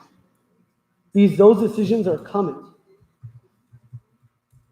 I'll just add, I just sent an email to Memorial Gorman Diva and Daisy and Nikki and Christopher as well. I also texted Diva and Daisy right now saying call me ASAP. So I will try to get this resolved as literally as soon as possible. I was in her office today, which is why, again, I'm confused that there are mixed messaging and confused why I was not in that meeting to hear about my own proposal. I'm very blindsided. Okay. And I'm working on it, but that's all I can do. Sorry, you're blindsided by not being included in my meeting? Well, just hearing what he said, and I was not there to discuss it when we had a very different meeting. Yeah, I think we could obviously, I would have thought maybe for conversation, and hopefully you didn't really respond that way, I would just, from my understanding, why you would come up with just leaving me with the task of bringing it up, I don't know, not knowing that this is how it would be responded to. So, I just want to be clear, that I do leave my meetings with council first. Isabel, Joanna? Tar, okay, Tar, you had your minute for a while. I just want to propose like a solution for this. I agree with Dr. Geller that we should put, if we are saying that, yes, we are willing to put the 30K, if everything pulls through, if we're able to get confirmation, I think we should put that aside right now. Maybe if you guys could recreate the document you sent us earlier, give us 5 minutes to redo our allocations, focus for 5 minutes, and come back to it, and then make new judgments, and then in 2 weeks' time, we now have a $30,000 pool to reallocate and do the process again. Okay. And I feel like that's gonna just. With the 99,000 tonight? Yes. Yes, okay. And so everyone calculate based off of 99,000 and take out Lily's proposal, assume the 30K has already been allocated. Let's do it, okay, that works. Okay, so Kim, I know you and I have. Robert, I'm sorry for really belaboring this point, and I know we'd love to just move on, but the reality is that doing another average doesn't make the difficult decision. We are, no, we won't, because. Hi, my hand was actually up a long time ago. It will make a difficult decision because now we're going to understand that $30,000 is already set aside and one of them is already fully funded. So some of our proposals might literally get zero from everybody at this table. But I don't think that my fundamental problem is I think we're not willing to like Robert said this at the very beginning of the meeting. The first thing Robert said, and it's completely true. We have to be willing to look at all proposals on the table, including our own proposals. And the way to solve like the average ultimately is just shuffling around our responsibility to other people. I don't want to hold on to it. I don't want to deal with the problem. I don't want to have to make the difficult decision. We're elected to make difficult decisions. Oh, no, but what you're saying is we're still gonna have a I move to move forward with Tara's proposal for surplus. I second. Okay, we do vote, yeah, all in favor? 1, 2, 3, 4, 5, 6, 7, 8, 9, 10, 11. Okay, all abstaining, 1, all against, 1. Okay, by motion of 11 to 1 to 1, the motion passes, and we'll move forward with Tara's proposal. Yeah. Thank you, Ken. My comment after Isabel is just like, I get what you're trying to do, Brandon. I really get it, and I know where the intentions are coming from. But I would say that it's unfortunately just like the name of the game. So could you speak up a little? It is the name of the game where the reality, like, what Dr. Geller posed us when she said there are certain proposals that are all or nothing. Technically, that could apply to everyone else, but we have understood that certain proposals won't get any funding at all because that's just not how that thing goes. For example, the CA, like, you buy furniture, you don't, right? But technically, like, you either buy books or rooms or you don't. But like, when we make decisions like these, like, whereas like we all are under, I assume, I hope everyone's under the understanding that certain proposals like are just ultimatums like that, and our only option thereafter is to like decide how we use this rest of the money. I know that you don't want it to be like that, but unfortunately, I think that's just the reality of how most money gets spent. Like, for example, when I make decisions about my funding, like, I pay all of housing every time, and then I'm left to figure out what the hell to do else with the rest of my money, right? There's no like negotiating those kind of. But I think, like, if you watch Congress or you watch any government funding body, Like, I'm saying we should fully fund the proposal. I'm there. And I'm ready to start negotiating as to how we do it and how the money is frozen and have a specific plan. What we're doing now is we're just pushing, we're gonna have to have a negotiation at some point. I don't get why we don't begin that negotiation. I'm just saying we freeze the money. That's what we're doing though. That's essentially what it is. But I think what Naomi is No, saying. because we already because it has to be based on the full surplus. So that's what we're trying to like renegotiate. So it would be allocated, but what Naomi's saying is that her value judgments would change for other people's proposals. Her value judgment for herself would not. So it's giving people the opportunity to reassess value judgments of other proposals, not just their own. So they're saying if I had known that we were fully funding this project and the rest being left up to everyone else was only 99, my value judgments of other people's proposals would have been different. But I think that's part of the decision process. So like you put your value down at the beginning. Once we decide that Lily's project is worth funding, then we have to start cutting. But we can't do this every time we fund a proposal. We're not, it's just for this one. It's just two-tier because we don't have enough information. The rest we have the information. It's okay. Let's just continue with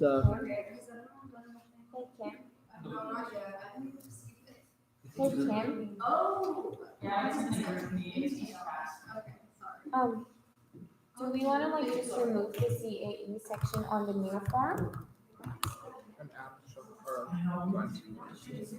Okay, so Joanna? let's, what are we, what's your assume that we operate as if we have $99,000, so. Okay, I'm sorry about the comments, please keep the council members, yeah. Sean? Yeah, can I like real quick give my time to them I can. to speak? Okay, can you real quick give your time to them to speak? Yeah. So you're reallocating those right now. no. Yes, what you're doing. Yes, You're essentially, doing your job. essentially, yes. So I just want to make one last final pitch for the transfer center and reiterate that. Yes, we need a whole administrators what's up. Just that if we allow you to do this, it's unfair to like every other proposal technically, because every other proposal is under the assumption that they can't be a part of our deliberations.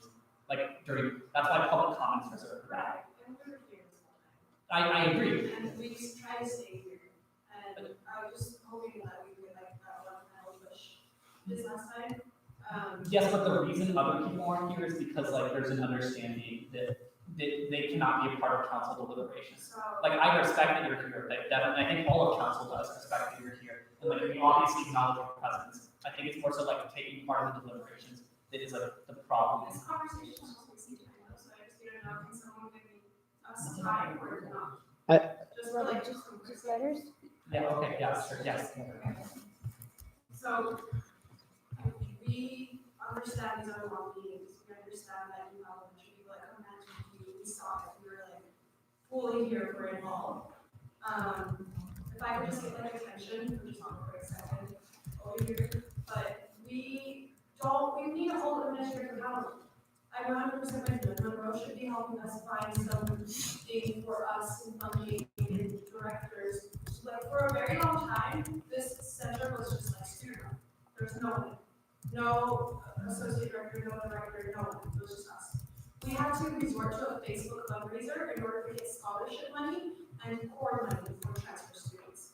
We are owing money, we're in debt with some things that with our budgets, and this is all going for rent, this is going for programming, this is going to be our staff members.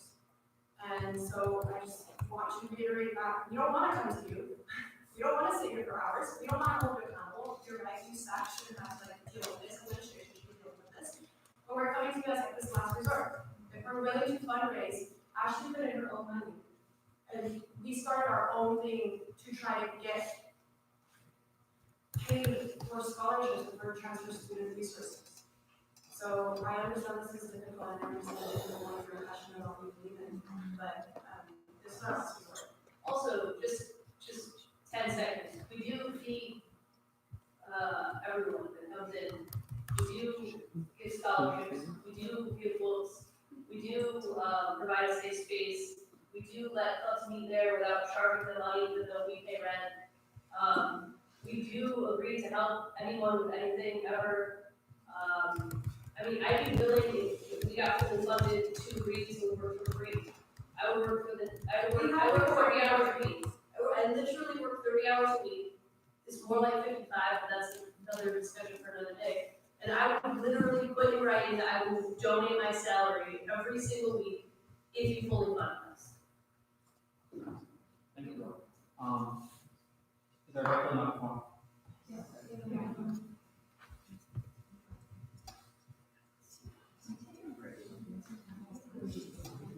After you do this, yes.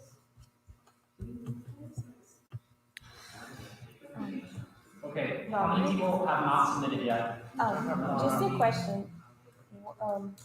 Why is CAE still on the form? Like, didn't we already set aside money for them? CAE, just put 0 for it. Oh, We're just not changing, yeah. Okay. Also question, the transfer center funding on the previous doc was 9,500 and now it's. Yeah, that was wrong.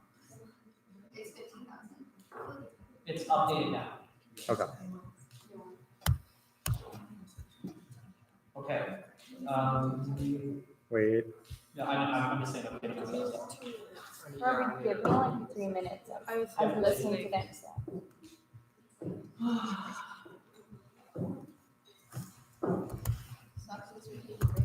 After we do deliberate. We have a lot more to do after this, so. We have an executive session. That happened. What? Yes. It doesn't have it's so she sort of proposes.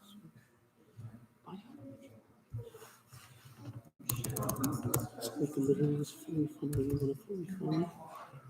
And do you get what I mean? No, you can't go over that because of what I'm saying. That's just what I think. Can't go over which thing. So like, I don't think you can go over an ask, but you can give them maximum. Does that make sense? Because it'll be like, no, you have to do 1,000 for all of them.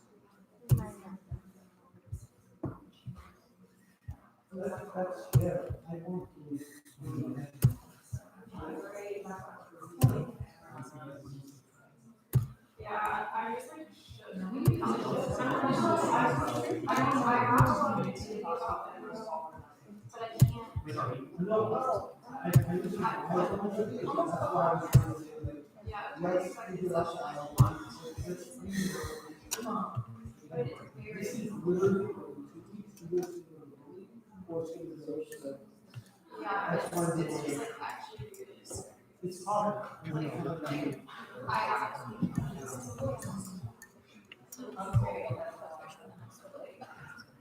Okay, check your group B. Order, please send your recommendation. 4 more people. Really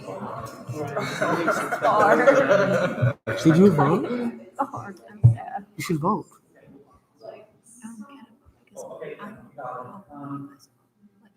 Okay, so No, but you're one person that has. everybody You responded? have a proposal. I think you. You should vote. No, but you have a proposal. I don't know, this is my thought. Maybe I'm crazy. I think you should vote. I don't think it's so bad. It's just I feel like we're wasting our time.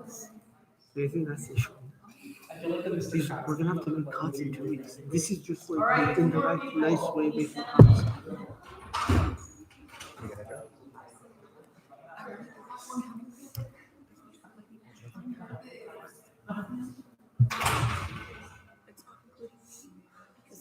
But I'm down for whatever. She may be right. Yeah, Because honestly, you can't actually. it's taking you long enough to really Yes.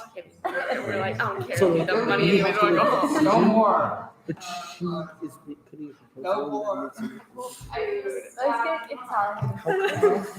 Do you understand why I'm getting mad about this though? Because I feel like you're just pushing off a decision, Joanna, like are you a down for tough Italian choice Express? until later, and Are we're you down making for it Italian actually Express? for ourselves. This is our kind of money. It's And it's like investment and either it's we open to like can't or we don't. it's cheap and I think the I issue. don't mean to get mad at you, by the way. It's just I'm trying to keep it's investment and it's cheap Yeah, and it's good and it's moving open because to I'm tired and She's got don't- points, I feel but like I've we should generally had do. no bad experience from Italian. and people don't know procedure. That's another thing. I mean, probably I'll have food poisoning from Grande, but still I'll eat it. But if that's not consensus, I am done for McDonald's or whatever the hell. Does anyone need a personal visit from a transfer center representative? It's thank you. I'm sorry. Okay, put your, Sean recommended Italian Express, if you could look at there and then look at the menu, or if you have other things that you want to order from. Are we getting delivery? Yeah. Does this place deliver? Yeah. Oh. Okay. What did you think? I don't know. I was like, we're gonna get courier? Like, What did you think I was gonna walk? I think everybody knows. Who's paying for it though? And it's just splitting. Okay, like, are we done? Like, what are we waiting on? Because we honestly have not even started this process. So do you want me to just write my order on the cookie? Do you want me to order it wait, first? okay, I can do Italian Express. I'm willing to do that. The issue is if I don't see you.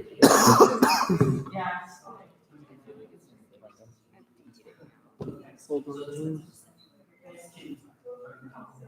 What is Is this the up to date one? That's Yeah. my friend. Can we, Kimberly? I know, because like, by the time we get out of here, late night's gonna be close. Okay. Should I just send you my order? Okay. Send your order in the Oh, I have to get regular, like, dinner. Oh, regarding the vote. I didn't want that. Wait, is Robert the one doing the vote then? We're not voting. I mean, like typing in the numbers and averaging. Garlic. No, they're just using Excel. Right.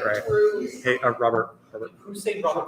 Robert, over here. Orion. I know. Are we ready for the order of closing meeting? I have a comment about procedural. Yeah. So, what we should do is we should make sure that all the rows add up to 99. Yes. Beforehand, because if all the averages of each row is 99, then the average of each Will be column 99. added up will be 99. Well, so everybody needs to make sure they're making conscientious decisions about what I the think plan we go roughly, Yes. even if the math is not If exact. the averages will actually work out, believe it Because or the not. thing is Because now everybody it's not- has some conception in their mind, so but they're 99 close. I will personally calculate the averages to make sure everybody's. Huh? Okay.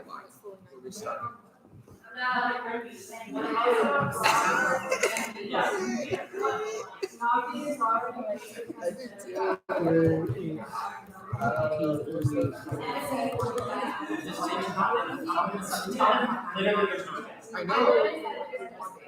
I know. So like, it doesn't matter. We just assume that it's like, just gonna be I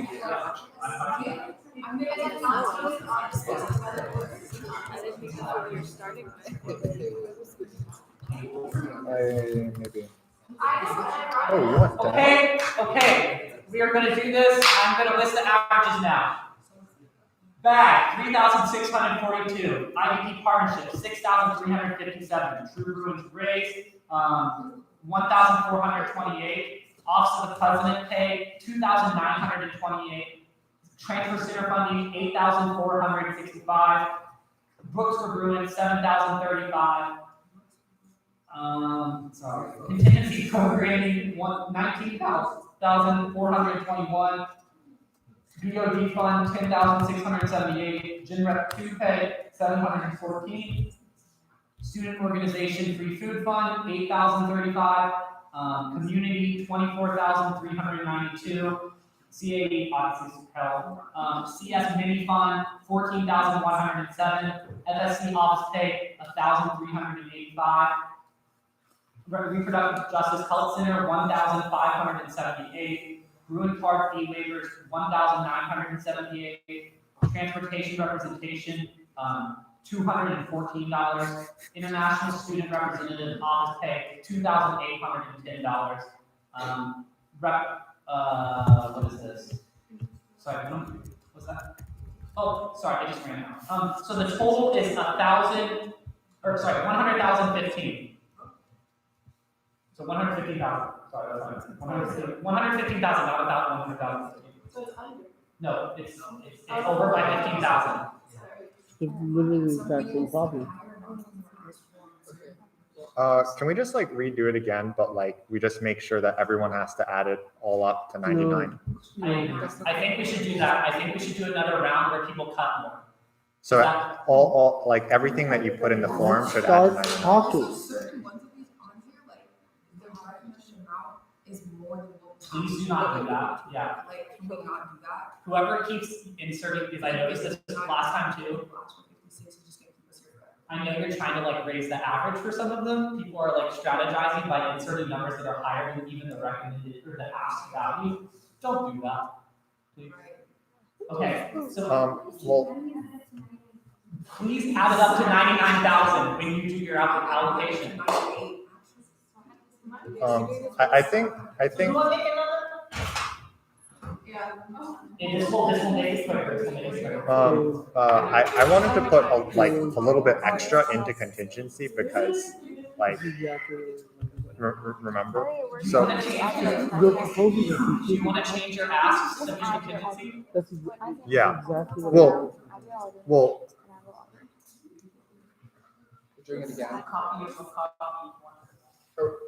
Is it the same form or is it a different form? I feel like people are already going to vote on contingency as is. Like unless. Why do you even want to I feel like that needs to stay the same unless you're advocating that your proposals just be contingency. You can't like wait and see. Like either they are.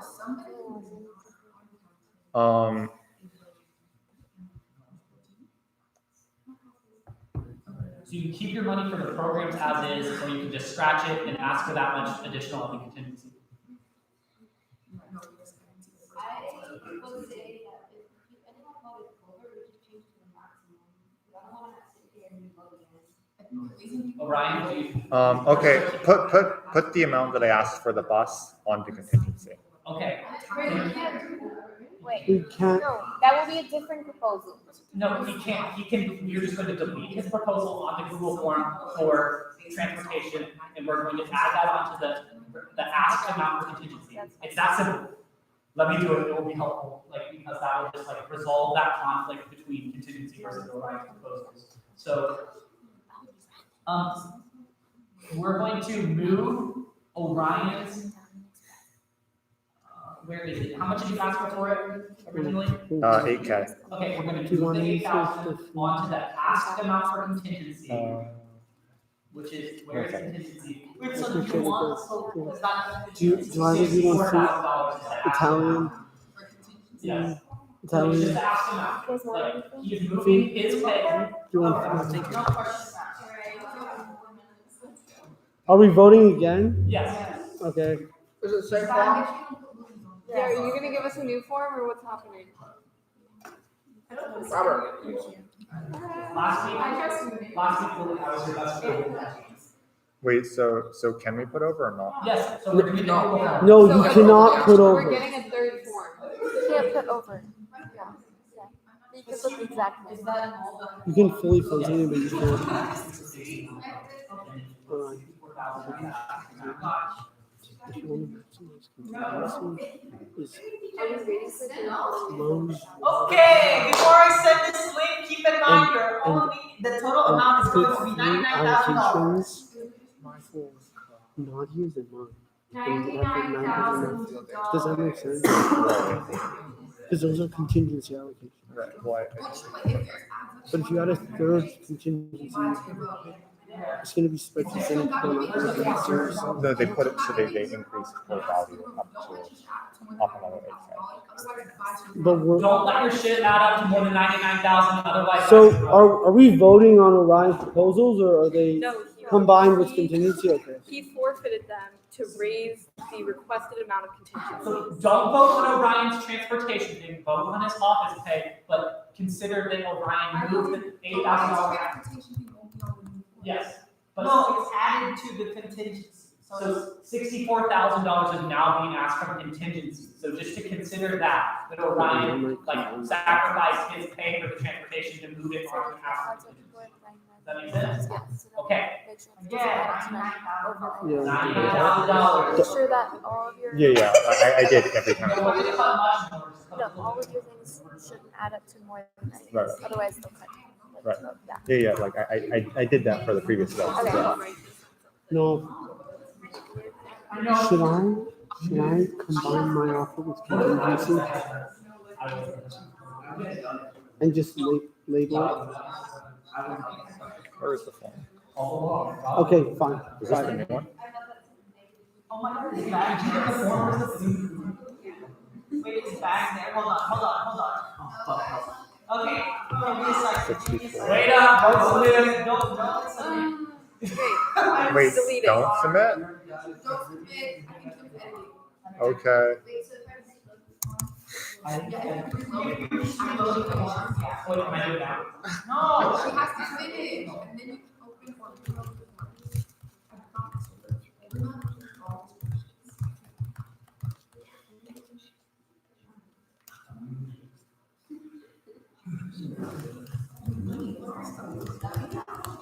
Nadia. And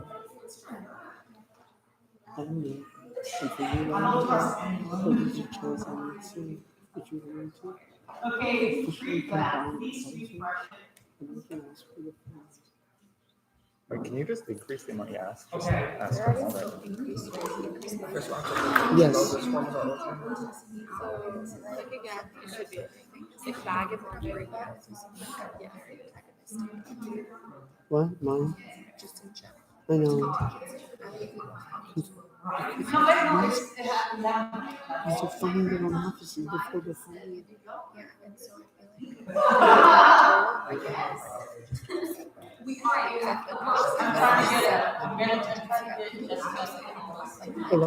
Just you need to maximize money in your proposals. Wait, so can we vote yet? No, we're just, is the doc live? Yes, just reload it. It says back at the top and you're good.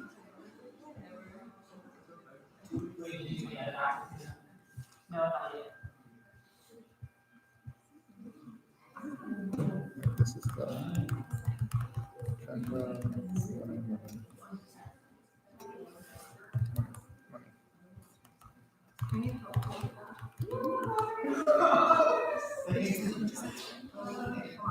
What we should do though, afterwards, we should, when we publicize it, we combine our amounts. Do you understand what I'm saying? So like, I don't need a new amount. I don't need a new amount. I just need, we just put publicity out. So, do you understand what I'm saying? And are you okay with that?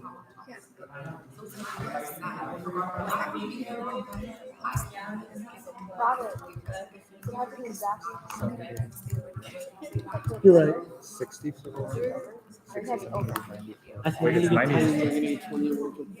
It's 99 total. 99. 99. Yeah. 60. 94 plus 5 is 90. Here, I mean,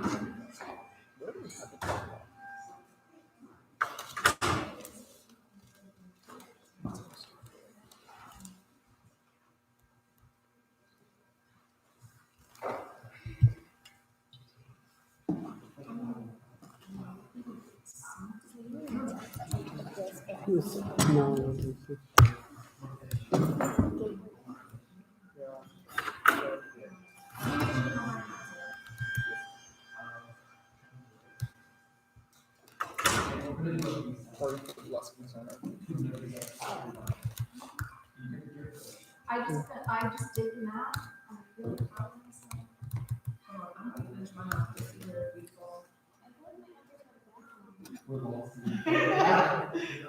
So what is math? I'm confused. I can't remember the last time I did math.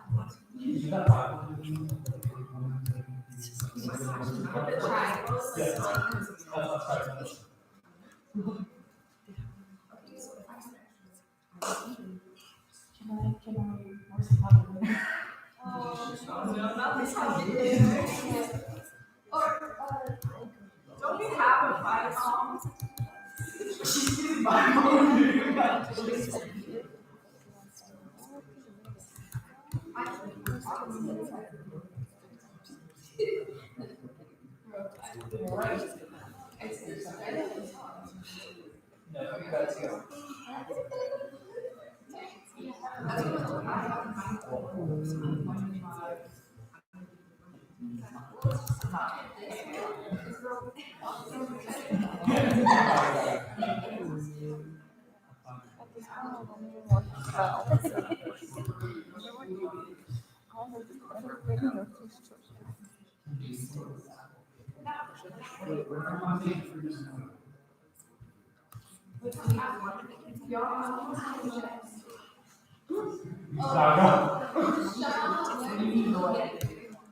Give me 1 second. I'm still like trying to do.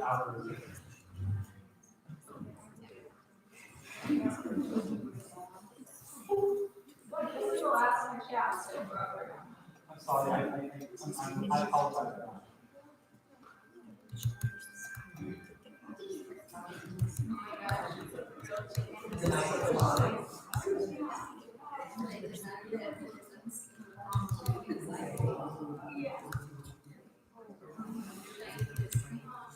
It's 99, right?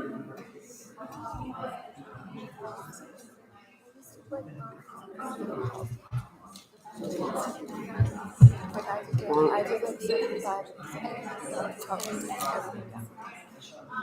I don't remember what it is. I used to really bad system.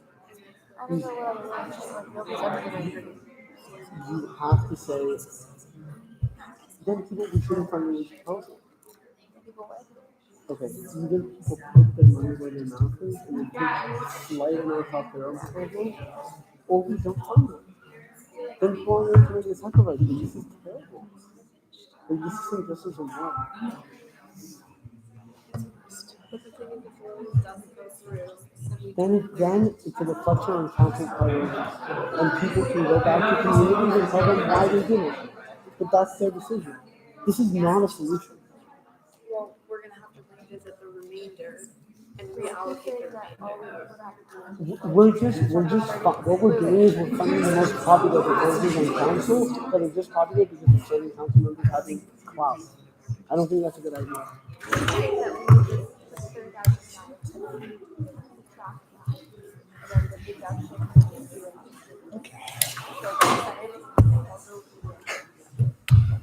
No, it would be an individual. So like I say, I'm freezing $2,000 for my taxes.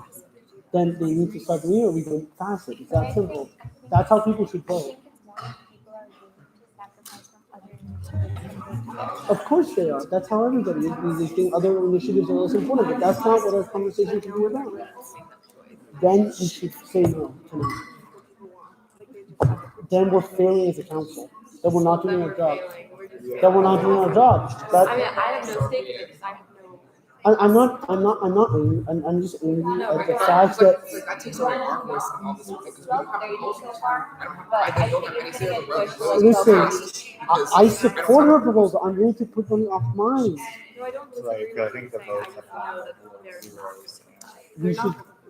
I just think we should stop pretending that like we care about like all these like whatever, and we should, if you're not willing to actually make sacrifices to your own proposal to make another proposal happen, then you don't care and stop pretending like you just care because you want to get rid of other people's proposals.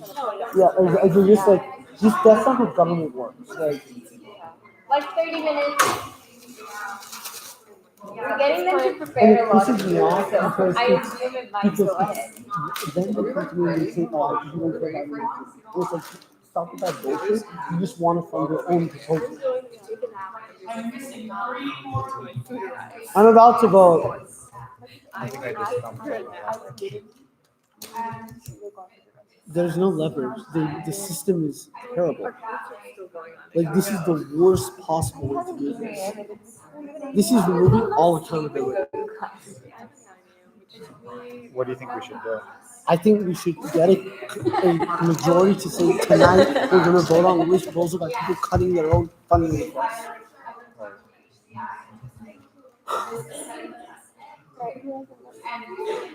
I have to give Nadia, I don't have a choice but to give yours last right now because I have to decide how to make both work. So because there are two contingency proposals that are going for the same thing, do you understand what I'm saying? It's the same proposal.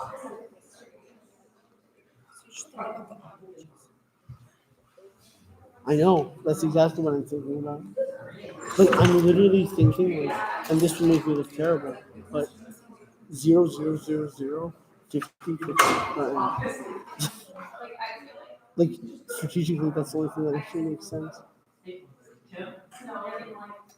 Game theory wise, there's an issue with this way of doing it. Exactly. It incentivizes selfishness. Who's still deciding? Okay. There's no entrepreneurs like that.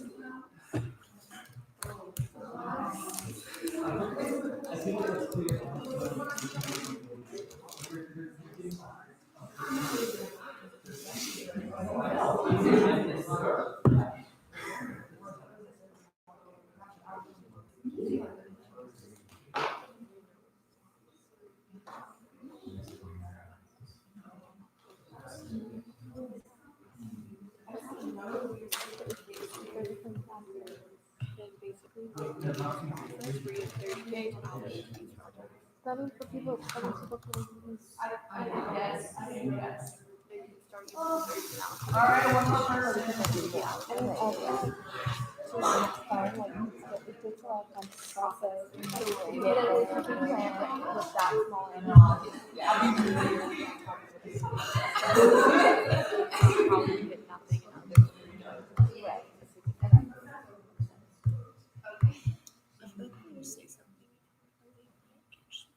Okay. Who was the Bruin bus discussion? Oh, you know, you guys strike it.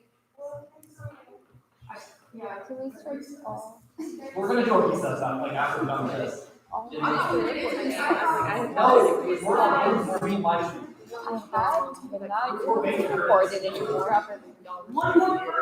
Like, Whoever hasn't submitted, please submit.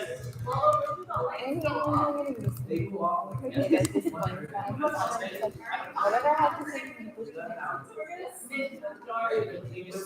I'm so glad it's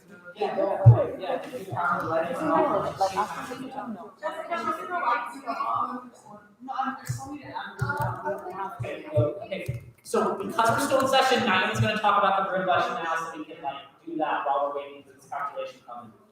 It's actually not the room bus, it's the blue bus.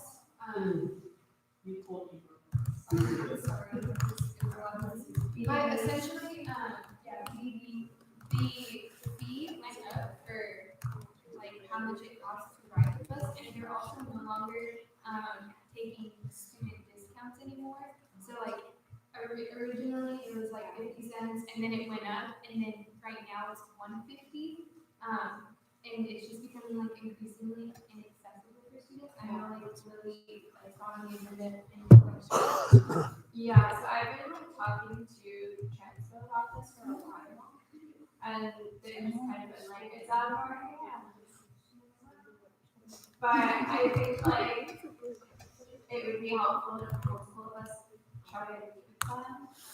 Transportation Services Advisory Board is meeting sometime within the next 2 to 3 weeks. Once that date is locked in, you're more than welcome to come with me, and we can discuss these issues. I know another issue with BBB is you can no longer give the student discount via like coin or cash. You have to have the card, like the Blue Bus card, which not everyone has. There are a lot of issues, and they haven't been very transparent about why they are what they are. So I would love support, collaboration. Has somebody not submitted? Yeah. Like, I'm not gonna call you out for what you did, like, for what you didn't do. What you didn't do. Did somebody not submit? Okay, we're moving on then, because, like, yeah, okay. We're doing the opposite. Well, one person did. But I don't care, like, they're not seeing.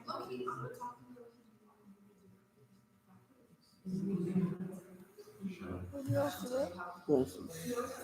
Is this the updated one or is this not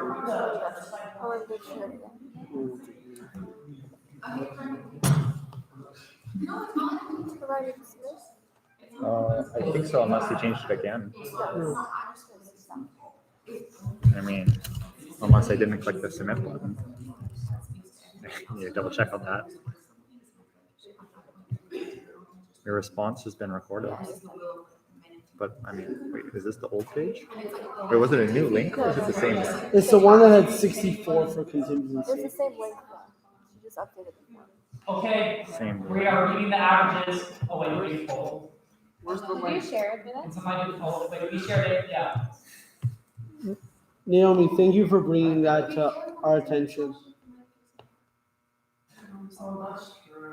Okay. Okay, the averages, bad, 3,000. Where is it? I'll send the link again.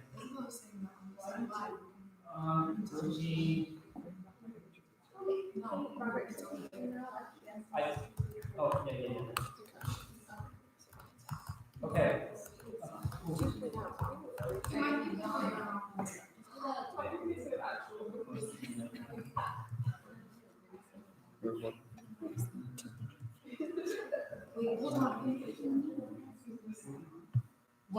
Wait, is this in the same link that I?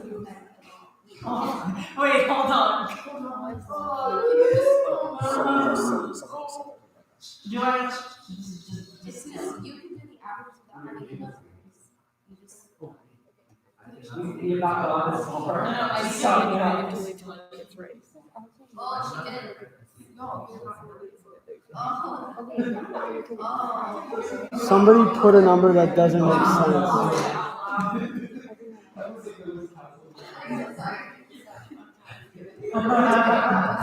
Kimberly,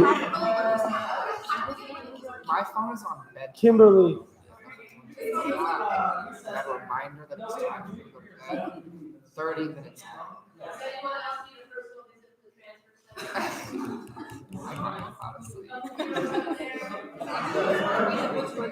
center? okay, we are reading the averages right now as they come in live. So, bag is 3,392. IVP partnership fund is 7,178. True Bruins raise is 1,357. Office of the President pay is 2,928.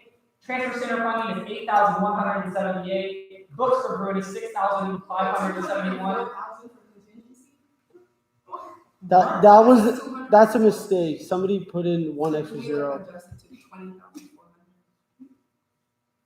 Yeah. Thank you. That was nice. That's a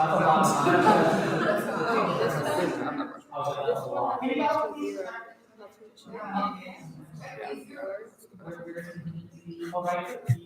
Okay, contingency is 15,230. BOD fund is 7,991. General representative pay is 178.57 cents. Student organization. Food fund. Food fund is 7,000. Community is 22,140. CS money fund is 6,986. FSC office pay is 1,138. Reproductive health center is 1,561. Bruin Park fee waiver is 1,788. International student representative 2,767. And the total is 96,390. Which means that allocates everything. Okay, now we're just gonna, please for the love of God, let me use this or something. Does anybody have a very large problem with their allocation? I would like $7,000 flat. We do. For booster Can we try to, what if we're trying to like, estimate, yeah, like, so let's round up to the nearest 10, I think, first. Can we do that? 100. Yeah. Yeah, yeah, Sean, Well, okay, round up, and then, are we rounding up? Yeah. Okay, that's fine. I think, can I make a proposal what to do with the rest of the, not to my own, I think we should just put it in discretionary.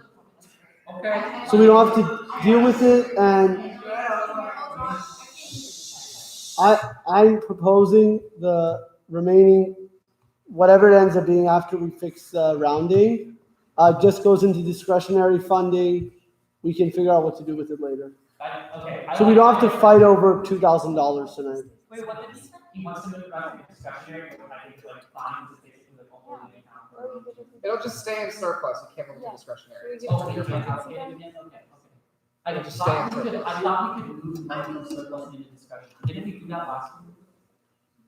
If you, I guess you want to, but it doesn't really Now. do anything. Yeah, like if you have unallocated surplus money, nothing happens to that money until after the fiscal year.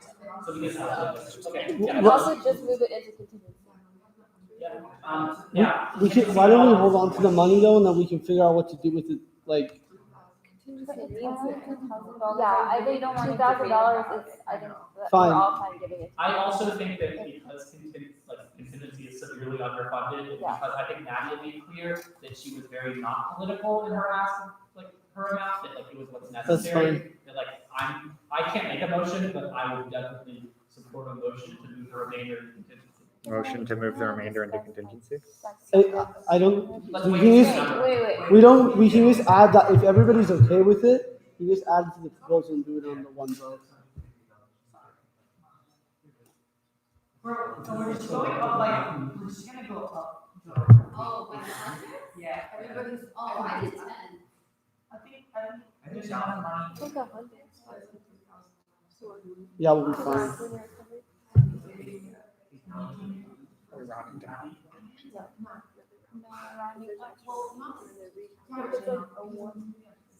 Ryan, do you want the $200? I was specifically looking at which You got 200 for your office, but I don't know if that's moving everything. I'll take it. Okay, so just, okay. I was just wondering.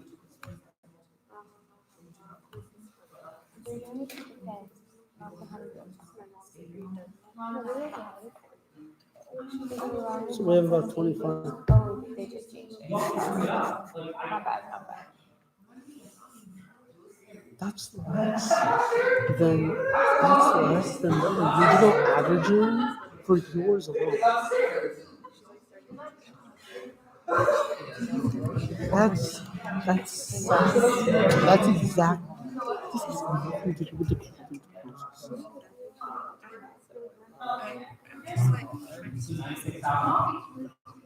Why'd you think I'm going crazy?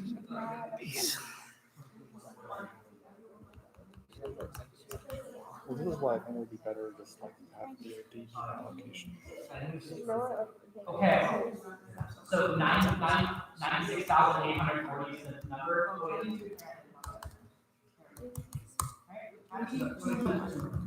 97,000 is the number. Okay.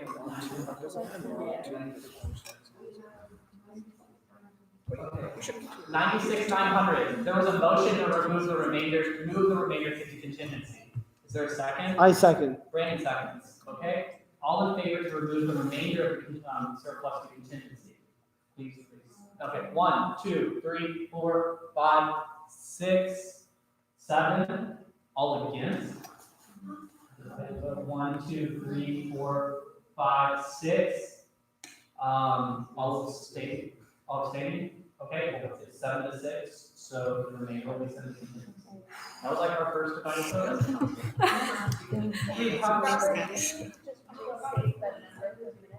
96,900 has been allocated from surplus to USAC entities. Oh, we didn't vote on that though. We have to vote. Yeah, we have to vote.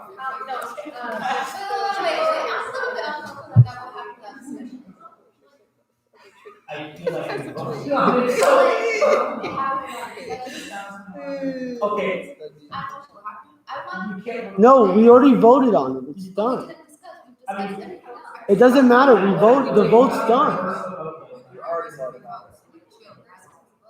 That's why I'm engaged. Does anyone want discussion about it? Because I would love to discuss it, but I'm also. How about we first vote to approve the surplus application, which we have not done yet, and then we can go back to this.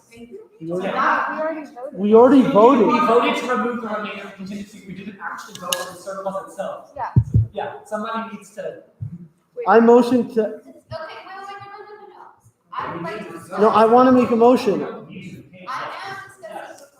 Okay, I would like to make whatever.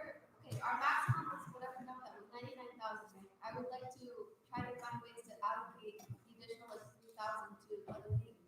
We already voted on it. We can't do anything. I'm saying like we didn't discuss. I made a decision because I was against it, but like I would love to discuss. So you would have to motion to undo the vote, which you can do if that I not do otherwise. Okay, I would like to motion to undo the result of the last vote.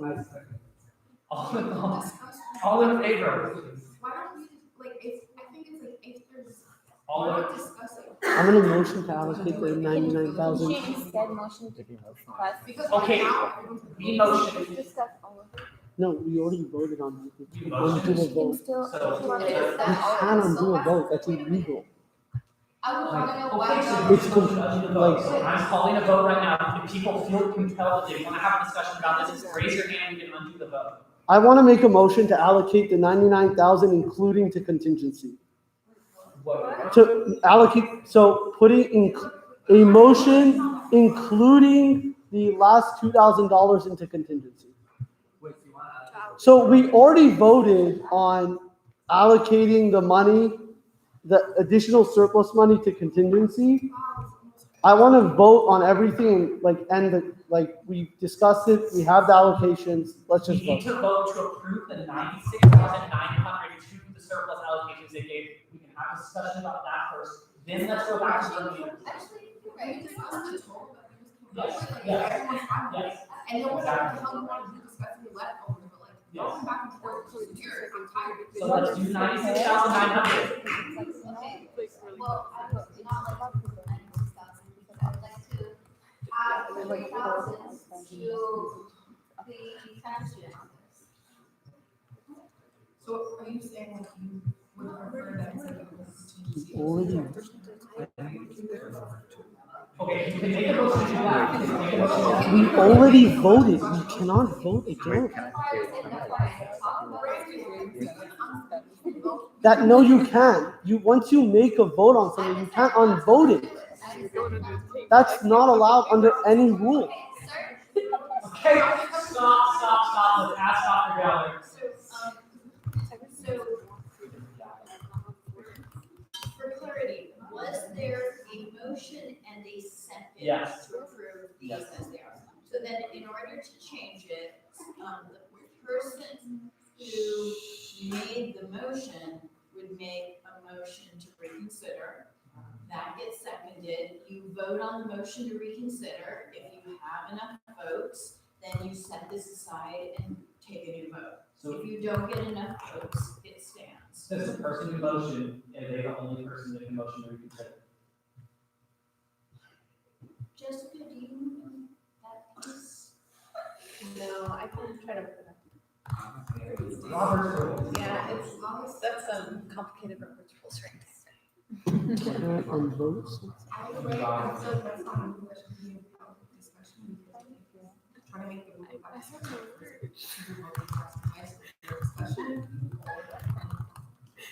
If we're discussing.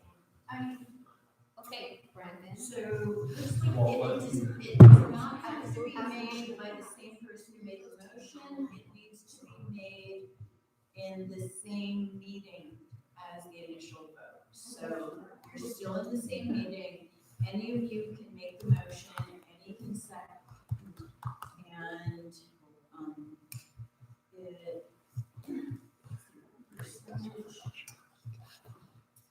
No. I'm gonna sue this if they try to do this. It's just offensive that people actually think they can undo a vote. Like it's not. Okay, so. I was gonna ask, Brandon. I made the motion, I think, I'm so, asking you a question. sorry. Sir, you motioned to move whatever remains from whatever we didn't allocate to surplus into contingency, right? That one already got approved. I believe so. Yes, that's what I am confirming. So I still am going to negotiate, whatever money is left over from surplus. And if But there's- let me make very clear, because I don't want there to be an issue here. If there's a second vote, like I would consider that like against our bylaws, unconstitutional, and I would make an issue out of it. I just think it's unethical to have a second vote on something that we already voted on. I didn't even get to what I was gonna say. I said, I still wanna discuss that, and so like, I actually don't know if this is, okay. If I still am able to negotiate how much money is left over after surplus, we allocate this, or how much, okay. So let's say I wanna give the $3,000 transfer, and there just happens to be $0 left over, and nothing went to contingency, right? No, because it already would, no, that, whatever the amount is left has already been put into contingency. We've already allocated 2,100. We did. We voted to allocate it. We voted to allocate it. It's not an issue of debate. We did. Okay, I'm gonna make an opinion, I'm gonna say something. I think that we should, because Joe brings up a valid point, is that let's say we negotiate and then there is no leftover, then it kind of fucks us over. So I think we should, and not because I don't support this, because I do support contingency giving funding. I just think I do think we should undo it and do a redo vote so that we know what the leftover is before we vote on it. Robert, I just think it's unethical to re-vote on something. Period. I agree that it's untraditional and it hasn't happened. It's not untraditional, it's illegal. No, Dr. Miller just. Of course it's illegal. You can't allocate money and then unallocate money. Dr. Dillon just looked up in other schools. And The money has already been allocated. We cannot unallocate the money. we have allocated. Jessica. I just want to clarify because the way that I heard the motion, the second and the vote was the remainder of whatever's left from surplus to go to contingency. So the remainder of the 99,000, right? Yes. Which We is just why I voted asked it. for a specific number because SGA can't, the leftover doesn't really mean anything unless everything else has been voted on. The rest of your 99,000 has not been voted on. No, so actually, no, we I'm just, saying, I don't think you need to reconsider that vote. You can leave it as it stands. I think now you need to go deal with the rest of the proposals and vote on that up to 99,000. If it hits up to 99,000, there is no remainder. so, and this is actually like a problem I just realized we might have just caused for ourselves. Did we just allocate, like unintentionally, $99,000 to contingency? No.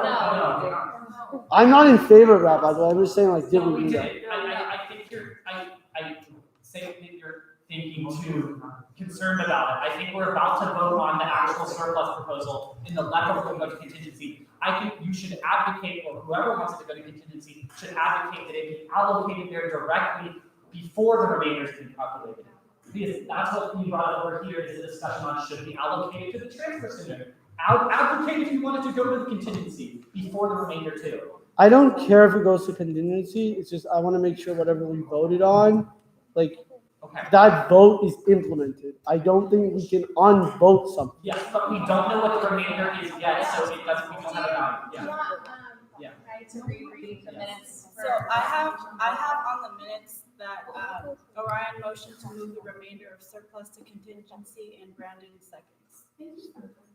So we have not voted on what the surplus allocation is yet. Yeah, Carl. So my understanding, I just so we moved it, we physically moved it and changed the number, but we have not allocated. We have not voted that this is the final number. So we moved it, so our discussion or negotiation starts with these numbers now. But that Okay. does not mean how that's what they end up being. I like that. Okay, Thank you. so let's start with 96,000. Okay, so I started off and I'm gonna give 3,000 additional funds to the transfer center. There isn't 3,000. Let's not go There is not You have to say you want to move it from No, somewhere what to are your somewhere else. I would like to change the transfer center's amount to 2,100. No. You're adding 2,100 to the transfer center. Okay, let's continue. Your food's coming. Do we want to like first establish? I haven't had Because I anything.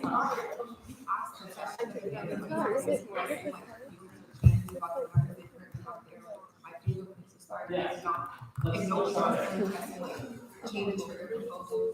Okay, so do we like the 96,900 that was allocated through the Google form? Do we like the numbers for each of our proposals, or is there an incredibly pressing concern? Yes. I would like to make group, motion for really class $7,000. Just harmonize Okay, how do we feel, let's keep raising our hands, how do we feel about that? Kim just said that she thinks $400 should go to Books for Bruins to increase it to $7,000. Wow. What do other people think? Can you say that again? She wants to move forward, or to increase, Books for Bruins an additional $400, so that it's exactly 7,000. Well, where would that, Instead of 6,600 right now. So how is this working when we're saying yes or no, we're moving money from where? Or we're just making general requests and then seeing if we can cut? So we're adding money right now up until the point where we hit the threshold.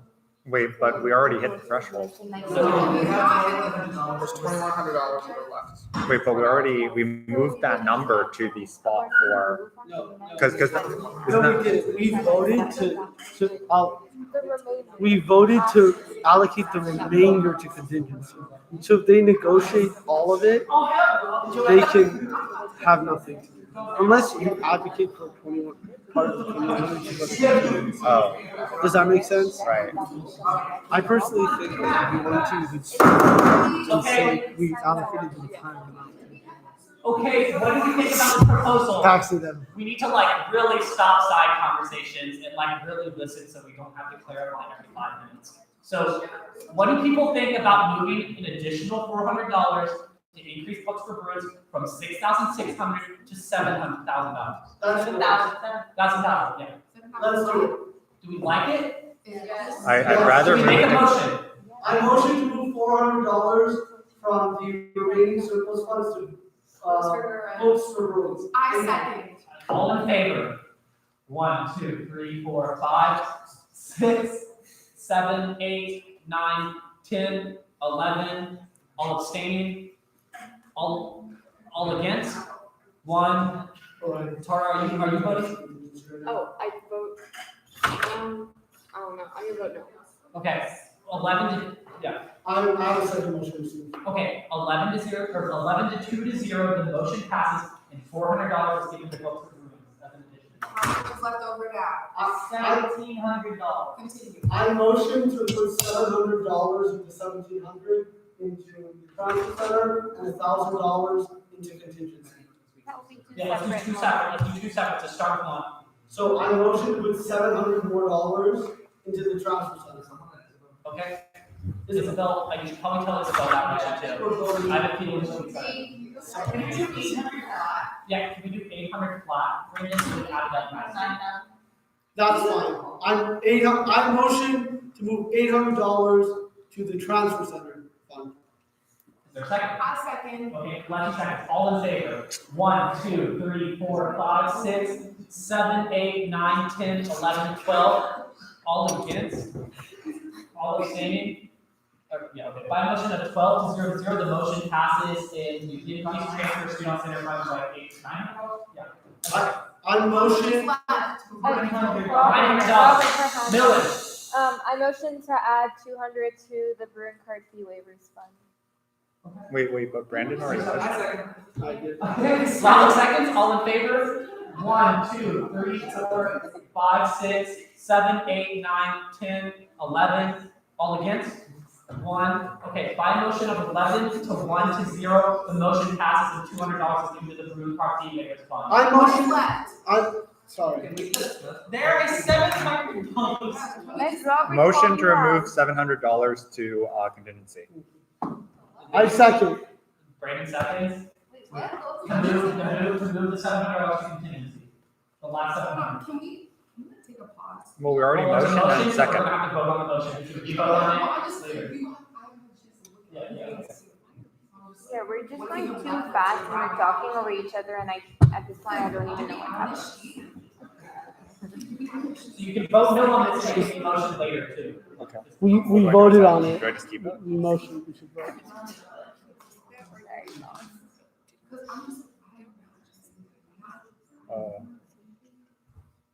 I can find it. I can always just give it back to you like tomorrow or something. Okay. So there is a motion, so I'm gonna do a vote. Is there a second for the vote? There's a motion and a second. Let's all. All. You can vote no on this and you can vote motion again. It's really not gonna vote. I just have to do a vote because it's a motion. So all in favor? 1, 2, 3, 4, For 5. Contingency. Okay, 5. All against? 1, 2, 3, 4, 5, 6. Okay, the motion doesn't pass. Why is contingency the only one that needs discussion? I'm gonna ask if, as we can just round back to 2,500.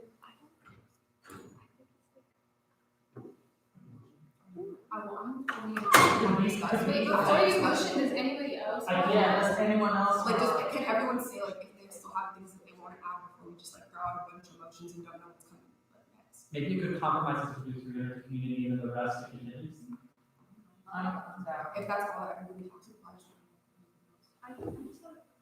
Ryan, would you be willing to give up the 200? For Your office space. for contingency. Contingency. To put it in contingency? So that would be 500 and 500, correct? For community and. So 500 for community and 500. 300. Well, I feel like, I just want to round that to 300. Oh, sure. 300 to I'm community just and curious 400. about like $1,800 allocation to pay your office.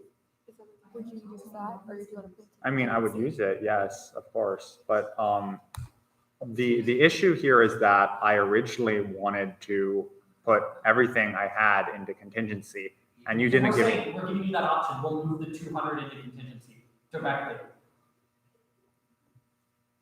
I think this is kind of like an opt-out for you guys right now because you don't want to put the value that we currently have on the table, so no.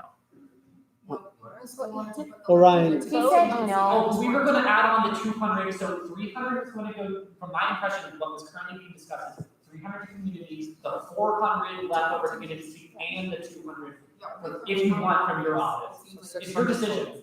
No. Can you, So then that's, he said no, let's just move on. could I, Yeah, okay, Brandon the Millen. why, I still think though that the remainder can go into contingency. We can close this out and vote on the entire thing and call it even. Okay, so we should just vote, right? Yeah. So, one motion? I motion to move $300 of the remaining surplus to community. I second. All in favor? 1, 2, 3, 4, 5, 6, 7, 8, 9. All against? 1. All abstaining? 1, 2. Okay. By motion of 9 to 1 to 2, the motion passes and $300 will be moved to community. There's 400 or 500 There's left? 400. Motion to move 400 to contingency. Okay, is there a second? I second. Okay. Sorry. 400 contingency now. All in, so $400 to contingency, the last 400. All in favor?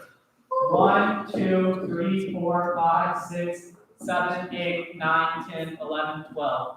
By motion of 12 0 to 0, the motion passes, and the remaining 400 is allocated to contingency. Good job. Okay, Brandon. I motion to did we allocate this? Wait, before you motion, actually, are you really gonna use? We didn't, what? We, We finished. no, we didn't allocate this thing. What was the decided in this? Yeah. No, we allocated the remaining. We never actually. So now we're just gonna vote on everything. No, we need to vote on. Ryan, people are just, Ryan, I think not Andy's just trying to ask, like, are you gonna use the $200 to like compensate your staff? Yes, I will Okay. compensate my staff. That's what he thought. Or is everything approved? So we just. So we're gonna approve that We can approve everything to USAC group. as a whole. We Yeah. can approve as a whole to USAC entities. Okay, so are we prepared for that? Wait, what? Okay, so we're doing like the final vote. Now that we have a proposal, everything being allocated. Are you sure you would have made Actually, a contingency? hold on. I do think that you should read the total. Okay, per proposal. The total is, I'm gonna go through it. Yes. Okay. Bag, 3,400. IDP partnership fund, That's 7,200. why I figured True Bruins raise, like for a 1,400. different process. Office of President pay, It 3,000. is what it is. Transfer center But I funding, think like, 9,000. do you know what I mean? Books We for do what I'm Bruins, saying. 7,000. I know that's not. Contingency programming, 15,700. VOD fund, 8,000. Like I think. Gym rat 2 it's office just- pay, 200. Like, Student I organization, got food, free food code fund, 7,000. Community, 22,500. CS mini fund, 7,000. FSC office pay, 1,200. Reproductive Justice Health Center, 1,600. Room card fee waivers fund, 2,000. International Student Representative office pay, 2,800. And that adds up exactly to $99,000. Yeah. I'm ready to motion if everybody else is good with it. Okay, yeah. We can take a minute. Is everybody feel good? Tara, yeah? No, I'm fine. Okay. Well, I feel like we should still be putting more in contingency than what we're currently doing From your office? from everyone. Do you have a proposal? I would intend to, I just- but thanks for bringing it up. Just someone want a motion? Orion, Mike, I think we don't have, it seems like we don't have the votes at the council table to move more money into contingency. Unless, Motion to approve all of the surplus allocations. yeah, we have to say a number. 99,000. I second. Millen motions, Kalechi seconds, all in favor? 1, 2, 3, 4, 5, 6, 7, 8, 9, 10, 11. All against? 1. All abstaining? Okay. By a motion of 11 and 1 to 0, the motion passes and surplus is fully allocated for $99,000 to USAC Meetings.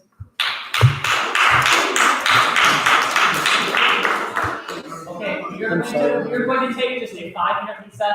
Please be back then. Do we,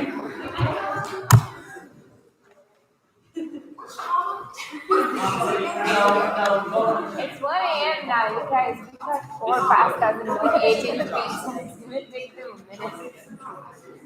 Yeah. Are we on a break? Yeah.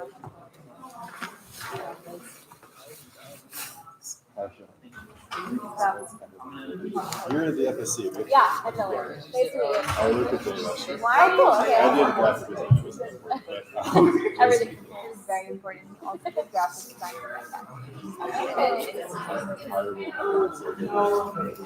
why? I have a meeting until 9:30. And I didn't see any notifications. Oh, So I thought it'd be like a 15-minute ordeal. Like It's pop 1 up. a.m. See you, see you, and out. Yeah, long time. the limestone. No.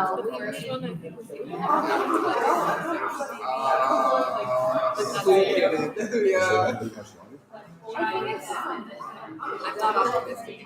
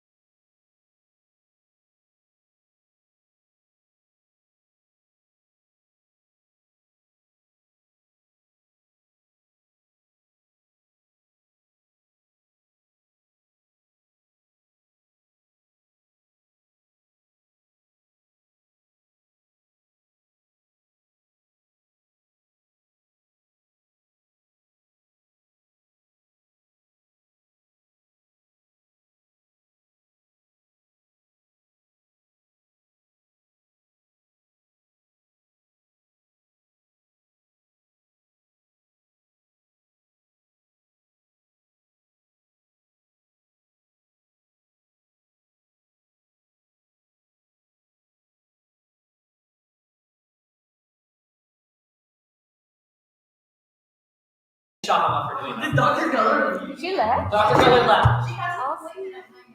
Yeah. I have class at 8 a.m. Sounds like no excuse to me. Okay, let's not, okay, let's not. I have nothing against her. Let's not. Let's just move on, it's fine. Moving on. We're still here. Okay. Somehow we didn't slip out the door. Oh, are we going into executive session? No, so we're going to sackcloth first. Okay. We have more for sackcloth? What do you mean sackcloth? I thought we already. Maybe last one.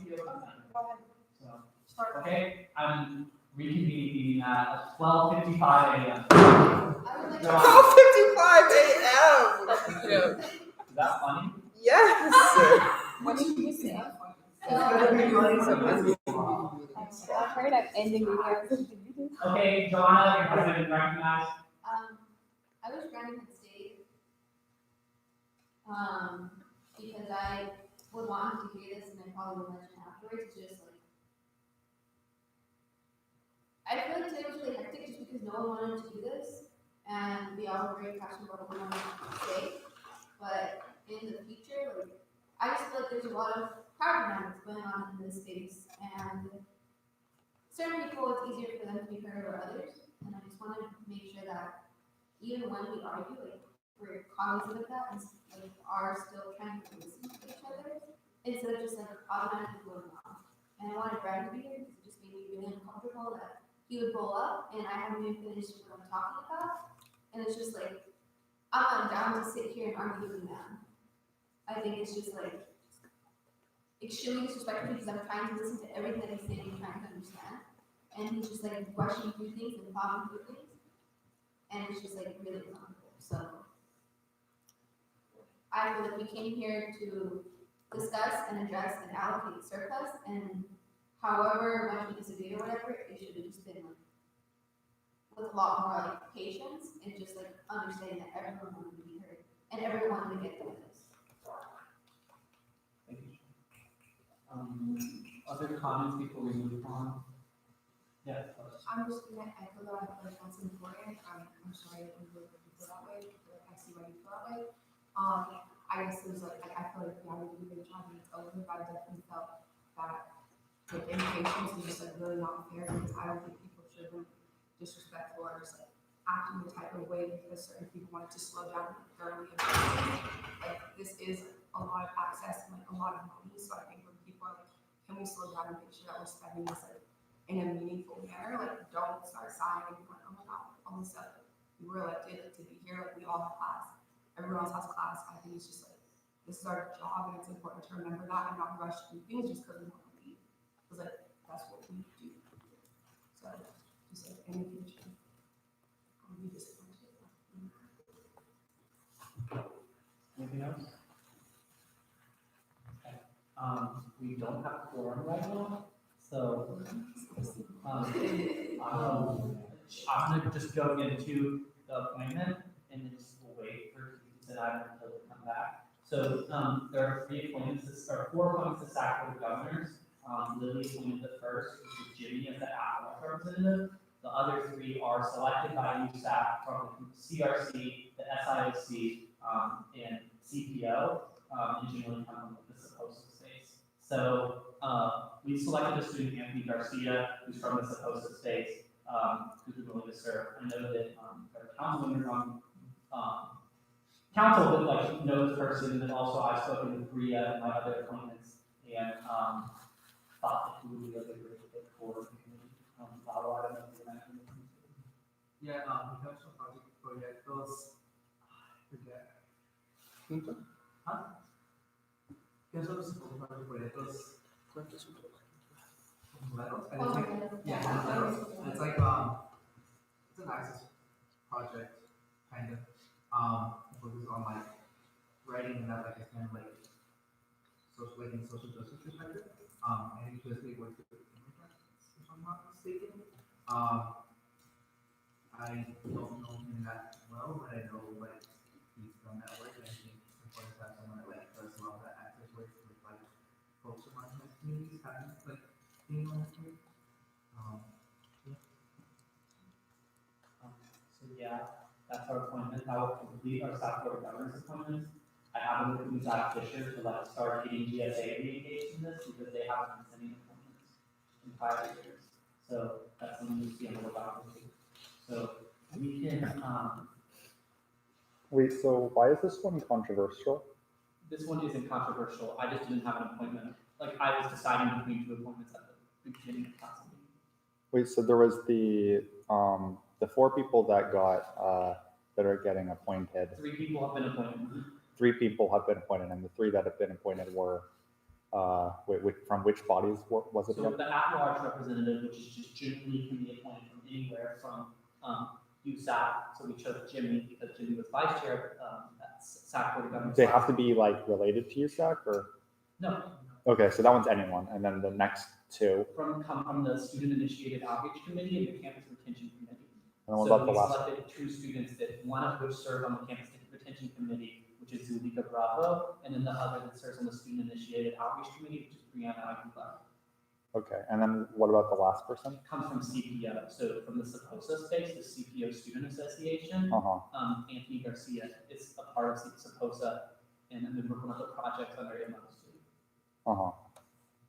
It's not Oh, no, it's just a project. Oh, okay, okay. So it's And- just and a so CPO project, not an MO project. So they've worked in CPO. Yes. Okay, and is this normally how it's done? So no, but that's normally because they have not even sent them to council. They just go and serve without council's approval. Who does? Oh, These members. Of People show up to SAC Board of Governors and sit on SAC Board of Governors without USAC approval. and then so it's like in our bylaws that we have to approve of it? Or? Yes. Okay, and usually who's the person that does the appointments? So Lily does the at-large one because council hasn't taken charge of doing the other 3. It was done sort of on my end with coordination with Lalo, Lily, and other folks within CRC and SIOC. But it's not my appointment; it's a council appointment, which is why it's like a consent item for that council. Which almost all of our appointments are council appointments; they're not office appointments. Then and also, so why was everyone like upset about this in the audience?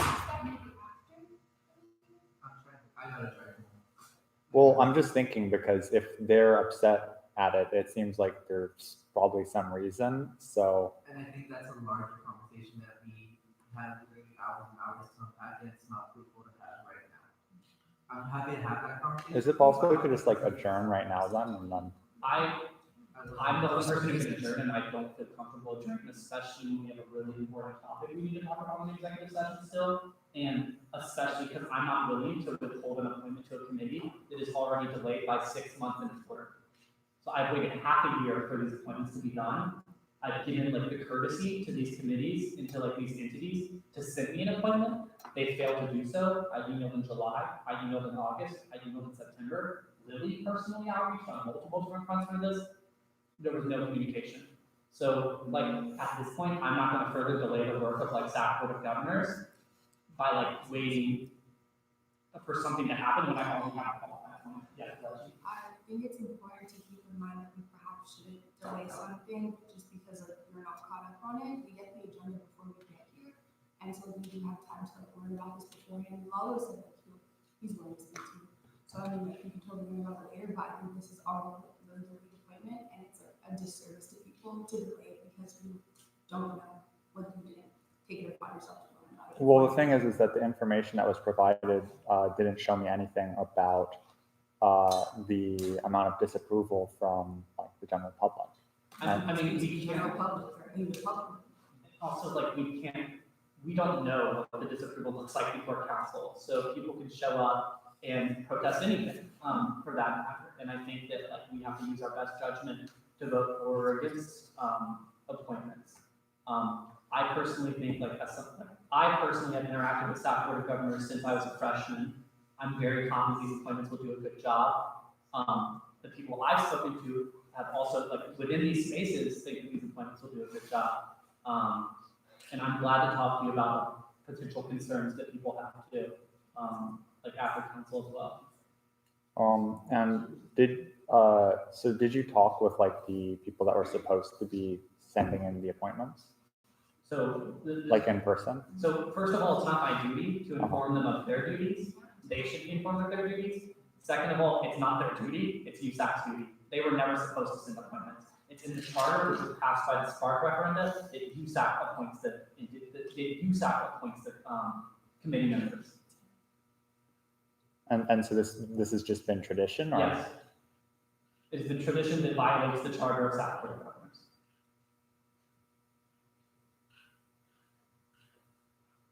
So I can also, it's already been shared in the group me actually, the charter. If you want to look at that, the part that says like the USA shall appoint 4 appointments to the SAC Board of Governors, it names them too, so. At this point, I'm just waiting for quorum. Can we do our officer? Yeah, we can. So we can come back to something come in, yeah, so I need to be your first up. So the off-campus food fair is happening next Tuesday from 10:30 to 2:30 at that ballroom. And then the True Blue and Race Fellowship nomination forms to be on the 7th. Okay,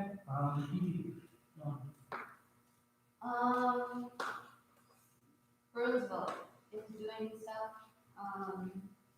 They have their first kickoff meeting this Thursday. We'll be flying all week.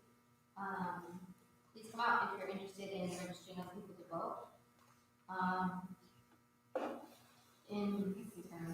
Indirectly, eventually we'll get around to census work as well. So if voter registration is not your thing, I feel like census work is equally, if not more important, because these are things that get decided for the next 10 years of literally our lives, whether we're students or parents, or just the future that we live in this country. So if you're interested in that work, I would still recommend that you show up for the voter registration stuff this Thursday, because they'll likely be the same people working on the census stuff. Moreover, regarding Bruinsville, if certain communities or certain other organizations are interested in collaborating with that kind of work, because you want to see more people from your community coming out and voting and making sure that their voices are heard, encourage them to talk to the meetings as well. We have a Facebook event on Facebook right now, and so you can invite them there.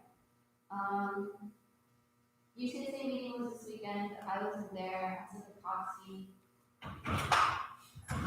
I don't think anything important really happened. It was relevant to you all. The only thing that we're gearing up for is the next Regents meeting. I don't know if you all know if there's a Regents meeting going on today about the president, next UC president being selected. But I didn't go to that, so I can't tell you how that went. But I will. But for the Regents meeting, they will likely be talking about raising tuition, since students did not support the cohort-based tuition model. So that's their own solution to stuff. So I saw that Millen shared a petition for it, but it's not the same petition that UCSA is using, so I need to ask her where that came from. But please fill out the UCSA one, because that's the one that we will officially submit to the Regents for public comment. And those are kept as like public official records. So once I share those graphics, we share those. Last thing, we have like 4 or 5 different confirmed lobbying trips for different communities this year. Certain people in my office have also voiced that maybe there should be more, but as you know, office funds are limited, so I don't know about that. But some confirmed lobby trips are a Black student lobby day, a transfer student lobby day, a basic needs lobby day. We have our DC lobby trip. We have our Sacramento trip during spring break, and we may have additional ones according to recommendations made by the GRC. So there will be multiple opportunities to go meet legislators, etc. And so if you're interested in doing any of that before you graduate, most of your seniors, you can sign up for that. And I will show bias. But if there are other students that you think are interested in participating in any of that, please encourage them to apply, because these are really like, we're covering the funds, and they're just really great opportunities for opinions, some different issues that are important and that people should know. I would say those are the most relevant things that are going on in my office right now. Of course, there's other things going on. I would say those are the most upcoming.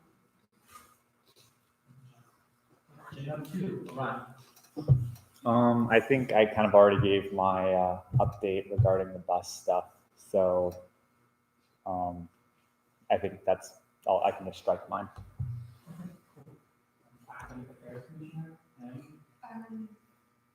Yeah, I just wanted to say books with villains is currently distributed.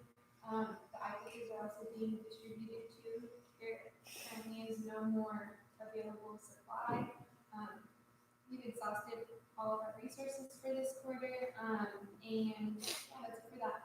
And we have the ability to meet with UCLA Library, and we're currently launching a new collaboration between PAL and AAC, and really just focusing on the academic resources, spaces, and potential like advocacy efforts that PAL and AAC can partner together on. So really looking forward to doing that, and also expanding our reach within the libraries in general.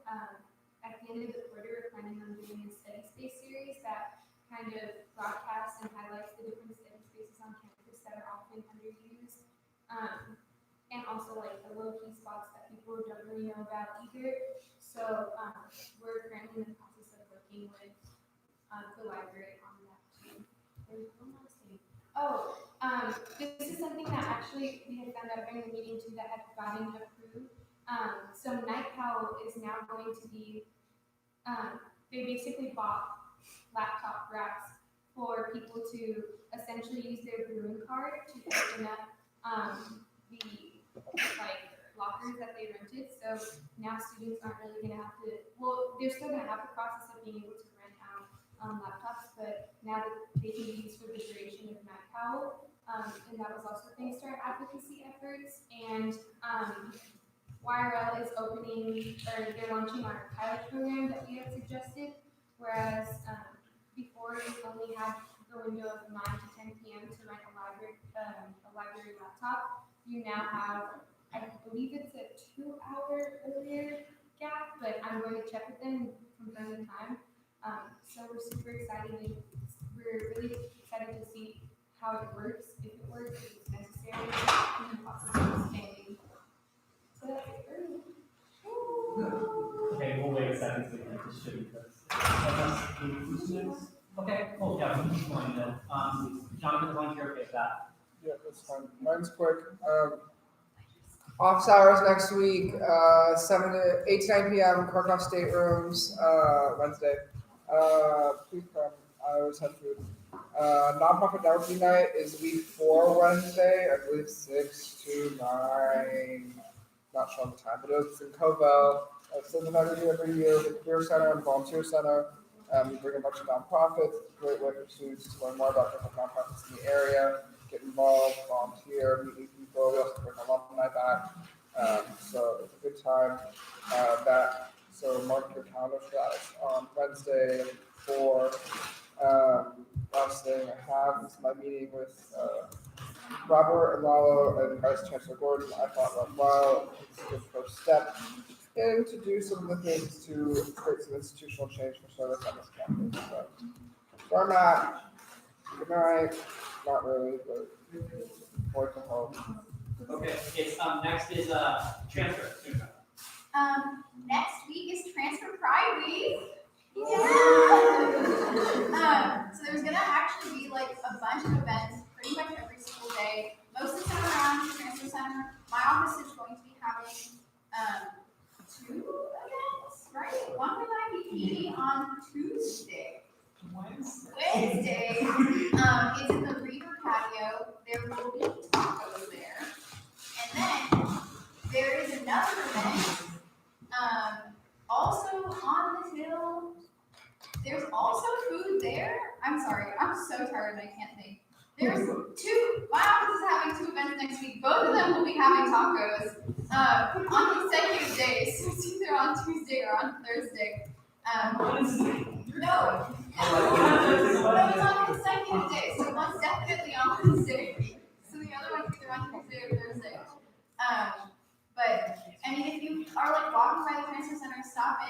write a nice note on the wall or something, or like participate in some event. It's really cool. Also, in reference to Joanna, we are having a transfer lobby day, so we're picking people to attend that event. If you know a transfer who you think like should really be lobbying, just message me like their contact info so I can get in contact with them and get to know them. I would really love a transfer from like some of the spaces that I don't think Fletchy are part of, or even like follow, like what? Stop. But yeah, I think that's pretty much it. Any good about ISR or? Sure. Oh, hello. What is this, officer board? Okay, I'm gonna keep it real quick, just one thing. We're doing a spring celebration event in, week 4 at Bruin Plaza. So if you guys know of any arms or any communities that celebrate spring celebration, also known as the Chinese New Year, please let me know or let them know that the event's happening. We're like collaborating with about like 7 to 8 cultural arts who celebrate that. So yeah, everything else can be done with that. Thank you. Okay. We're gonna move back to, okay, yeah, ours is definitely gone. SACBOG appointments. Does Jessica have any updates? Oh, I'm so Fernando? sorry, Jessica. Thank you. I keep skipping. I'm good. Thanks, John. Yeah, you can impeach me. Okay, so SACBOG, Anthony Garcia, Orion, do we generally address like what you were asking about why we're doing, why council is intervening in this way? Sort of, but I still feel a little bit uncomfortable about it. Okay. Yeah. It's not a motion, it's just a consent. So, it's, yeah, this is the point. So I'm gonna get a question about Anthony before I appoint him SACBOG. Okay, well, is there any opposition to Anthony Garcia's appointment as the CEO representative of the Student Activity Center Board of Governors? Can I motion to delay? Can you what? Can I motion to delay? You can raise opposition. At the point where he raises opposition, It you have to. turns into a roll call vote, an action item. Okay. So if you raise opposition, then it turns into an action item vote, and then we're just gonna vote. So if you want to Okay, raise why opposition, not? you can. All right. Okay. So now we're going to do a motion to vote. I motion to appoint Anthony Garcia to. Okay. And seconds, all in favor?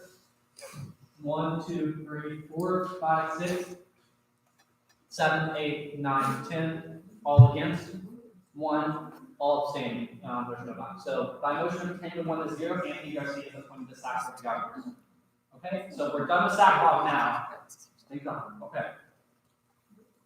We are going to move into executive session on a personnel matter now. So because of like the safety of this person and like all of that, I'm going to just move into it. Is there a motion? I motion to move to executive session for a personnel matter. Okay. I second.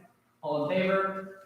1, 2, 3, 4, 5, 6, 7, 8, 9, 10.